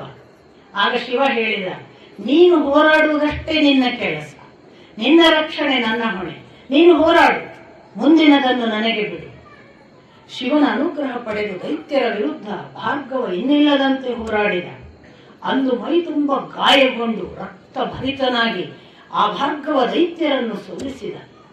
ಅಂತ ಹೊತ್ತಿನಲ್ಲಿ ಶಿವ ಪ್ರತ್ಯಕ್ಷನಾಗಿ ಆ ದುಷ್ಟರಿಂದ ಬಾಣದ ಏಟು ತೆಗೆದುಕೊಂಡು ದೇಹ ಪರಿಶುದ್ಧವಾಯಿತು. ನಿನ್ನ ಕಾಮಾಕಾಂಕ್ಷೆಗಳು ಈಗ ಆ ರಕ್ತದ ಜೊತೆಗೆ ಸುಟ್ಟು ನೀನು ಪರಿಶುದ್ಧ ಮೂರ್ತಿಯಾದೆ. ಇಂದು ನೀನು ಪಾತ್ರನಾಗಿದ್ದಿ. ಇದೋ ತೆಗೆದುಕೋ, ನಿನಗಿನ್ನು ದಿವ್ಯಾಸ್ತ್ರ ಶಸ್ತ್ರಾಸ್ತ್ರಗಳನ್ನು ಕೊಟ್ಟಿದ್ದೇನೆ. ನಿನ್ನನ್ನೇ ಇನ್ನು ಯಾರೂ ಗೆಲ್ಲಲಿಕ್ಕೆ ಸಾಧ್ಯವಿಲ್ಲ, ಸಾಕ್ಷಾತ್ ಇಂದ್ರ ಕೂಡ. ಹಾಗೆ ಪರಶುರಾಮ ಯಾವ ಭಾರ್ಗವ ಅನುಗ್ರಹ ಪಡೆದನಲ್ಲ, ಅಂಥ ಭಾರ್ಗವನೇ ಕರ್ಣನ ಗುರು. ಅವನು ಯಾವೆಲ್ಲ ಶಸ್ತ್ರಾಸ್ತ್ರಗಳನ್ನು ಪಡೆದಿದ್ದನಲ್ಲ, ಅದನ್ನೆಲ್ಲ ಕರ್ಣನಿಗೆ ಅನುಗ್ರಹ ಮಾಡಿದ್ದಾನೆ ಎಂದರೆ ಏನರ್ಥ? ಅವನು ಸೂತಪುತ್ರ ಎಂದು ಹಂಗಿಸುತ್ತೀಯಾ? ಅವನು ಪರಿಶುದ್ಧನಲ್ಲದಿದ್ದರೆ ಪರಶುರಾಮ ಅಷ್ಟೊಂದು ಅಸ್ತ್ರಶಸ್ತ್ರ ಕೊಡುತ್ತಿದ್ದನೆ? ಅವನನ್ನು ನೋಡಿದರೆ ನಿನಗೆ ಅವನು ಸೂತಪುತ್ರ ಎಂದು ಅನಿಸುತ್ತದೆಯೇ? ಯಾರೋ ಮಹಾನುಭಾವರು ತಮ್ಮ ದಿವ್ಯ ಚೇತನದಿಂದ ಹೆತ್ತು ತಮಗೆ ಬೇಡವಾಗಿ ವಿಸರ್ಜಿಸಿದಂತೆ ಕಾಣುತ್ತಾನೆ ಈ ಪುರುಷ. ಇವನ ವಕ್ಷಸ್ಥಲವನ್ನು ನೋಡು, ಇವನ ಧೀರ ತೋಳುಗಳನ್ನು ನೋಡು. ಇವನು ಕ್ಷತ್ರಿಯನಲ್ಲದೆ ಬೇರಲ್ಲ ಎನ್ನುವುದು ಯಾರಿಗಾದರೂ ತಿಳಿಯುತ್ತದೆ. ಅಂಥವನನ್ನು ಸೂತಪುತ್ರ ಎಂದು ಹಂಗಿಸಬೇಕಾಗಿಲ್ಲ. ಒಂದೊಮ್ಮೆ ನೀನು ಸೂತಪುತ್ರ ಎಂದು ಹಂಗಿಸಿದರೂ ಪರಶುರಾಮ ಮಾಡಿದ ಅನುಗ್ರಹವನ್ನು ನೋಡಿಯಾದರೂ ನೀನು ನೆನಪಿಟ್ಟುಕೋ, ನೀನು ಕನಿಷ್ಠರಿಗೇನು ಸಾರಥ್ಯ ಮಾಡುತ್ತಿಲ್ಲ. ಆ ಮಟ್ಟಕ್ಕೆ ದುರ್ಯೋಧನ ಕರ್ಣನನ್ನು ಮತ್ತೆ ಒಂದು ಅಂಶ ಹೆಚ್ಚು ಅನ್ನುವ ಹಾಗೆ ಕೊಂಡಾಡಿಯೇ ಒಪ್ಪಿಸಿದ. ಶಲ್ಯ ಹೇಳಿದ, ಏನೇ ಆದರೂ ನೀನೀಗ ಏನೋ ಹೇಳಿದೆಯಲ್ಲ, ಇಂದ್ರಾದಿ ದೇವತೆಗಳನ್ನೂ ಕೂಡ ಎದುರಿಸಲಿಕ್ಕೆ ಸಾಧ್ಯವಿಲ್ಲದ ಆ ದಿವ್ಯಾಸ್ತ್ರಗಳನ್ನು ಇವನಿಗೆ ಕೊಟ್ಟಿದ್ದಾನೆ ಎಂದು. ಅದನ್ನು ನೀನು ಮರೆತು ಬಿಡು. ಪಾಂಡವರನ್ನು ಯಾವ ಇಂದ್ರಾದಿ ದೇವತೆಗಳೇ ಸ್ವತಃ ಯುದ್ಧಕ್ಕೆ ಬಂದರೂ ಗೆಲ್ಲಲಾಗುವುದಿಲ್ಲ. ಅಷ್ಟರ ಮಟ್ಟಿಗೆ ಕರ್ಣ ಕಡಿಮೆ ಎಂದು ನಿನಗೆ ಗೊತ್ತಿದೆ. ಪುನಃ ದುರ್ಯೋಧನ ಹೇಳ್ತಾನೆ, ಸಾಕು ಸಾಕು, ಪರ ಪ್ರಶಂಸೆಯನ್ನು ಮಾಡಿ ನಮ್ಮನ್ನು ಅವಮಾನಿಸುವುದು, ಕನಿಷ್ಠಗೊಳಿಸುವುದು ಈ ಪರಂಪರೆ ಇನ್ನು ನಿಲ್ಲಲಿ. ನಾವು ಬಲಿಷ್ಠರು, ಕರ್ಣನಿಗೆ ಸಾಧ್ಯವಿದೆ ಎನ್ನುವ ಉತ್ತೇಜನದ ಮಾತುಗಳು ಬರಲಿ, ಯುದ್ಧಕ್ಕೆ ಹೊರಡಿ ಅಂತ ಹೇಳಿ ಕರ್ಣನಿಗೆ ಹೇಳ್ತಾನೆ, ಯಾವ ಭೀಷ್ಮ ದ್ರೋಣರು ನನ್ನ ಅಪೇಕ್ಷೆಯನ್ನು ಪೂರೈಸಿಕೊಡಲಿಲ್ಲವೋ ಅದನ್ನು ನೀನು ಪೂರೈಸಿಕೊಡು. ಯಾವುದು ಗೊತ್ತಲ್ಲ ಕರ್ಣ, ಒಂದೋ ಧರ್ಮರಾಜನನ್ನು ಬಂಧಿಸು, ಇಲ್ಲ 4 ಪಾಂಡವರನ್ನು ವಧಿಸು. ಇದು ನಾನು ನಿನ್ನ ಮೇಲಿಟ್ಟಿರುವ ಭರವಸೆ. ಕರ್ಣ ಹೇಳ್ತಾನೆ, ಖಂಡಿತಕ್ಕೂ ನಾನು ಅದನ್ನು ಸಾಧ್ಯವಾಗಿಸುತ್ತೇನೆ. ಹೊರಡು ಶಲ್ಯ ಅಂತ ಪ್ರಾರಂಭ ಮಾಡ್ತಾನೆ. ಹೊರಟು ಎಲ್ಲರೂ ಜಯವಾಗಲಿ, ಕರ್ಣನಿಗೆ ಜಯವಾಗಲಿ, ಕರ್ಣ ವಿಜಯ ಅಂತ ಬುಗ್ಗ ಹೊಡಿತಿರ್ತಾರೆ. ಇವನು ಕರ್ಣ ಕೂತು ಶಲ್ಯ ಮುಂದೆ ಹೋಗು ಅಂತಿದ್ದಾನೆ. ಇದ್ದಕ್ಕಿದ್ದ ಹಾಗೆ ಶಲ್ಯನಿಗೆ ಕರ್ಣ ಹೇಳ್ತಾನೆ, ನಾನೀಗ ಕೃಷ್ಣ ಅರ್ಜುನರ ಕಡೆಗೆ ಹೋಗಬೇಕು, ಬೇರೆಲ್ಲಿಗೂ ನನ್ನ ರಥವನ್ನು ಚಲಿಸಬೇಡ. ನಾನು ಇಂದು ಒಂದು ಕೃಷ್ಣಾರ್ಜುನರ ಸಂಹರಿಸುತ್ತೇನೆ, ಇಲ್ಲ ಸಾಕ್ಷಾತ್ ರಣರಂಗದಲ್ಲಿ ಹತನಾಗಿ ಬೀಳುತ್ತೇನೆ. ಎರಡೇ ಸಾಧ್ಯತೆ. ನನಗೆ ನನ್ನ ಕಣ್ಣುಗಳು ಕೃಷ್ಣಾರ್ಜುನರ ನೋಡುವವರೆಗೆ ಹಸಿದಿವೆ. ಪಾಂಡವರೆಲ್ಲಿದ್ದಾರೆ ಆ ಕಡೆಗೆ ಮುನ್ನುಗ್ಗು. ನಾನವರನ್ನು ಇಂದು ಕೊಂದ ಬಳಿಕವೇ ಶಾಂತನಾಗುವುದು. ನನಗೆ ಆ ದಿನ ನನ್ನ ಸಂತೃಪ್ತಿ. ಅಂಥ ಒಂದು ಒಳ್ಳೆಯ ಲಕ್ಷಣಕ್ಕಾಗಿ ಹೊರಟಿದ್ದೇವೆ, ಮುನ್ನುಗ್ಗು ಅಂತಾನೆ. ಇವನೊಂದು ಭಯಂಕರ ನಗು ನಗ್ತಾನೆ. ಆ ನಗು ಹೇಗಿರ್ತದೆ ಅಂದ್ರೆ ಉಸುಕ್ಕು ಮಾಡುವುದು ಅಂತಾರಲ್ಲ ಹಾಗೆ, ಎಂಥ ಮಾತಾಡ್ತೀನಿ ಮಾರಾಯ. ಅದನ್ನು ಏನೂ ಅಲ್ಲ ಅನ್ನುವ ಹಾಗೆ ನಕ್ಕು, ಬಹುಶಃ ಇಷ್ಟರವರೆಗೂ ಕರ್ಣ ನೀನು ಅರ್ಜುನನ ಗಾಂಡೀವದ ಠೇಂಕಾರ ಕೇಳಿಲ್ಲ ಎಂದು ಭಾವಿಸುತ್ತೆ. ಅವನನ್ನು ಮುಖಾಮುಖಿಯಾಗಿ ಒಂದು ದಿನವೂ ಕಣ್ಣಿಗೆ ಕಣ್ಣು ಕೊಟ್ಟು ನಿಂತಿಲ್ಲ ಎಂದು ಕಾಣುತ್ತೆ. ಅದು ಹೋಗಲಿ, ಅವನು ಯುದ್ಧ ಸನ್ನದ್ಧನಾಗಿ ಬರುವಾಗ ರಥ ಒಂದು ಗಡಗಡ ಸಪ್ಪಳ ಮಾಡುತ್ತದಲ್ಲ, ಅದನ್ನೂ ಕಿವಿಯಿಂದ ಕೇಳಿಸಿಲ್ಲ ಎಂದು ಕಾಣುತ್ತದೆ. ನಿನ್ನ ಮಾತನ್ನು ಕೇಳಿದರೆ ನೀನು ಅವರನ್ನು ಸಂಹರಿಸುತ್ತೀಯ. ಯಾವುದಾದರೂ ಕನಸಿನ ಲೋಕದಲ್ಲಿದ್ದೀಯೋ ಹೇಗೆ? ಭ್ರಾಂತನಾಗಿ ಮಾತನಾಡಬೇಡ. ಇದು ಈ ಜೀವನದಲ್ಲಿ ನಿನ್ನಿಂದ ಸಾಧ್ಯವಿಲ್ಲ. ಸುಮ್ಮನೆ ಭ್ರಮೆ ಕಟ್ಟಿಕೊಂಡು ಯುದ್ಧಕ್ಕೆ ಹೊರಡಬೇಡ. ಅವರೊಮ್ಮೆ ಎದ್ದು ನಿತ್ತರೆಂದರೆ ನಿನ್ನ ಸಾವು ನಿಶ್ಚಿತ, ಗೊತ್ತಿರಲಿ ಅಂತಾನೆ. ಶಲ್ಯ, ಅವರನ್ನು ಕೊಂಡಾಡಿ ನನ್ನನ್ನು ಕಡಿಮೆ ಮಾಡುವ ಈ ಪ್ರವೃತ್ತಿ ಸಾಕು. ನೀನೀಗ ನನ್ನ ಸಾರಥಿ. ನನ್ನನ್ನು ಉತ್ತೇಜಿಸುವ ಮಾತುಗಳನ್ನಾಡಬೇಕು ಅನ್ನುವ ಸಾಮಾನ್ಯ ಪ್ರಜ್ಞೆ ನಿನಗಿರಲಿ. ಆಗಲಿ, ನೀನು ಹೇಳಿದಂತೆಯೇ ಒಂದೊಮ್ಮೆ ಅವರೇ ಪ್ರಬಲರಿದ್ದು ನಾನು ದುರ್ಬಲನಿದ್ದರೆ ನನಗೆ ಅದರ ಬಗ್ಗೆ ಖೇದವಿಲ್ಲ. ನಮ್ಮ ಕಣ್ಣಾರೆ ಕಂಡ ಭೀಷ್ಮ ದ್ರೋಣರೇ ಹತರಾಗಿ ನೆಲದಲ್ಲಿ ಬಿದ್ದಿದ್ದಾರೆ. ನಾನು ನೆಲಕ್ಕೆ ಬೀಳಲಿಕ್ಕೆ ಸಿದ್ಧನಿದ್ದೇನೆ. ಕಟ್ಟ ಕಡೆಗೆ ನಮ್ಮ ಪರಿಶ್ರಮ ಸೋಲುವಾಗಬಹುದು, ಗೆಲ್ಲಬಹುದು. ಪರಿಶ್ರಮ, ಪುರುಷ ಪ್ರಯತ್ನ ನಿಲ್ಲಿಸಲಿಕ್ಕಿಲ್ಲ. ನಾನು ಅದನ್ನು ಮಾಡಲಿಕ್ಕೆ ಬಂದಿದ್ದೇನೆ. ಉಳಿದದ್ದು ದೈವಾಧೀನ. ನಾನು ದೈವಾಯತ್ತವಾದ ಯಾವ ನಿರ್ಣಯವಿದೆಯೋ ಅದನ್ನು ಸ್ವೀಕರಿಸಿ ಯುದ್ಧಕ್ಕೆ ಹೊರಟಿದ್ದೇನೆ. ನೀನು ಮುನ್ನುಗ್ಗು, ಉಳಿದ ಮಾತು ಬೇಡ. ಮತ್ತೆ ಪುನಃ ಕರ್ಣ, ಎಲ್ಲರೂ ನನಗೆ ಕೃಷ್ಣಾರ್ಜುನರು ಎಲ್ಲಿದ್ದಾರೆ ತೋರಿಸಿ. ನಾನು ಅವರನ್ನು ಕಣ್ಣಿನಿಂದ ಕಾಣುವ ಹಾಗೆ ಅವರ ಗುರುತು ತೋರಿಸಿಕೊಡಿ. ಅವರಿರುವ ಜಾಗವನ್ನು ತೋರಿಸಿದವರಿಗೆ ನಾನು 100 ವರಹ ಬಹುಮಾನ ಕೊಡುತ್ತೇನೆ. ನನಗೆ ಆ ಜಾಗ ತೋರಿಸಿದ ಯಾವನೇ ಒಬ್ಬ ಸಾಮಾನ್ಯನಿಗೆ ನಾನು 1000 ಕುದುರೆಗಳನ್ನು ಕೊಡುತ್ತೇನೆ, ನಾನು ಒಂದು ರಥ ಬಂಡಿ ಸ್ವರ್ಣ ನಾಣ್ಯ ಕೊಡುತ್ತೇನೆ, ನಾನು ಒಂದಿಷ್ಟು ಹಸುಗಳನ್ನು ಕೊಡುತ್ತೇನೆ, ನಾನು ಆನೆಗಳನ್ನು ಕೊಡುತ್ತೇನೆ, ನಿಮಗೆ ಅಲಂಕೃತವಾದ ಸ್ತ್ರೀಯರನ್ನು ಕೊಡುತ್ತೇನೆ. ಪಟ್ಟಿ ಮಾಡ್ತಾ ಹೋಗ್ತಾನೆ ಉದ್ದಾನುದ್ದ. ಯಾರು ನನಗೆ ಕೃಷ್ಣಾರ್ಜುನರನ್ನು ತೋರಿಸುತ್ತಾರೆ ಅವರಿಗೆ ಈ ನನ್ನ ಬಹುಮಾನ ನಿಶ್ಚಿತ. ಅಂದ್ರೆ ಶಲ್ಯ ತೋರಿಸಲ್ಲ ಅಂತ ಒಂದು ಇಂಡೈರೆಕ್ಟ್. ಇವ ಏನ್ ಕರ್ಕೊಂಡು ಹೋಗಂಗ್ ಕಾಣಲ್ಲ, ನೀವಾದ್ರೂ ಕರ್ಕೊಂಡು ಹೋಗಿ ಭಾರಿ ಘೋಷಣೆ. ಇವ ಇಲ್ಲಿ ಗಾಡಿ ಹೊಡ್ಕೊಂಡು ಎಂಥ ಮೂರ್ಖ ಕಣಯ್ಯ ನೀನು. ಅಪಾತ್ರನಿಗೆ ದಾನ ಮಾಡಿದ್ರೆ ಪುಣ್ಯ ಅಲ್ಲ ಪಾಪ ಬರುತ್ತೆ, ಅದು ಗೊತ್ತಿಲ್ಲ ನಿನಗೆ. ಯಾರ್ಯಾರಿಗೂ ಏನೋ ಕೆಲಸಕ್ಕೆ ದುಡ್ಡು ಕೊಡ್ತೀಯಂತೆ, ದುಡ್ಡು ಬಹಳ ಇದ್ರೆ ಯಜ್ಞ ಮಾಡು ಪುಣ್ಯ ಬರುತ್ತೆ. ಸುಮ್ಮನೆ ವೇಸ್ಟ್ ಮಾಡಬೇಡ. ಯಾರ್ಯಾರಿಗೂ ದಾನ ಕೊಡ್ತೀನಿ ಹೇಳಿ ಯಾರೋ ತೋರಿಸ್ತಾರೆ ಅಂತ ನಂಬಿದ್ದಿ, ಅವ್ರು ಅಷ್ಟೆಲ್ಲ ನಿನಗೆ ಎದುರಾಬದ್ರೆ ಬರೋರಿದ್ದಾರೆ. ಯಾರ್ಯಾಕೆ ತೋರಿಸ್ಬೇಕು? ಹುಚ್ಚರ ಹಾಗೆ ದುಡ್ಡಿದೆ ಅಂತ ದಾನ ಮಾಡ್ತೀನಿ ಇದರಲ್ಲೇ ಕಳೆದಿ. ನಿನ್ನ ದಾನದಿಂದಲೇ ನೀನು ಹಾಳಾದದ್ದು, ಹೌದಲ್ವಾ? ಕರ್ಣಕುಂಡಲ ಕೊಟ್ಟೆ ಹಾಳಾದದ್ದು. ಕರ್ಣಕುಂಡಲ ಇರುವವರೆಗೆ ಯಾರು ಅವನನ್ನು ಕೊಲ್ಲಕ್ಕೆ ಸಾಧ್ಯ ಇರಲಿಲ್ಲ. ಅದಕ್ಕೆ ಸೂರ್ಯ ಬಂದು ಹೇಳ್ತಾನೆ, ಕೊಡಬೇಡ, ನಿನ್ನ ಪ್ರಾಣಕ್ಕೆ ಅಪಾಯ ಇದೆ. ಆದರೂ ಅದನ್ನು ಕತ್ತರಿಸಿ ಕೊಟ್ಟದ್ದರಿಂದ ಅವ ವೈಕರ್ತನ. ಸದಾ ವರ್ಷಧಾರೆಯಂತೆ ದಾನ ಮಾಡಿದ್ದರಿಂದ ವೃಷಸೇನ. ಹೊತ್ತು ಬಂದದ್ದೇ ಸಂಪತ್ತು ವಸುವನ್ನೇ ಕರ್ಣಕುಂಡಲ ಅನ್ನುವ ಸಂಪತ್ತನ್ನು ಹೊತ್ತು ಬಂದಿದ್ದ. ಆದ್ದರಿಂದ ಅಪ್ಪ ಅಮ್ಮ ವಸುಷೇಣ ಅಂತ ಹೆಸರಿಟ್ಟರು. ಕರ್ಣಕುಂಡಲ ಧಾರಣ ಇದ್ದದ್ದರಿಂದ ಕರ್ಣ ಅನ್ನುವ ಹೆಸರಾಯಿತು. ಕರ್ಣಾಕರ್ಣವಾಗಿ ದಾನದ ಹೆಸರು ಬೆಳೆದದ್ದರಿಂದಲೂ ಕರ್ಣನಾದ. ರಾಧೆ ಅಧಿರಥನ ಹೆಂಡತಿ ಸಾಕಿದ್ದರಿಂದ ರಾಧೇಯ ಅನ್ನುವ ಹೆಸರು. ಹೀಗೆಲ್ಲ ಅವನ ಹೆಸರುಗಳನ್ನ ಉಲ್ಲೇಖ ಮಾಡಬೇಕು. ಆ ತರದ ಆ ವ್ಯಕ್ತಿ ನೀನು ದಾನ ಮಾಡಿಯೇ ಹಾಳಾದದ್ದು. ಬೇಡಾದಕ್ಕೆ ದುಡ್ಡು ಖರ್ಚು ಮಾಡಬೇಡ, ದಾನ ಮಾಡ್ತೇನೆ ಅನ್ಬೇಡ. ಅವರನ್ನು ತೋರ್ಸಕ್ಕೆ ಯಾರ್ಯಾಕೆ ಬೇಕು, ಅವರೇ ಎದುರು ಬಂದು ನಿಲ್ತಾರೆ. ಮುಂದೆ ನಿನ್ನ ಗತಿ ನೋಡು, ಮಣ್ಣಲ್ಲಿ ಮಣ್ಣಾಗಿ ಹೋಗ್ತಿ. ಆ ಥರದವರು ಅವರು. ಅಂಥ ಮಹಾನುಭಾವರ ಮುಂದೆ ನಿನ್ನ ಈ ಪೊಗರಾಟ ಬೇಡ. ಎಷ್ಟು ದಿವಸ ಪೊಗರು? ನಿನ್ನ ಸೊಕ್ಕು, ನಿನ್ನ ಅಹಂಕಾರದ ಈ ಆತ್ಮಶ್ಲಾಘನೆ, ಜಂಬ ಕುಚ್ಚಿಕೊಳ್ಳುವಿಕೆ ಯಾವುದವ್ರ ಮುಂದೆ ನಡೆಯೋದಿಲ್ಲ. ಅವರು ಎಂಥವರು ಅಂತ ಗೊತ್ತಿಲ್ಲದೆ ಇರೋದ್ರಿಂದ ಇಷ್ಟೆಲ್ಲ ಬೊಗಳಾಟ. ನೀನು ಬೊಗಳುವುದು ಹೇಗುಂಟು ಅಂದರೆ ಆನೆಯನ್ನ ಎದುರಿಗೆ ನಿಲ್ಲಿಸಿ ಮೊಲ ಕರೆದ ಹಾಗುಂಟು. ಒಂದು ನಾಯಿ ಹುಲಿಯನ್ನು ಗುರ್ರ ಅಂತ ಗುರಾಯಿಸಿ ಬೊಗಳಿ ನಾನಿದ್ದೇನೆ ಅಂತ ಹುಲಿಗೆ ಹೆದರಿಸಿದ ಹಾಗುಂಟು. ಒಂದು ಇಲಿಯನ್ನು ಮುಂದಿಟ್ಟು ಬೆಕ್ಕು ಭಾರಿ ಪ್ರಬಲವಾಗಿ ನಿಂತಿದ್ದಾಗ ಇಲಿ ನಾನು ಬಲಿಷ್ಠ ಅಂದ ಹಾಗುಂಟು ನಿನ್ನ ಬೊಗಳಾಟ. ಎಲ್ಲ ಪ್ರಾಬಲ್ಯದ ಮುಂದೆ ಒಂದು ಗುಳ್ಳೆ ನರಿ, ಸಿಂಹದ ಮುಂದೆ ನಾನೇ ಪ್ರಬಲ ಅಂತ ಊಳಿಟ್ಟ ಹಾಗೆ ನಿನ್ನ ಊಳಾಡುವಿಕೆ. ಎಲ್ಲಿದ್ದಿ ನೀನು?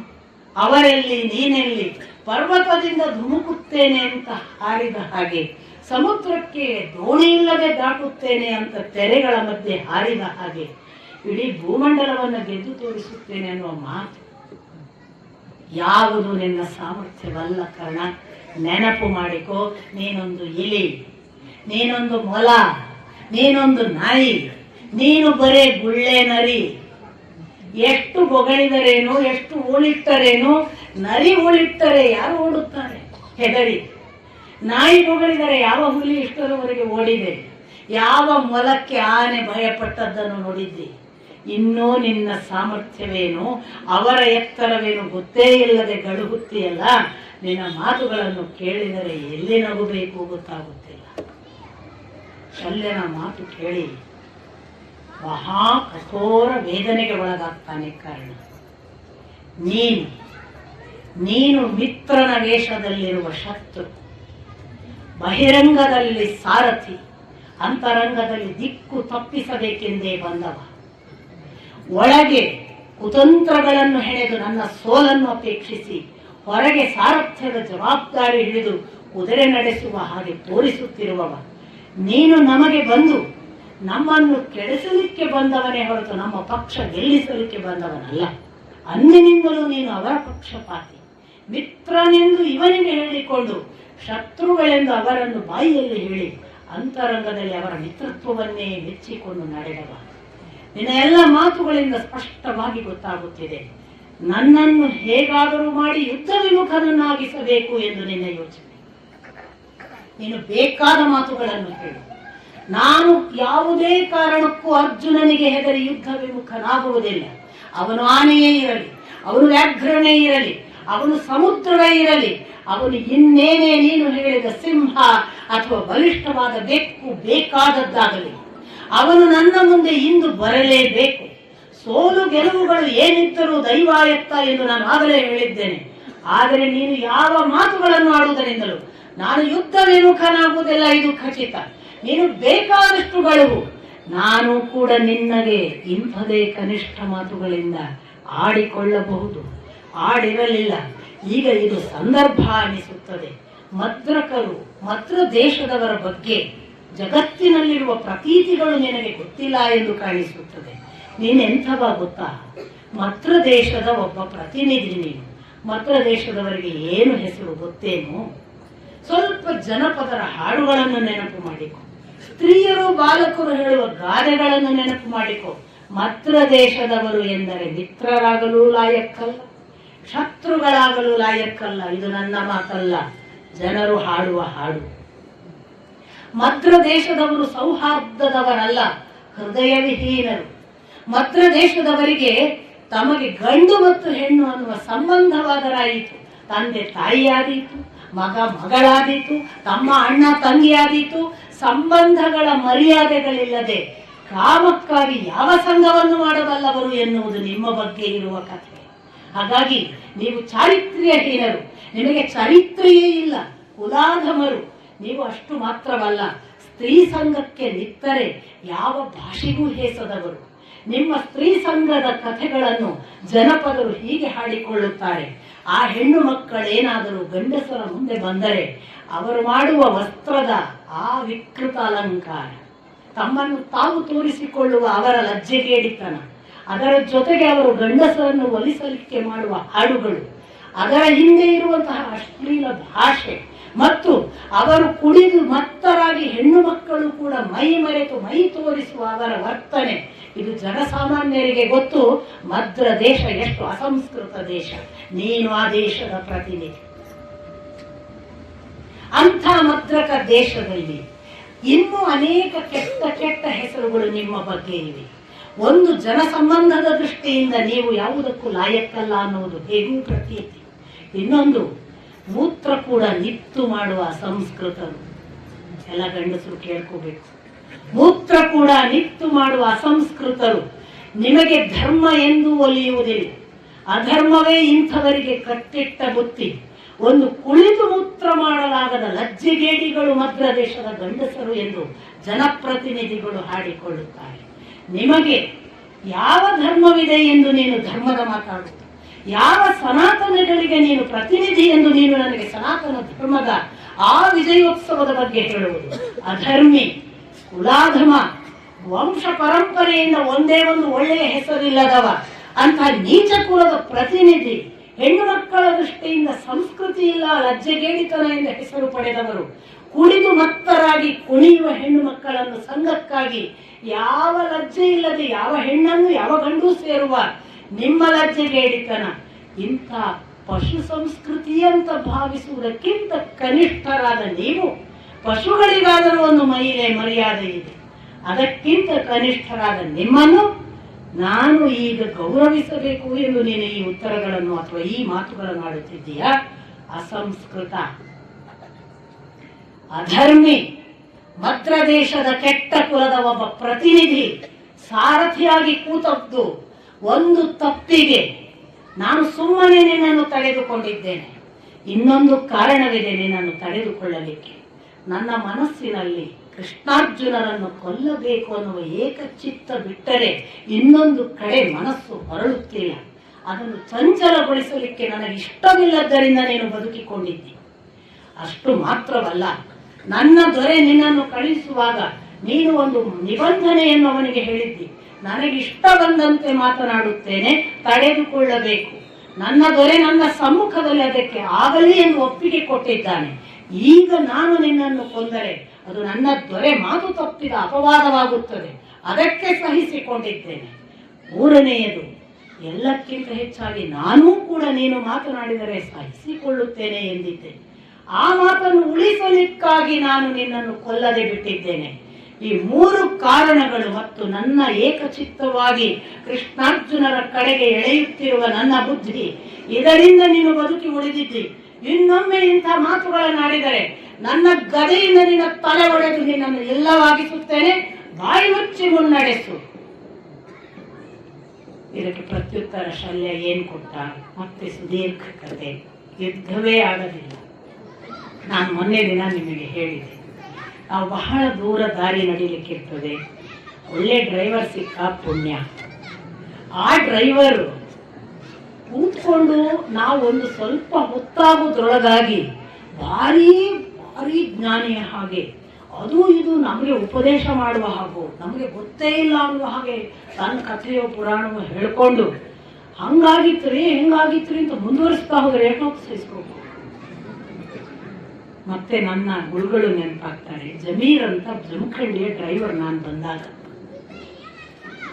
ನಾನು ನನ್ನ ಗುರುಗಳು ಬೇರೆ ಬೇರೆ ಕಡೆಗೆ ಜಮೀರ್ನ ಕಾರಲ್ಲಿ ಹೋಗ್ತಿದ್ದೆ. ಒಂದು ಸಂದರ್ಭ ಬಂತು, ನನ್ನ ಗುರುಗಳು ಮಹಾ ವೇಗಶಾಲಿ. ಅವರಿಗೆ ಹೀಗೆ ಹೇಳೋದ್ರೊಳಗೆ ಅವರು ಜಮಖಂಡಿಲಿ ಇರ್ಬೇಕು, ಅದು ಹೇಗಾದ್ರೂ ಆಗ್ತದೆ. ಅವರ ಸೈಕಲ್ ಅನ್ನ ಬೆನ್ನಟ್ಟಲಿಕ್ಕಾಗದೆ ಎಷ್ಟೋ ಜನ ಅವರು ಹೋದದ್ದನ್ನು ಫಾಲೋ ಮಾಡಿ ಸೋತದ್ದು ಕಥೆಗಳನ್ನು ಕಲ್ಯಾಣಿಲಿ ಈಗಲೂ ಮಹಾ ಯುವಕರು ಹೇಳ್ತಾರೆ. ಅಂಥ ನನ್ನ ಗುರುಗಳ ಜೊತೆಗೆ ನಾನು ಅವರು ಹಿಂದೆ ಕೂತಿದ್ದೀವಿ. ಜಮೀರ್ ಗಾಡಿ ಹೊಡಿತಾನೆ. ಆ ಕಾಲಕ್ಕೆ ಅಂಬಾಸಿಡರ್, ಅದು ಬಹಳ ಅಂದ್ರೆ 60 ಹೋಗ್ತಿತ್ತು ಆ ಕಾಲಕ್ಕೆ. ಒಬ್ಬ ವೇಗ ಹೊಡೆಯೋದಂದ್ರೆ 60, ಇನ್ನೂ ಬಹಳ ಒಳ್ಳೆ ಡ್ರೈವರ್ ಅಂದ್ರೆ 65-70 ಹೋಗ್ತಿತ್ತು ಆ ಕಾಲದ ಅಂಬಾಸಿಡರ್. ನಾವು ಉಡುಪಿ ತಲುಪಬೇಕು, ಇವ 30 ತಪ್ಪಿದ್ರೆ 35 ಹೋಗ್ತಾ ಇದ್ದ. ನನ್ನ ಗುರುಗಳು ಒಂದಿಷ್ಟು ಹೊತ್ತು ತಡ್ಕೊಂಡು, ಬಹುತೇಕ ಅವರು ಹುಬ್ಬಳ್ಳಿ ತನಕ ತಡ್ಕೊಂಡು, ಆಮೇಲೆ ಕೇಳಿದ್ರು, ಯಾಕೋ ತಮ್ಮ ಗಾಡಿ ಬರೋಬ್ಬರಿ ಇಲ್ಲೇನು? ಏನ್ರಿ ನಾನು ಗಾಡಿ ಬಗ್ಗೆ ಕೇಳ್ತೀರಿ, ಏನು ಹೊಚ್ಚ ಹೊಸದ್ರಿ, ಈಗ ಮೊನ್ನೆ ಸರ್ವಿಸ್ ಮಾಡೀನಿ, ಒಮ್ಮೆ ಹೊರಟಿತ್ತಂದ್ರೆ ಯಾರ್ಯಾರು ಮಿಟ್ರೆ ಹೇಳಿ ಹಂಗೆ ಹೋಗ್ತೈತಿ ನನ್ನ ಗಾಡಿ. ಒಂದ್ ದಿವಸ ನಾನು ಯಾರ್ಯಾರು ಸೋತಂತ ನನಗೆ ಗೊತ್ತಿಲ್ರಿ, ನಾವು ಹೊಡೆದೇ ನಿಂತೀರಿ, ಎಂತೆಂತ ಊರಿಗೆ ಬಂದೇನು ಗೊತ್ತಿಲ್ಲ. ಶುರು ಮಾಡ್ಬಿಟ್ಟ. ಸುಮ್ಮನೆ ಇದ್ರು ನನ್ನ ಗುರುಗಳು. ಮತ್ತೊಂದಿಷ್ಟು ಮುಂದೆ ಹೋಯ್ತು. ಇನ್ನೂ ಮುಂದೆ ಹೋದಾಗ ಆಲ್ಮೋಸ್ಟ್ ನಾವು ಇನ್ನೇನು ಚಾರ್ಮಾಡಿ ಘಾಟಿಗೆ ಹತ್ರ ಬಂದಿದ್ದೇವೆ. ಆಗ ಪುನಃ ಕೇಳಿ, ಯಾಕೋ ನಿನ್ನ ಗಾಡಿ 30-35 ಮೇಲೆ ಹೋಗುವಂತಂದು ಒಂದಿಟ್ಟು ದೌಡ್ ಹೊಡಿತೀಯೋ, ನಾ ಕೊಡ್ಲೇನು ಆ ಸೀಟ್ನಾಗ? ಹಾಗಾದ್ರೆ ನನ್ನ ಡ್ರೈವರ್ಗೆ ಕೇಳ್ತೀರೇನ್ರಿ? ಭಾಳ ಮಂದಿ ಫೋನ್ ಮಾಡಿ ನನ್ನೇ ಕಳ್ಸಂತಾರಿ ನನ್ನ ಬಾಸ್ಗೆ. ನನ್ನ ಬಗ್ಗೆ ಗೊತ್ತಿಲ್ರಿ ನನಗೆ. ನಾನು ಹೇಳಿದ್ರೆ ಎಷ್ಟೋ ಮಂದಿ ಇವತ್ತು ಬೇಡ ಬಿಡು ಅವ ಇಲ್ಲ ನಾಳೆ ಹೋಗೋಣ ಅಂತಾರೆ. ಹಾಂಗೆ ಹೊಡಿತೀನ್ರಿ ನಾನು. ತನ್ನ ಬಗ್ಗೆ ಕೊಚ್ಚಾಕ್ಷ ಮಾಡಿ ಸುಮ್ಮನೆ ಇದ್ರು. ಚಾರ್ಮಾಡಿ ಘಾಟಿ ಇಳಿಲಿಕ್ಕೆ ಶುರುವಾಯಿತು. ಒಂದು ಇಳಿಯುವ ಇಳುಕದಲ್ಲೂ ಕೂಡ ಇವನು 30 ಇದ್ದ. ನನ್ನ ಗುರುಗಳು, ಜಮೀರ ಒಂದಿಟ್ಟು ಗಾಡಿ ತರಬಪ್ಪ ಬದಿಗೆ ಹಚ್ಚಿ ತಂದು. ನನಗೂ ಗೊತ್ತಿಲ್ಲ ಅವ್ರು ಯಾಕೆ ಹಂಗಂತಾರಂತ, ಅವನಿಗೂ ಗೊತ್ತಿರ್ಲಿಕ್ಕಿಲ್ಲ. ನನ್ನ ಗುರು ಅವರು ಹೇಳಿದ ತಕ್ಷಣ ಪಾಪ ಅವನ ಬದಿಗೆ ತಗೊಂಡೋಗಿ ಗಾಡಿ ನಿಲ್ಲಿಸಿದ. ನನ್ನ ಗುರುಗಳು ಬಹುಶಃ ನಾನು ಅಂದ್ಕೊಂಡೆ ಮೂತ್ರಶಂಕೆ ಅದಕ್ಕೆ ನಾವು ಎಳೀತಿರ್ಬೋದು ಅಂತ. ಅವ್ರು ಹೇಳಿದ್ರು, ಮಗಳೇ ಇಳಿ ಅಂದ್ರು. ನಾನು ಹೇಳಿದೆ, ನಡೆಯೋಣ ಮಗಳೇ. ನಾನು ಕೂಡ ನಡೆಯಕ್ಕೆ ಶುರು ಮಾಡಿದ್ದೆ. ದಾದರಿ ಎಲ್ಲ ಬರುದು ನಮ್ಮ ಹಿಂದೆ, ಹತ್ರಿ ಕೂಡ್ರಿ ಅಂತ. ಇವ್ರು ಕೂಡ್ತಾನೆ ಇರ್ಲಿಲ್ಲ. ಯಾಕ್ರಿ ದಾದರಿ, ನಾನು ಅಂಥದ್ದು ಏನ್ ಮಾಡೇನ್ರಿ, ಕೂಡ್ರಿ. ಇಲ್ಲೋ ತಮ್ಮ, ನಡ್ಕೋತ ಹೋದ್ರೆ ನಿನ್ಕಿನ್ ಮಗು ಬಿಡ್ತೀನಿ. ಇದು ಪಾಪ ಸಾರಥಿಯನ್ನು ತಾನಾಗಿ ಆಯ್ಕೆ ಮಾಡಿದ ಕರ್ಣನ ಅವಸ್ಥೆ. ಇಡೀ ಮಹಾಭಾರತವನ್ನು ಮತ್ತೆ ರಿಪೀಟ್ ಓದಿದೆ ನಾನು, ಹಿಂದಿನ ಘಟನೆಗಳನ್ನು. ಘಟೋತ್ಕಚನ ಮುಂದೆ ಸಾರಥಿಯಾಗಿ ನಡೆಸಿದವ ಎಷ್ಟು ಚೆನ್ನಾಗಿ ನಡೆಸಿದ್ದಾನೆ ಕರ್ಣನನ್ನು. ಏನೂ ಸಾರಥ್ಯ ದೋಷ ಇಲ್ಲ. ಕರ್ಣ ಮಾಡಿದ ಅನೇಕ ಯುದ್ಧಗಳಲ್ಲಿ ಅವನೇನು ಸೋಲುವುದಕ್ಕೆ ಸಾರಥಿ ಕಾರಣ ಆದ ಉದಾಹರಣೆಗಳಿಲ್ಲ. ಅನೇಕರನ್ನು ಗೆದ್ದದ್ದುಂಟು.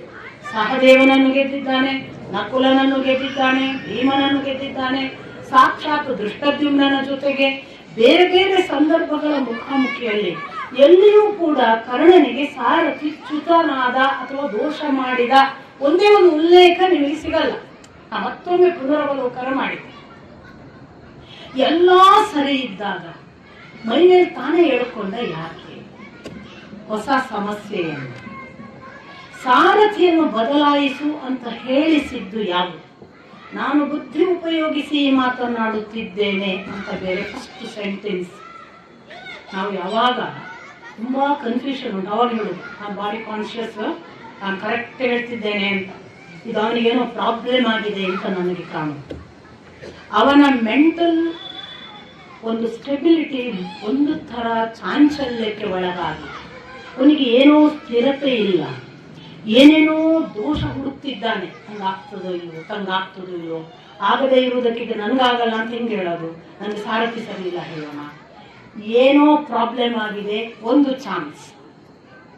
ಅಥವಾ ಅವನನ್ನ ಮೌಢ್ಯಕ್ಕೆ ಒಳಪಡಿಸಬೇಕು ಅನ್ನುವುದೇ ಕೃಷ್ಣನ ಉದ್ದೇಶ ಅನ್ನುವುದು ಇಲ್ಲಿಯೂ ಕೆಲಸ ಮಾಡಿರಬೇಕು ಅಂತ ನಾನು ಅನುಮಾನ. ಕೃಷ್ಣನ ಕಾಸ್ಮಿಕ್ ಪ್ಲಾನ್ನಲ್ಲಿ ಯುಧಿಷ್ಠಿರ ಹಿಂದೆ ಕೇಳಿದ್ದ, ನೀನು ಕರ್ಣನ ಜೊತೆಗಿರುವಾಗ ಒಂದು ದಿವಸ ಅವನಿಗೆ ತೊಂದರೆ ಕೊಡಬೇಕು ನನಗಾಗಿ ಅಂತ. ಅದಕ್ಕೆ ಅವ ಎಸ್ ಅಂದಿದ್ದ, ಶಲ್ಯ ಖಂಡಿತ ಅಂತ ಮಾಡ್ತೇನೆ. ಆ ವರವನ್ನ ಸಾಬೀತು ಮಾಡುವ ಒಂದು ಸಂದರ್ಭ ಬೇಕಿತ್ತು. ಯಾರಿಗೆ ಬೇಕಿತ್ತು ಅಂತ ಪ್ರಶ್ನೆ. ಇದೆಲ್ಲವನ್ನು ನಡೆಸುವ ಕೃಷ್ಣನಿಗೆ ಬೇಕಿತ್ತು. ಬಹುಶಃ ಕೃಷ್ಣನಿಂದ ಅನೇಕ ಸಂದರ್ಭಗಳಲ್ಲಿ ಕರ್ಣ ವಿಮೋಹಕ್ಕೆ ಒಳಗಾಗಿದ್ದ ಅನ್ನುವುದರಲ್ಲಿ ಇದನ್ನು ಸೇರಿಸಬೇಕೇನೋ ಅಂತ ನನಗನ್ಸುತ್ತೆ. ಇನ್ನು ಯಾವ ರೀಸನ್ ಕಾಣಲ್ಲ. ಕೆಲವರು ಕೆ.ಎಸ್. ನಾರಾಯಣಾಚಾರ್ಯರಂಥವರು ಅವನಿಗೆ ತನ್ನನ್ನು ಸೂತಪುತ್ರ ಅಂತ ಬಹಳ ಶಲ್ಯ ಹಂಗಿಸ್ತಿದ್ದ. ಅವನ ಮೇಲೆ ದ್ವೇಷ ತೀರಿಸಬೇಕು ಅನ್ನೋ ಒಂದು ಹಠ ಇತ್ತು.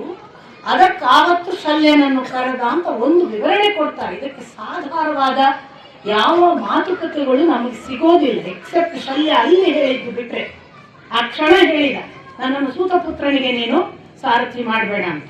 ನಮಗೆ ಉಳಿದ ಕಡೆ ಎಲ್ಲೂ ಸಿಗೋದಿಲ್ಲ. ಆದರೆ ಹಾಗೆ ಸಿಗ್ತದೆ ಬೇರೆ ಕಡೆ ದಾಖಲೆ ಅಂತ ಕೆ.ಎಸ್. ನಾರಾಯಣಾಚಾರ್ಯ ಒಂದು ವಾದ ಇದೆ. ಅದು ಬಿಟ್ರೆ ನಮಗೆ ಎಲ್ಲೂ ಕೂಡ ಒಂದು ಸ್ಟ್ರಾಂಗ್ ಆದ ರೀಸನ್ ಯಾಕೆ ಇವ ಸಾರಥಿ ಚೇಂಜ್ ಮಾಡಿದ, ಸಾರಥಿಯಲ್ಲಿ ಯಾಕೆ ದೋಷ ಕಾಣಿಸಿತು ಇವನಿಗೆ, ಸಾರಥಿಯಲ್ಲಿ ದೋಷ ಆದ ಯಾವ ಘಟನೆ ಇತ್ತು. ಇನ್ಫ್ಯಾಕ್ಟ್ ಸಾರಥಿಯ ರಥ ರೆಡಿ ಮಾಡಿ ಕೊಡ್ತಾನೆ, ಕುದುರೆ ರೆಡಿ ಮಾಡಿ ಕೊಡ್ತಾನೆ, ಅದನ್ನು ಶಲ್ಯ ಏರ್ತಾನೆ. ಅದನ್ನೆಲ್ಲ ಬಹಳ ಕಿಂದನಾಗಿ ಮಾಡ್ತಿರ್ಬಹುದು ಸೂತ ಆ ಸಾರಥಿ.